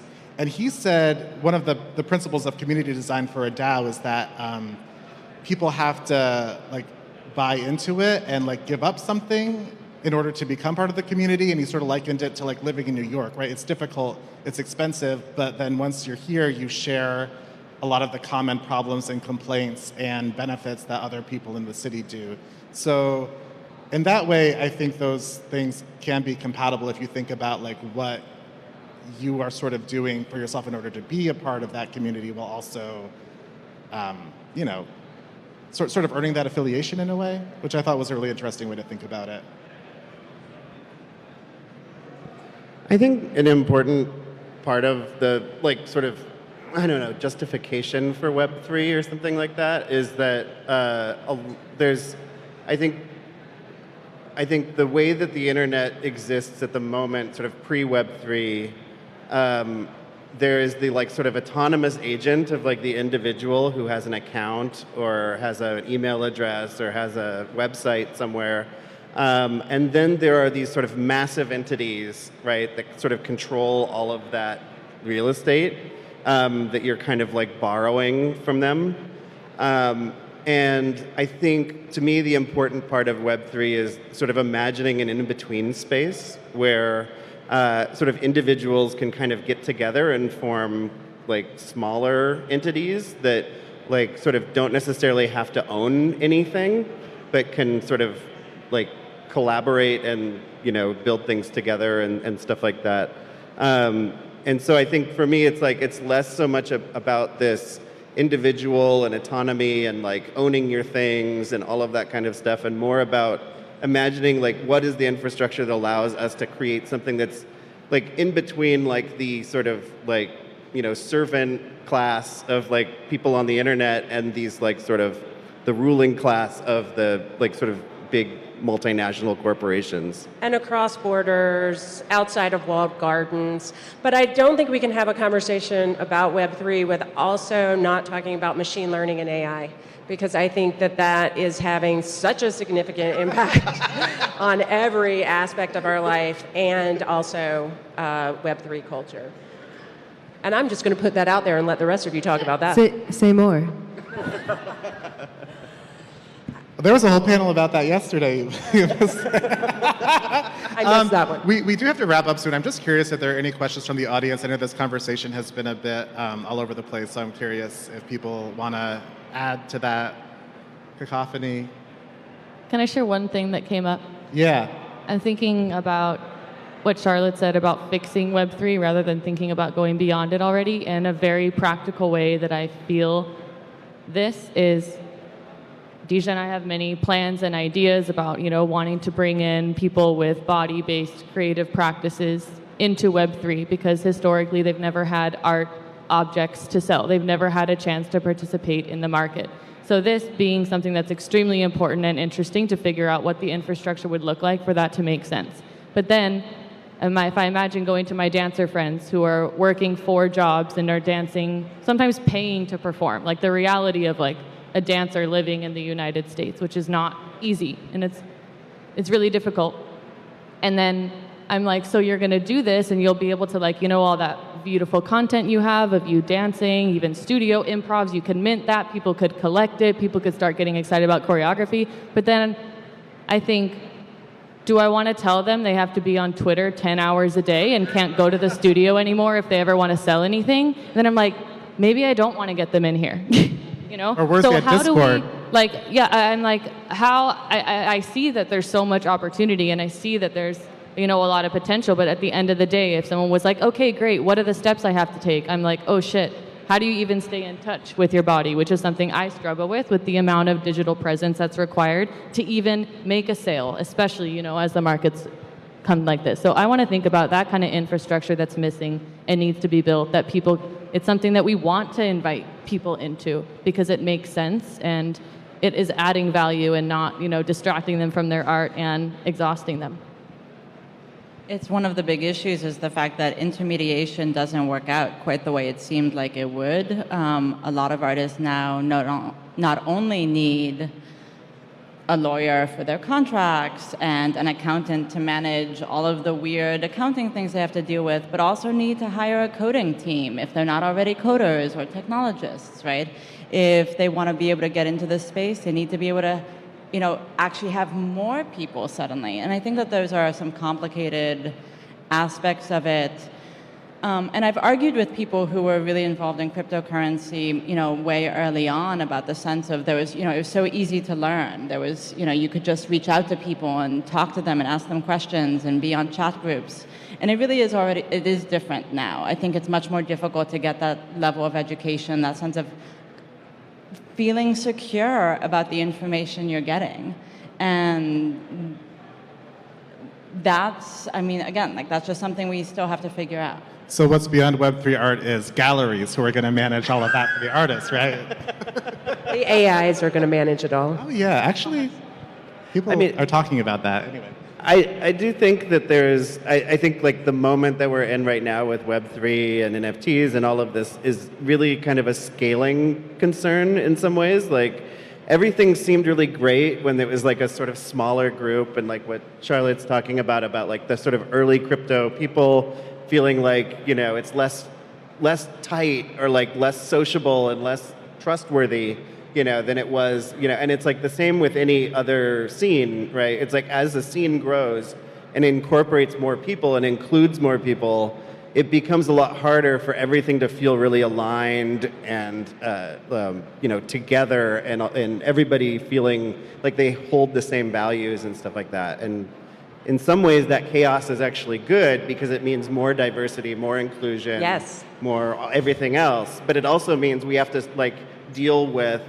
the disalignment, you know, and like deal with the disagreement about what's great and what the future should be. Haight Ashbury in the 60s, the hippies and the hippie movement, and then it becomes popular, you know, I mean, there are these cycles. Any questions? Thank you, Carla. Yeah. Sylvia. So I want to ask about, would you talk about like Web3 and crypto really enables like digital entities to have a value, and operator talk about like the site-specific Web3 or technology at the site. I was thinking about like, what do you think is the material they're working with when working with specific technology, especially Web3? Oh, what is like the material, like the granular material you're working with when you're working with Web3 as a technology, or as like a canvas, as a paintbrush?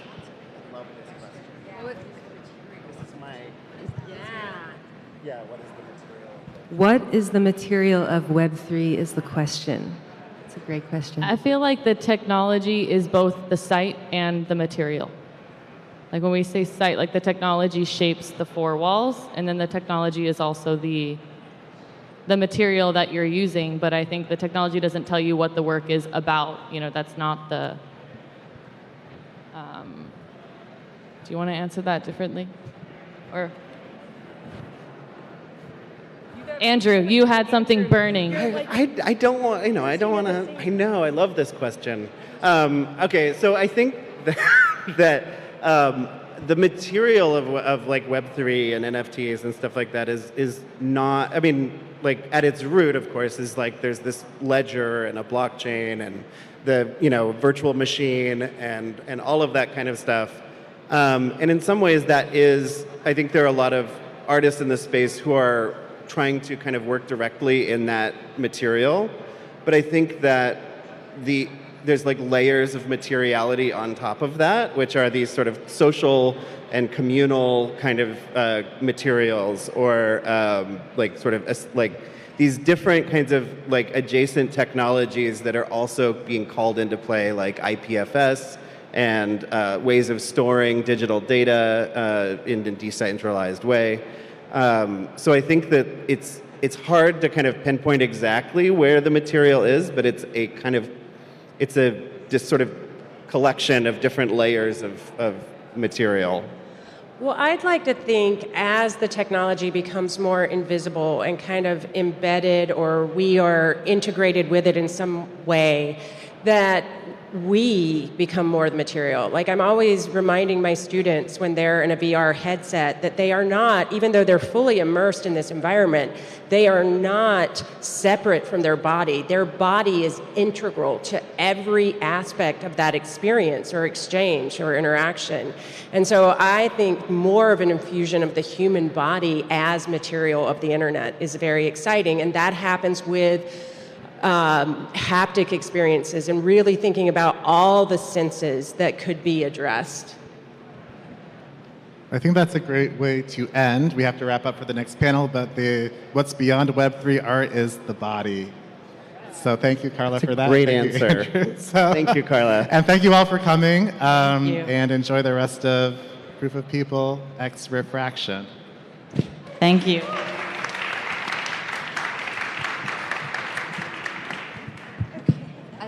Yeah. Thank you, Brian and Carla, operator, Andrew and Charlotte. The final panel of Proof of People, Times Refraction, bringing digital experience to physical environments. About 5 minutes.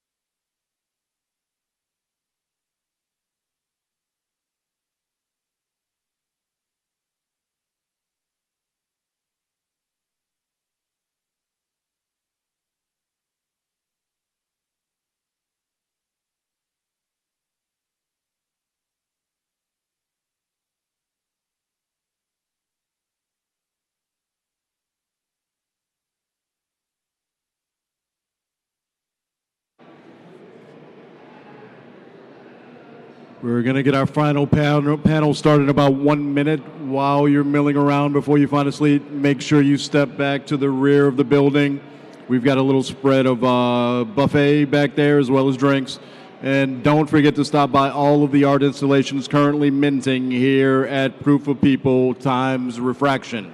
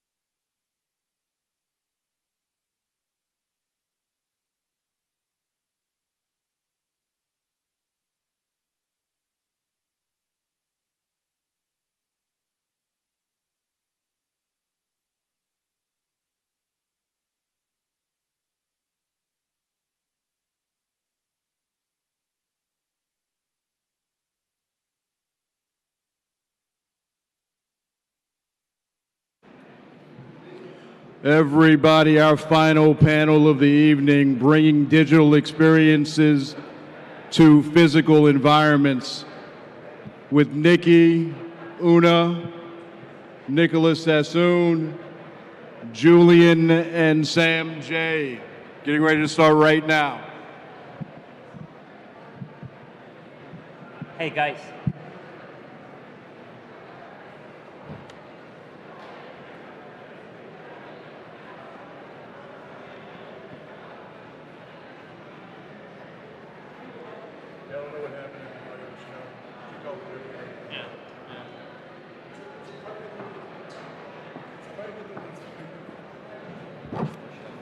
What's up?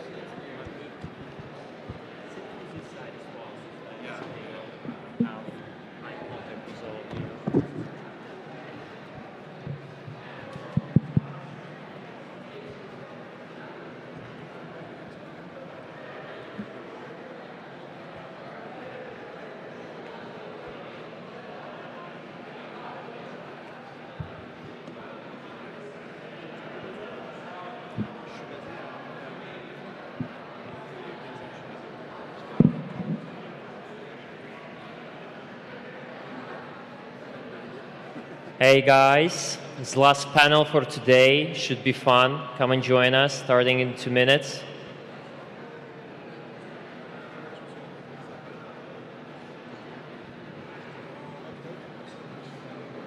Yes, I think so. Una.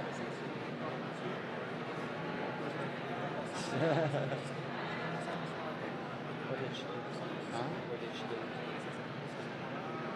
She was there. Where did she go?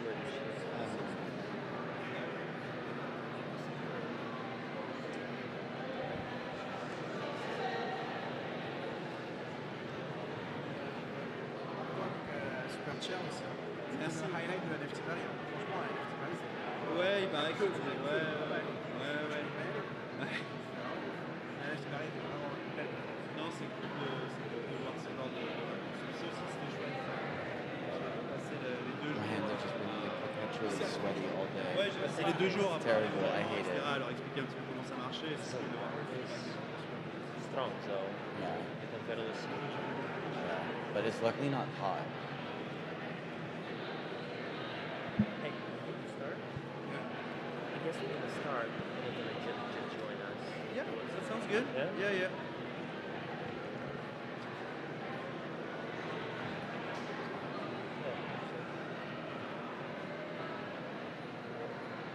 You got it.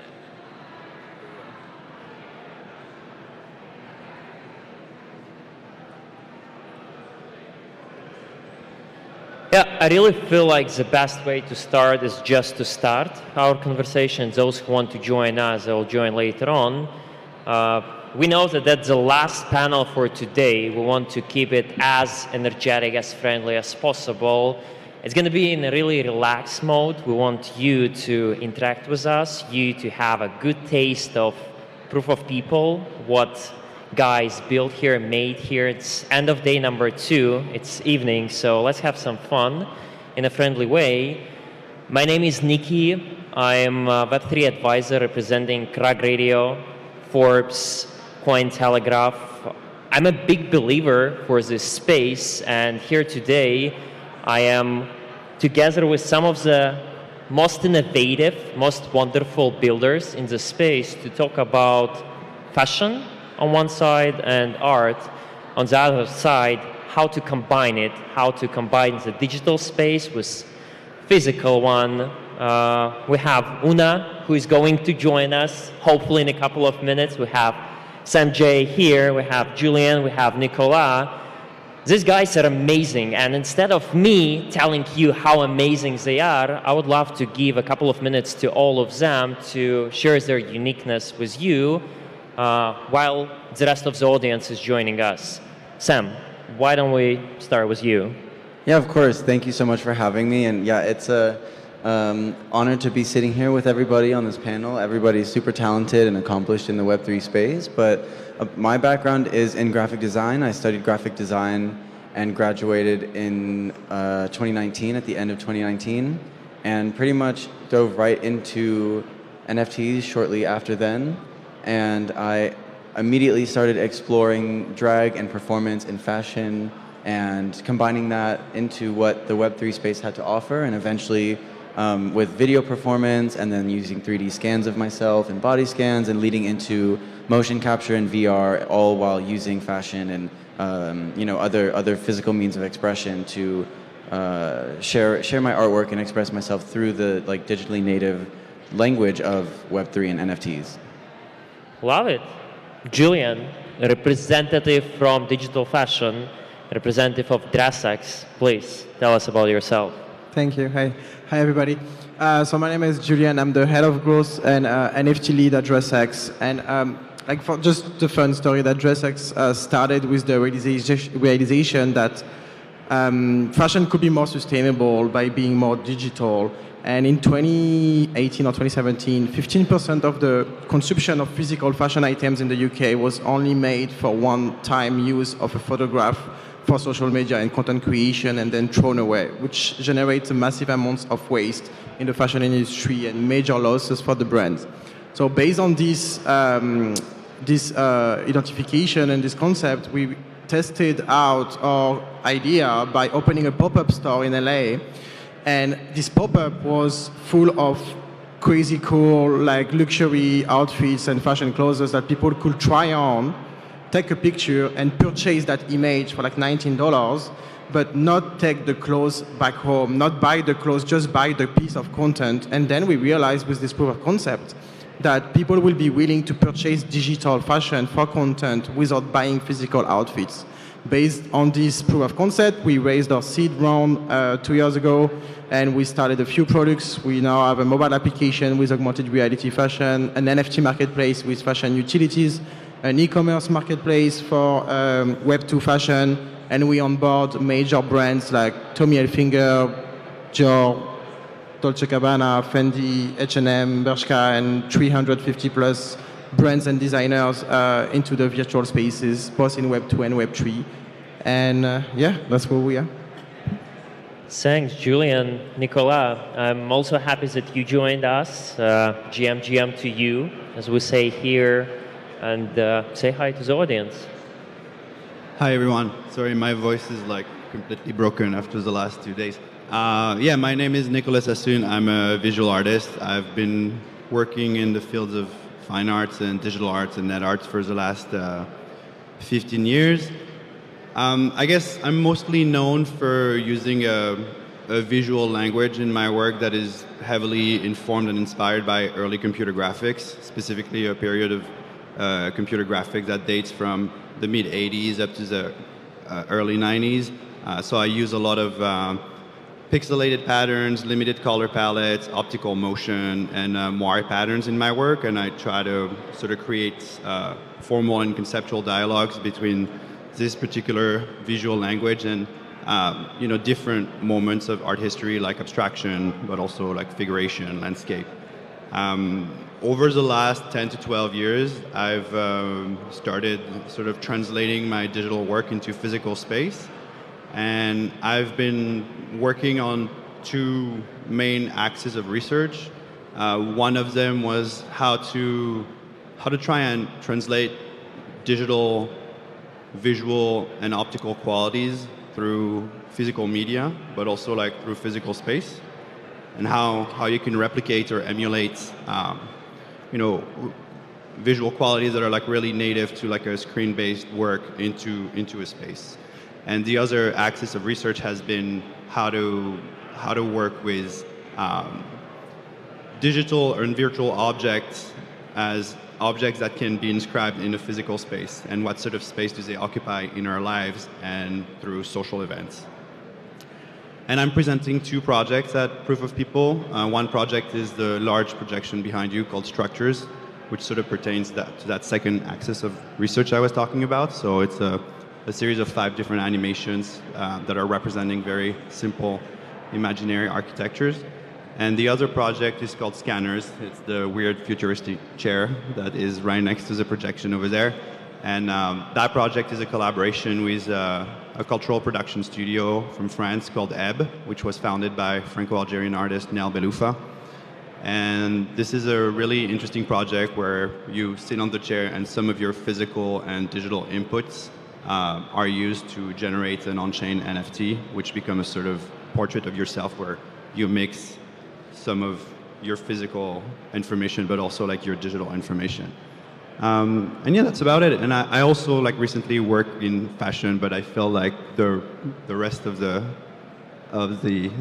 people here are like much more versed in fashion than I am. So I'll let them take over on that.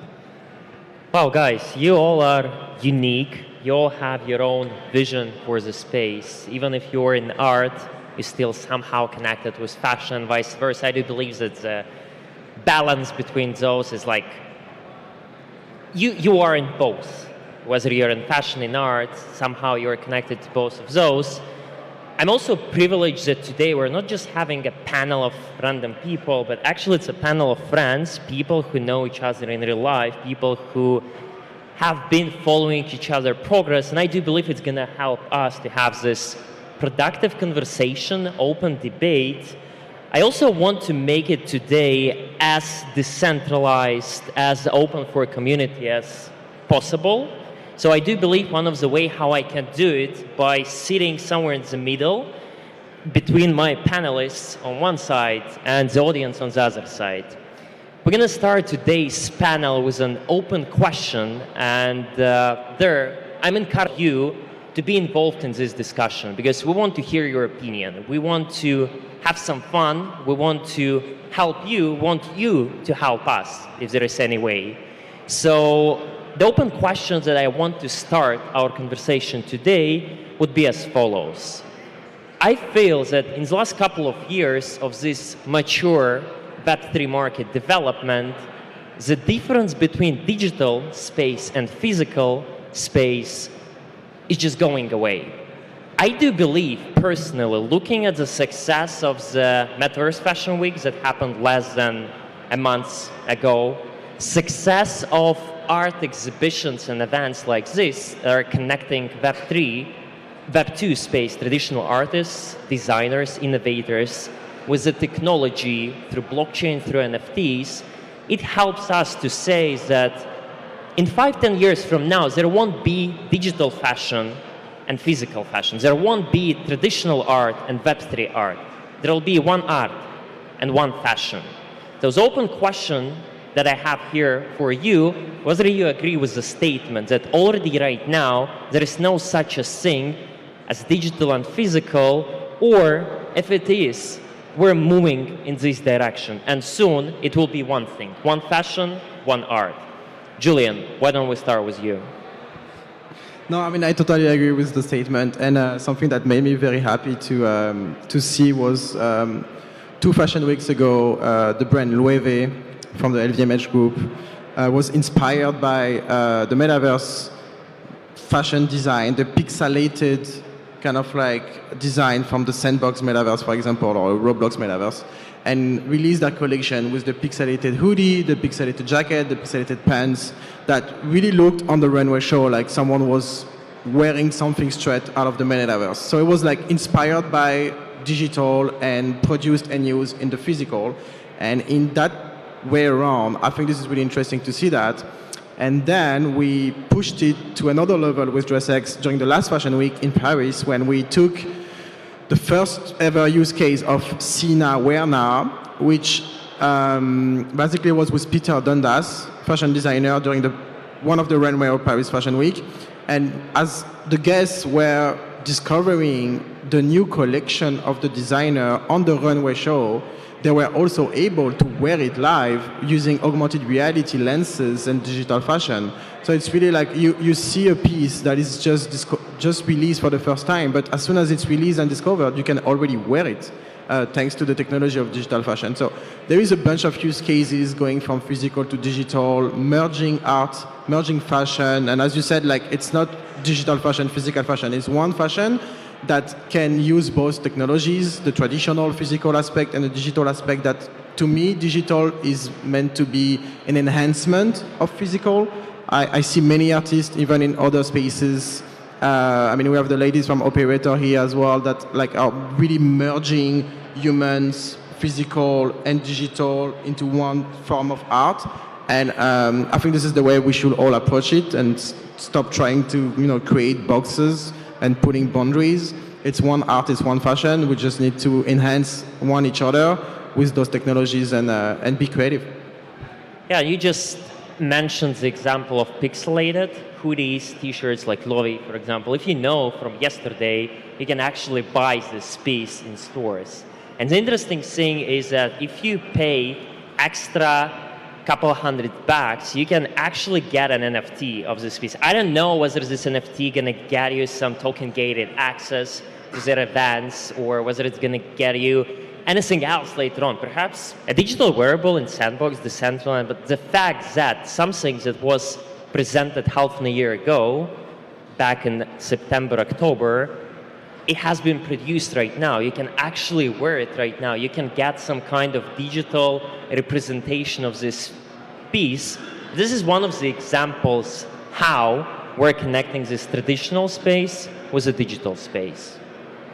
Sam, what do you have to say from both fashion space, because look at you, just wow, and the art space as well?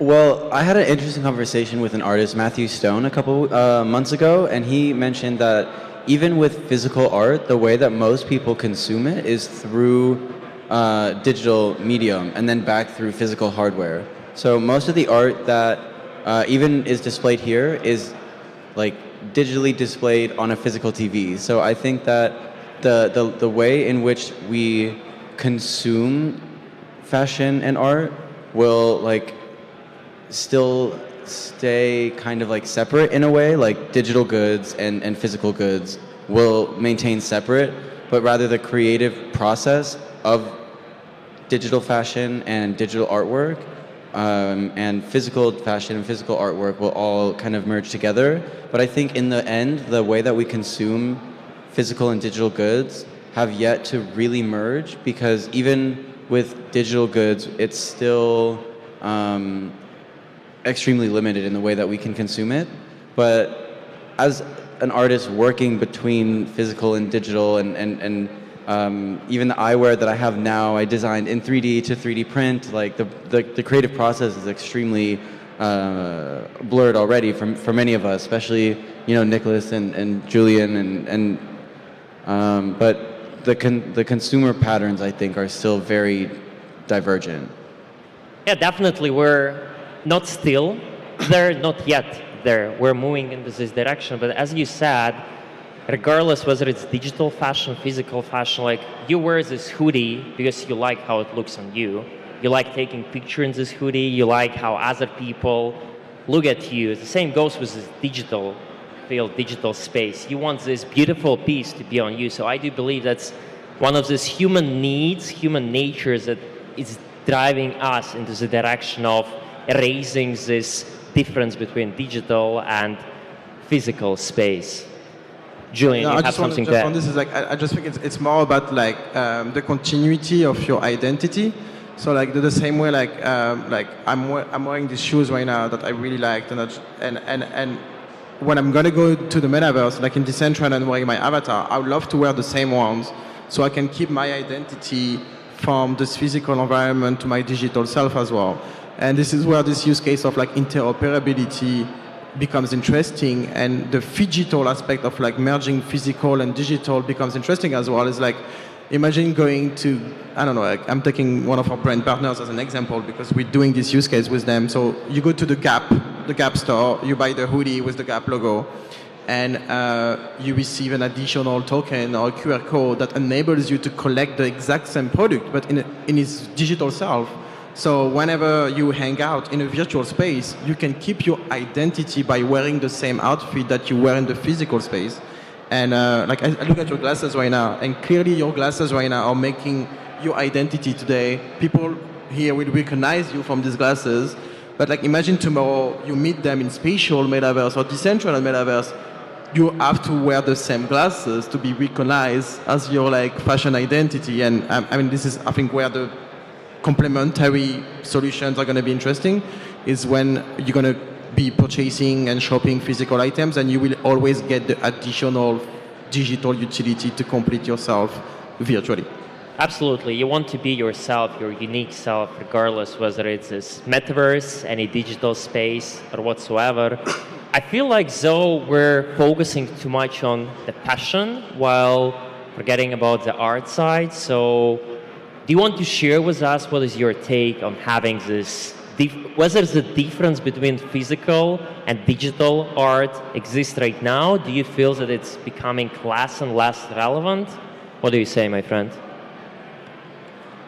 Well, to go back to what Julian was saying, I think this idea of digital artifact, any sort of digital artifact, becoming an integral part of your digital identity is something very real, very present, and very influential today.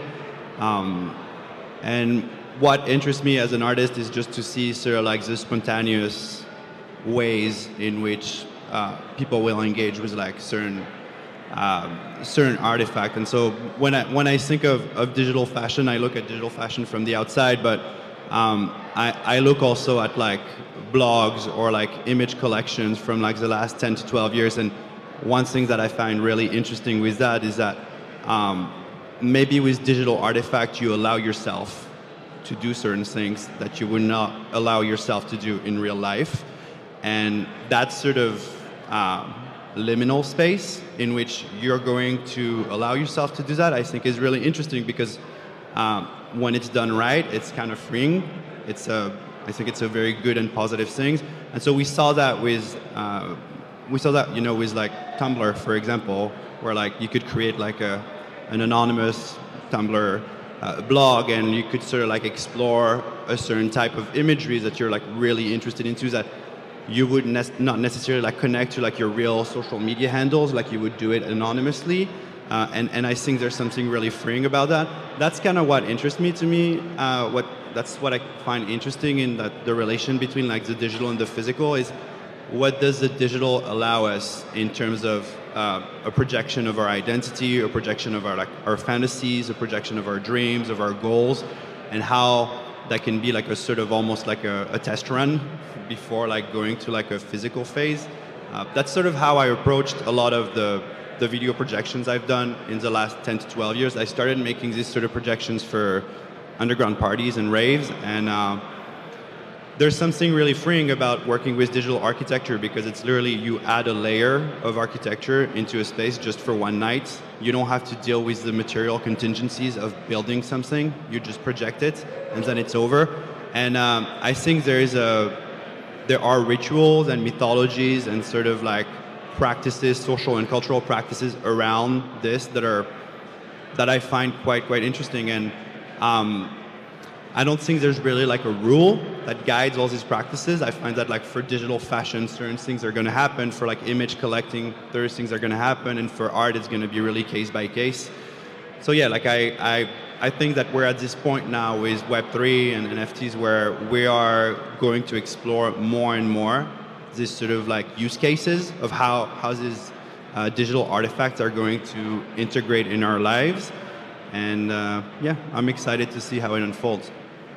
Absolutely agree with what you just said about not having any rules. I also don't think that in digital space there are any rules, any guidances you should follow.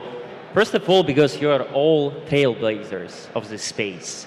People who are here, people who are using the technology, people who are innovating, because definitely there is a huge aspect of this risk through innovation. Something that you're not going to try in physical world because sometimes you're lacking resources, you're lacking creativity, but in the digital space, you just do it and you see how it works. And I know a lot of cases, specifically in fashion and art cases, when people were drawing, creating something in digital realm, and in a couple of months, years, you have it physically, which I absolutely love.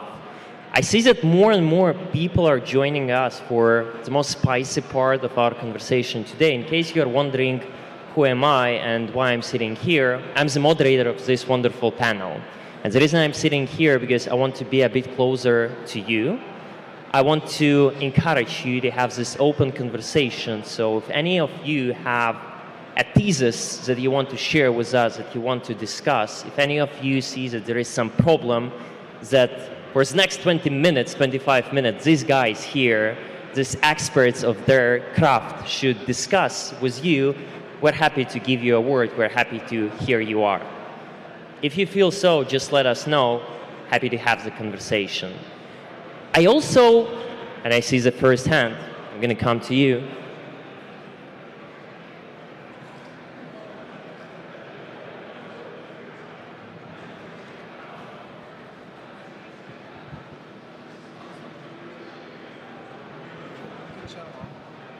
Make sure that you introduce yourself to the audience and yeah, enjoy.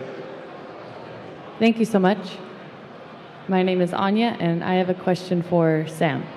I'd like to understand how, as an artist, you use fashion conceptually, and you use fashion as like representing aspects of you or your identity, which you're then performing movement inside of that fashion, and then you're filming it and editing it in a certain way and adding music to it. So all of these layers, how do you bring all those together? Or how do you use fashion conceptually in your performance as a way to kind of signify the kind of person you are or the person that you want to portray within your performances, which I find really powerful? Thank you, first of all.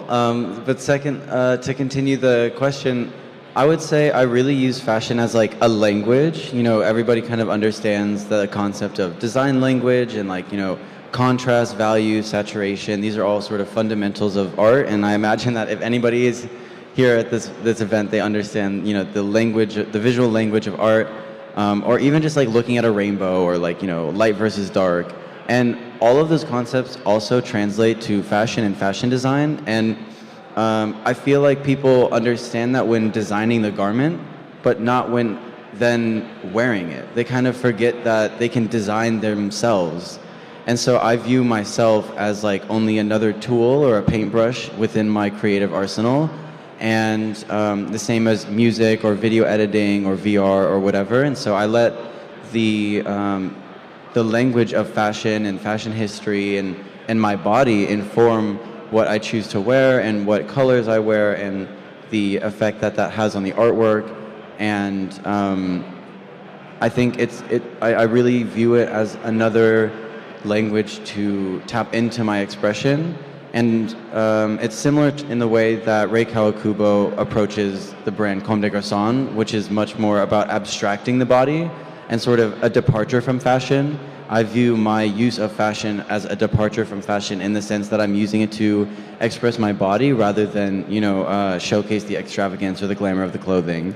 And of course, I do love glamour, I love clothing, but it's like, not necessarily about the clothing, but rather the language and the story that I'm telling with the language of fashion and my body. Lovely. Thanks for the question. Anyone else want to participate in the discussion? Good. Then I'm going to continue with another big topic that I do believe all of you eager to discuss today. That's the role of co-creation. Co-creation, creators' economy, that perhaps is the best way for us right now to connect this physical world with the digital. All the designers, all the artists who have never heard about Web3, and perhaps they were shy to show their work, they were shy of their expertise, their vision. Starting in Web3 space, I personally feel like they got this courage, they got this support from other people. There are so many stories of people who've never done anything in physical world but started with Web3, and they're doing amazing, right, Sam? Yes, those are those people. So I want to hear from you. Do you believe that this co-creation in Web3 space is something that will actually drive this connection, this transition from one world to another? Nicola, why don't we start with you? Well, coming from fine arts and contemporary art, I think one of the things that really blew my mind with Web3, working with structures like Bright Moments or working with structures like Ebb, is how you have the opportunity to re-implicate the audience into an exhibition project or into like the physical space of an exhibition. And I think that's something that's really missing in contemporary art.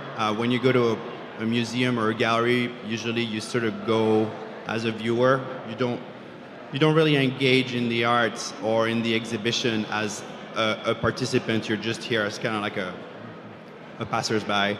And I find that aspect really new, and it's something that I wasn't really familiar with, but I find that aspect extremely exciting, because I think when we talk about culture, we talk about an exchange, and a lot of very successful cultural forms have a very successful form of exchange between a creator or a group of creators and an audience, and there's this sort of dialogue that happens. I think when you look at like what happens with influencers and social media is like sort of like one example amongst many, but you can see that also in music. I think maybe you'll start seeing that in fashion. And so, yeah, I think like co-creation is definitely a really essential element that also kind of like give like a bit of a kick at the traditional idea of like the artist as being like this sort of like creator on its ivory tower, and like all of a sudden you become more of an artistic director or you become almost more like a community manager or something like that. And yeah, I think there's something really refreshing about that because at the end of the day, I think culture needs to be democratic to be successful. It cannot be like this sort of pyramidal system where there's like this like established hierarchies, and if you're like at the very top and everybody else is at the bottom, eventually this kind of system is gonna exhaust itself very quickly. Lovely. Thanks for sharing, Julian. I see that you want to be the next one. Actually, for you, I want to ask the same question and expand it a bit in a way. Can you share with the audience what are different ways of co-creation, specifically in fashion? Is it like community participating in all of this digital wearables, VR, AR, filters development? Is it some other way how you see the space will benefit in the future? I mean, there's so many ways and opportunities to do it, especially with all the tools that we have now. And like as a personal experience, like one of the reasons why I love co-creation, and especially for artists, it's also like the immersion part of it. Like I remember in like 2018, I was at the concert of Management, MGMT, and they had put some cameras on stage with screens in the back, and they were filming the audience and the crowd, putting them on screens and adding augmented reality layers on us. So it was like the crowd was part of the performance of the artist in the same time. So I feel like co-creation can also be enabled through this kind of like immersive, engaging experiences, which makes the artist able to co-create art with their audience and their visitors. And that's one of the main reasons why I think co-creation is so beautiful when it's enabled with the right technologies. But in terms of fashion, we had a few use cases. We did a co-creation challenge with our community. So we have professional designers that know how to use those 3D tools like Cloud 3D or Blender, and they can create with us or with our brand partners to create fully like digital fashion collections that we can then produce and distribute in many ways. But something even more interesting that we did recently, and it's super easy to access for everybody, is using AI to co-create with brands. So we did this with Tommy Hilfiger last month. And we enable a channel in our Discord server with Midjourney AI, and it was open to all. So anyone who's never even touched a pen or a piece of tissue could actually create fashion via Midjourney AI, prompting some fashion prompt.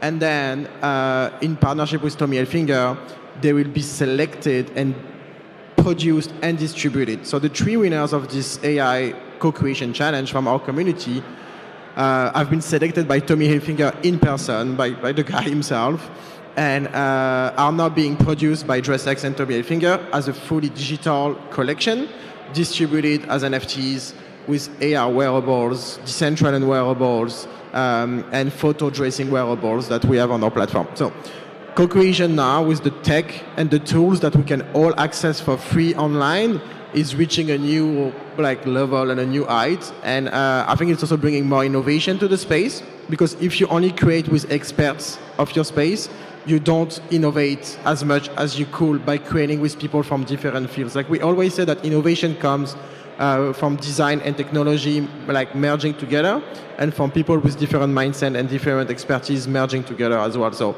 that's just the beauty of what we can create now. Yeah, and I do believe that obviously the keywords here are this diversity, community, and something affordable, because you don't want only experts. You don't want only like 5-10 people whom you've been working for a while to do it for money or whatsoever. You want actually to build something for people, by people. And key element here is people, community who can participate in it, who can share some feedback, who can actually use the technology and perhaps even innovate it, as you said. I remember this last event that you guys, DressX, organized. Actually, it was the first day of Paris Fashion Week, beginning of March. It was an amazing event. I do believe, Sam, you were there as well. It was an amazing event with huge photo booths where you can actually, it's like 3-meter long, where with your friends you could take videos, pictures of you wearing Domino's, Tommy Hilfiger, all of these wearables on you. And I do believe one of the best things that the successful brand like DressX can do is to listen to some feedback from people. I do believe it was the very next day when Daria one of co-founders of DressX came to me and asked me, like, what did I like? What could be changed? Like, what were some of the elements we would like to change? And having the same booth 2 days ago with Daria, I saw that you guys made some changes. It's more a group of people, a few of you can take pictures. So within 24 hours of that comment that you received and that you gave us as well, we added a feature in the app to make some of the outfits available for two people at the same time, so people could create fashion with friends and not by themselves. But literally, like, we did this like a day. It was insane. I freaking love it. That's the feedback, that's the community aspect we're talking about, because it was literally yesterday at the Shumis event, together with Daria, we were standing there, and we're enjoying it together. And you listened to this feedback, you made some changes. Props to you guys, that's the way. Sam, I want to hear your opinion as well about co-creation and creators economy, its role in merging this digital space with physical and vice versa. Yeah, I think co-creation and working with the community and the tools that the community provides for you, especially in Web3, is extremely powerful. In my introduction, I said, I graduated art school and went straight into Web3, and I had no traditional industry experience with anything, but through like the guidance of just everybody around me and everybody helping each other out, it was really, really exciting to get involved, and people really appreciated the excitement and the innovation and the meritocracy of just the community. And I think that also ties back into what I was saying about how digital and physical creative processes have sort of blended together, because we can meet in person and collaborate in person, or we can send files across the world, and like the way in which we can collaborate as a community or engage our audiences has completely shifted and become like just this big amalgamation of co-creation. Yeah, I do believe it's more about having this fun element, having this experience with people, not just building something for the sake of building and having this technology who never would even use, never would even enjoy. It's actually what we're talking here about, like something for other people to share, to have fun about, whether it's some digital wearables, whether it's some digital art that you can redeem later on as a physical piece that you can put in your watches or whatsoever. Guys, I feel like we're about to finish very, very soon, so I want to make sure that all of your questions, all of your comments are answered there. Anyone else brave enough to share your thesis, thoughts about the topic we're discussing here today? I have a question. Let's go. For you. No, because I mean, Nicolas has an amazing art installation right here. It was also at NFT Paris, so like people were like lining up all day to try it, and it's a very cool piece.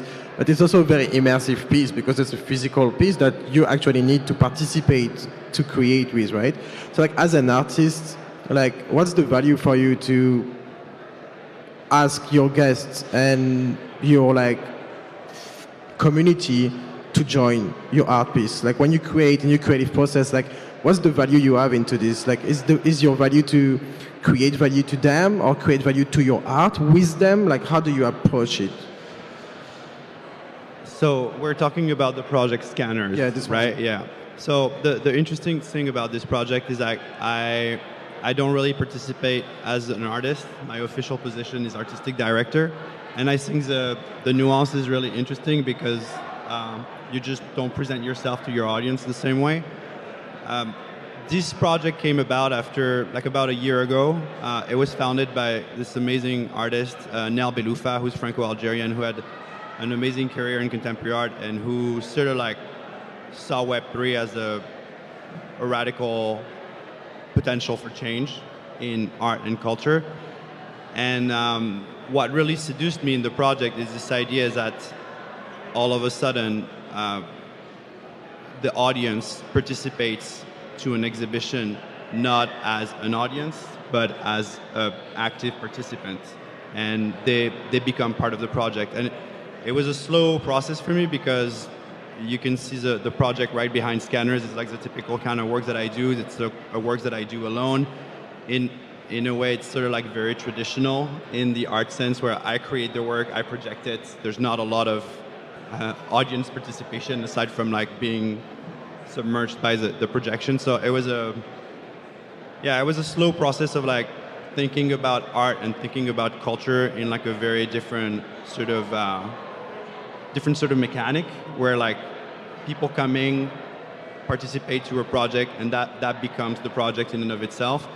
It's really interesting, especially connected to this idea of digital identity, because one of our goals with the project is to really kind of take this physical imprints from people, but also take their data from like their Twitter handle, or like, sorry, what did you say? You don't want to say that.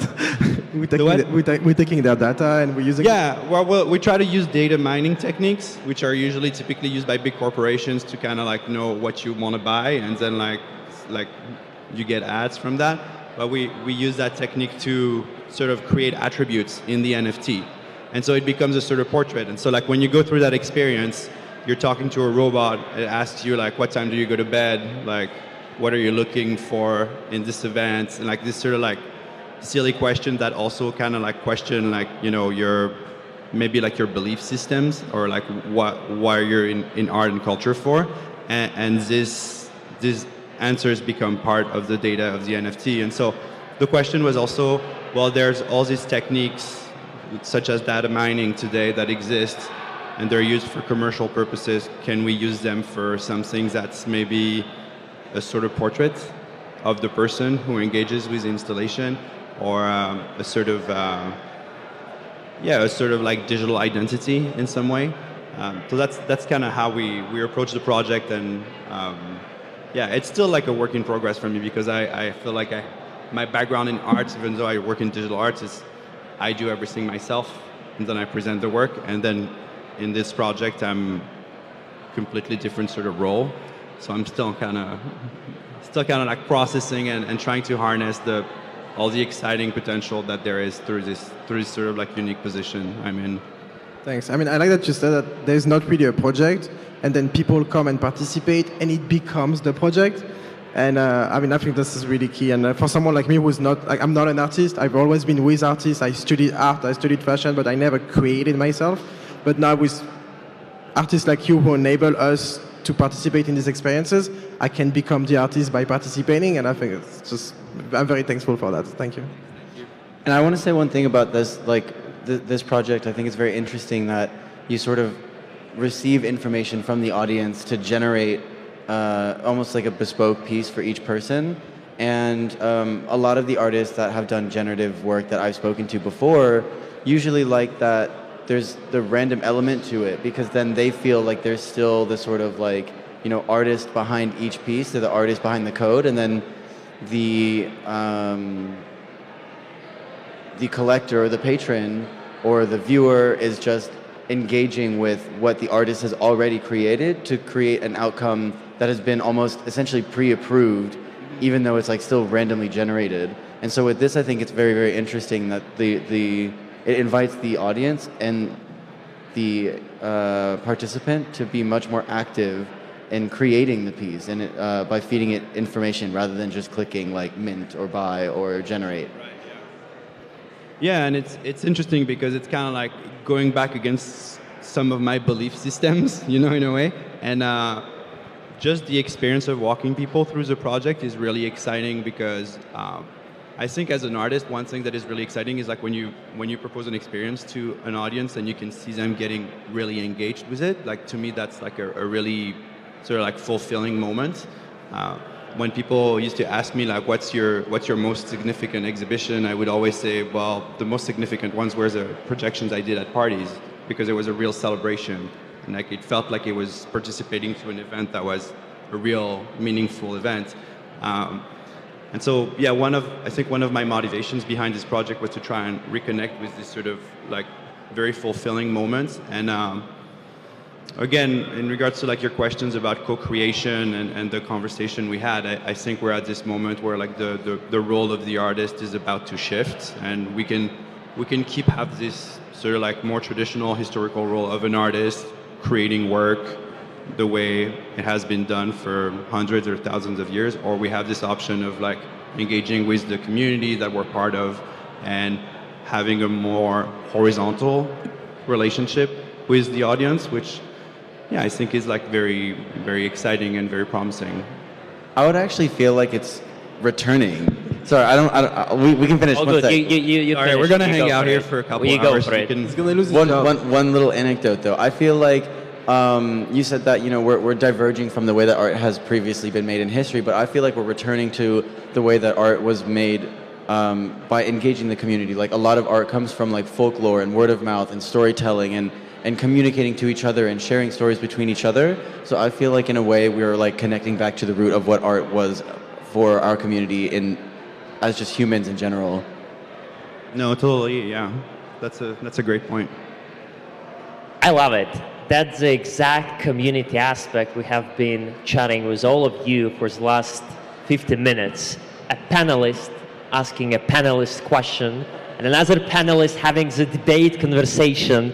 That's the best possible way to end our panel here today. I do believe that I truly fulfilled everything that I promised you, to have this relaxed, friendly conversation at the end of the day and to connect with the audience.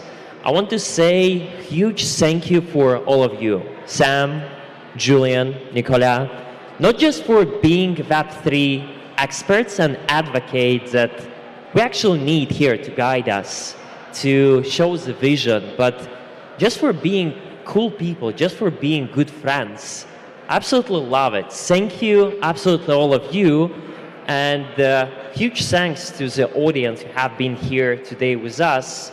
We hope you enjoyed it as much as we did. And see you in the metaverse, right? Thank you. Thank you. Thank you so much. Thank you, Sam, Nicholas, Nikki, and Julian. Beautiful way to end up Proof of People X Refraction. We might still have some food in the back. We definitely still have some live mints going on. Make sure you check out everything available around the exhibition. I have been the Godfather.eth. Glad to be here with y'all.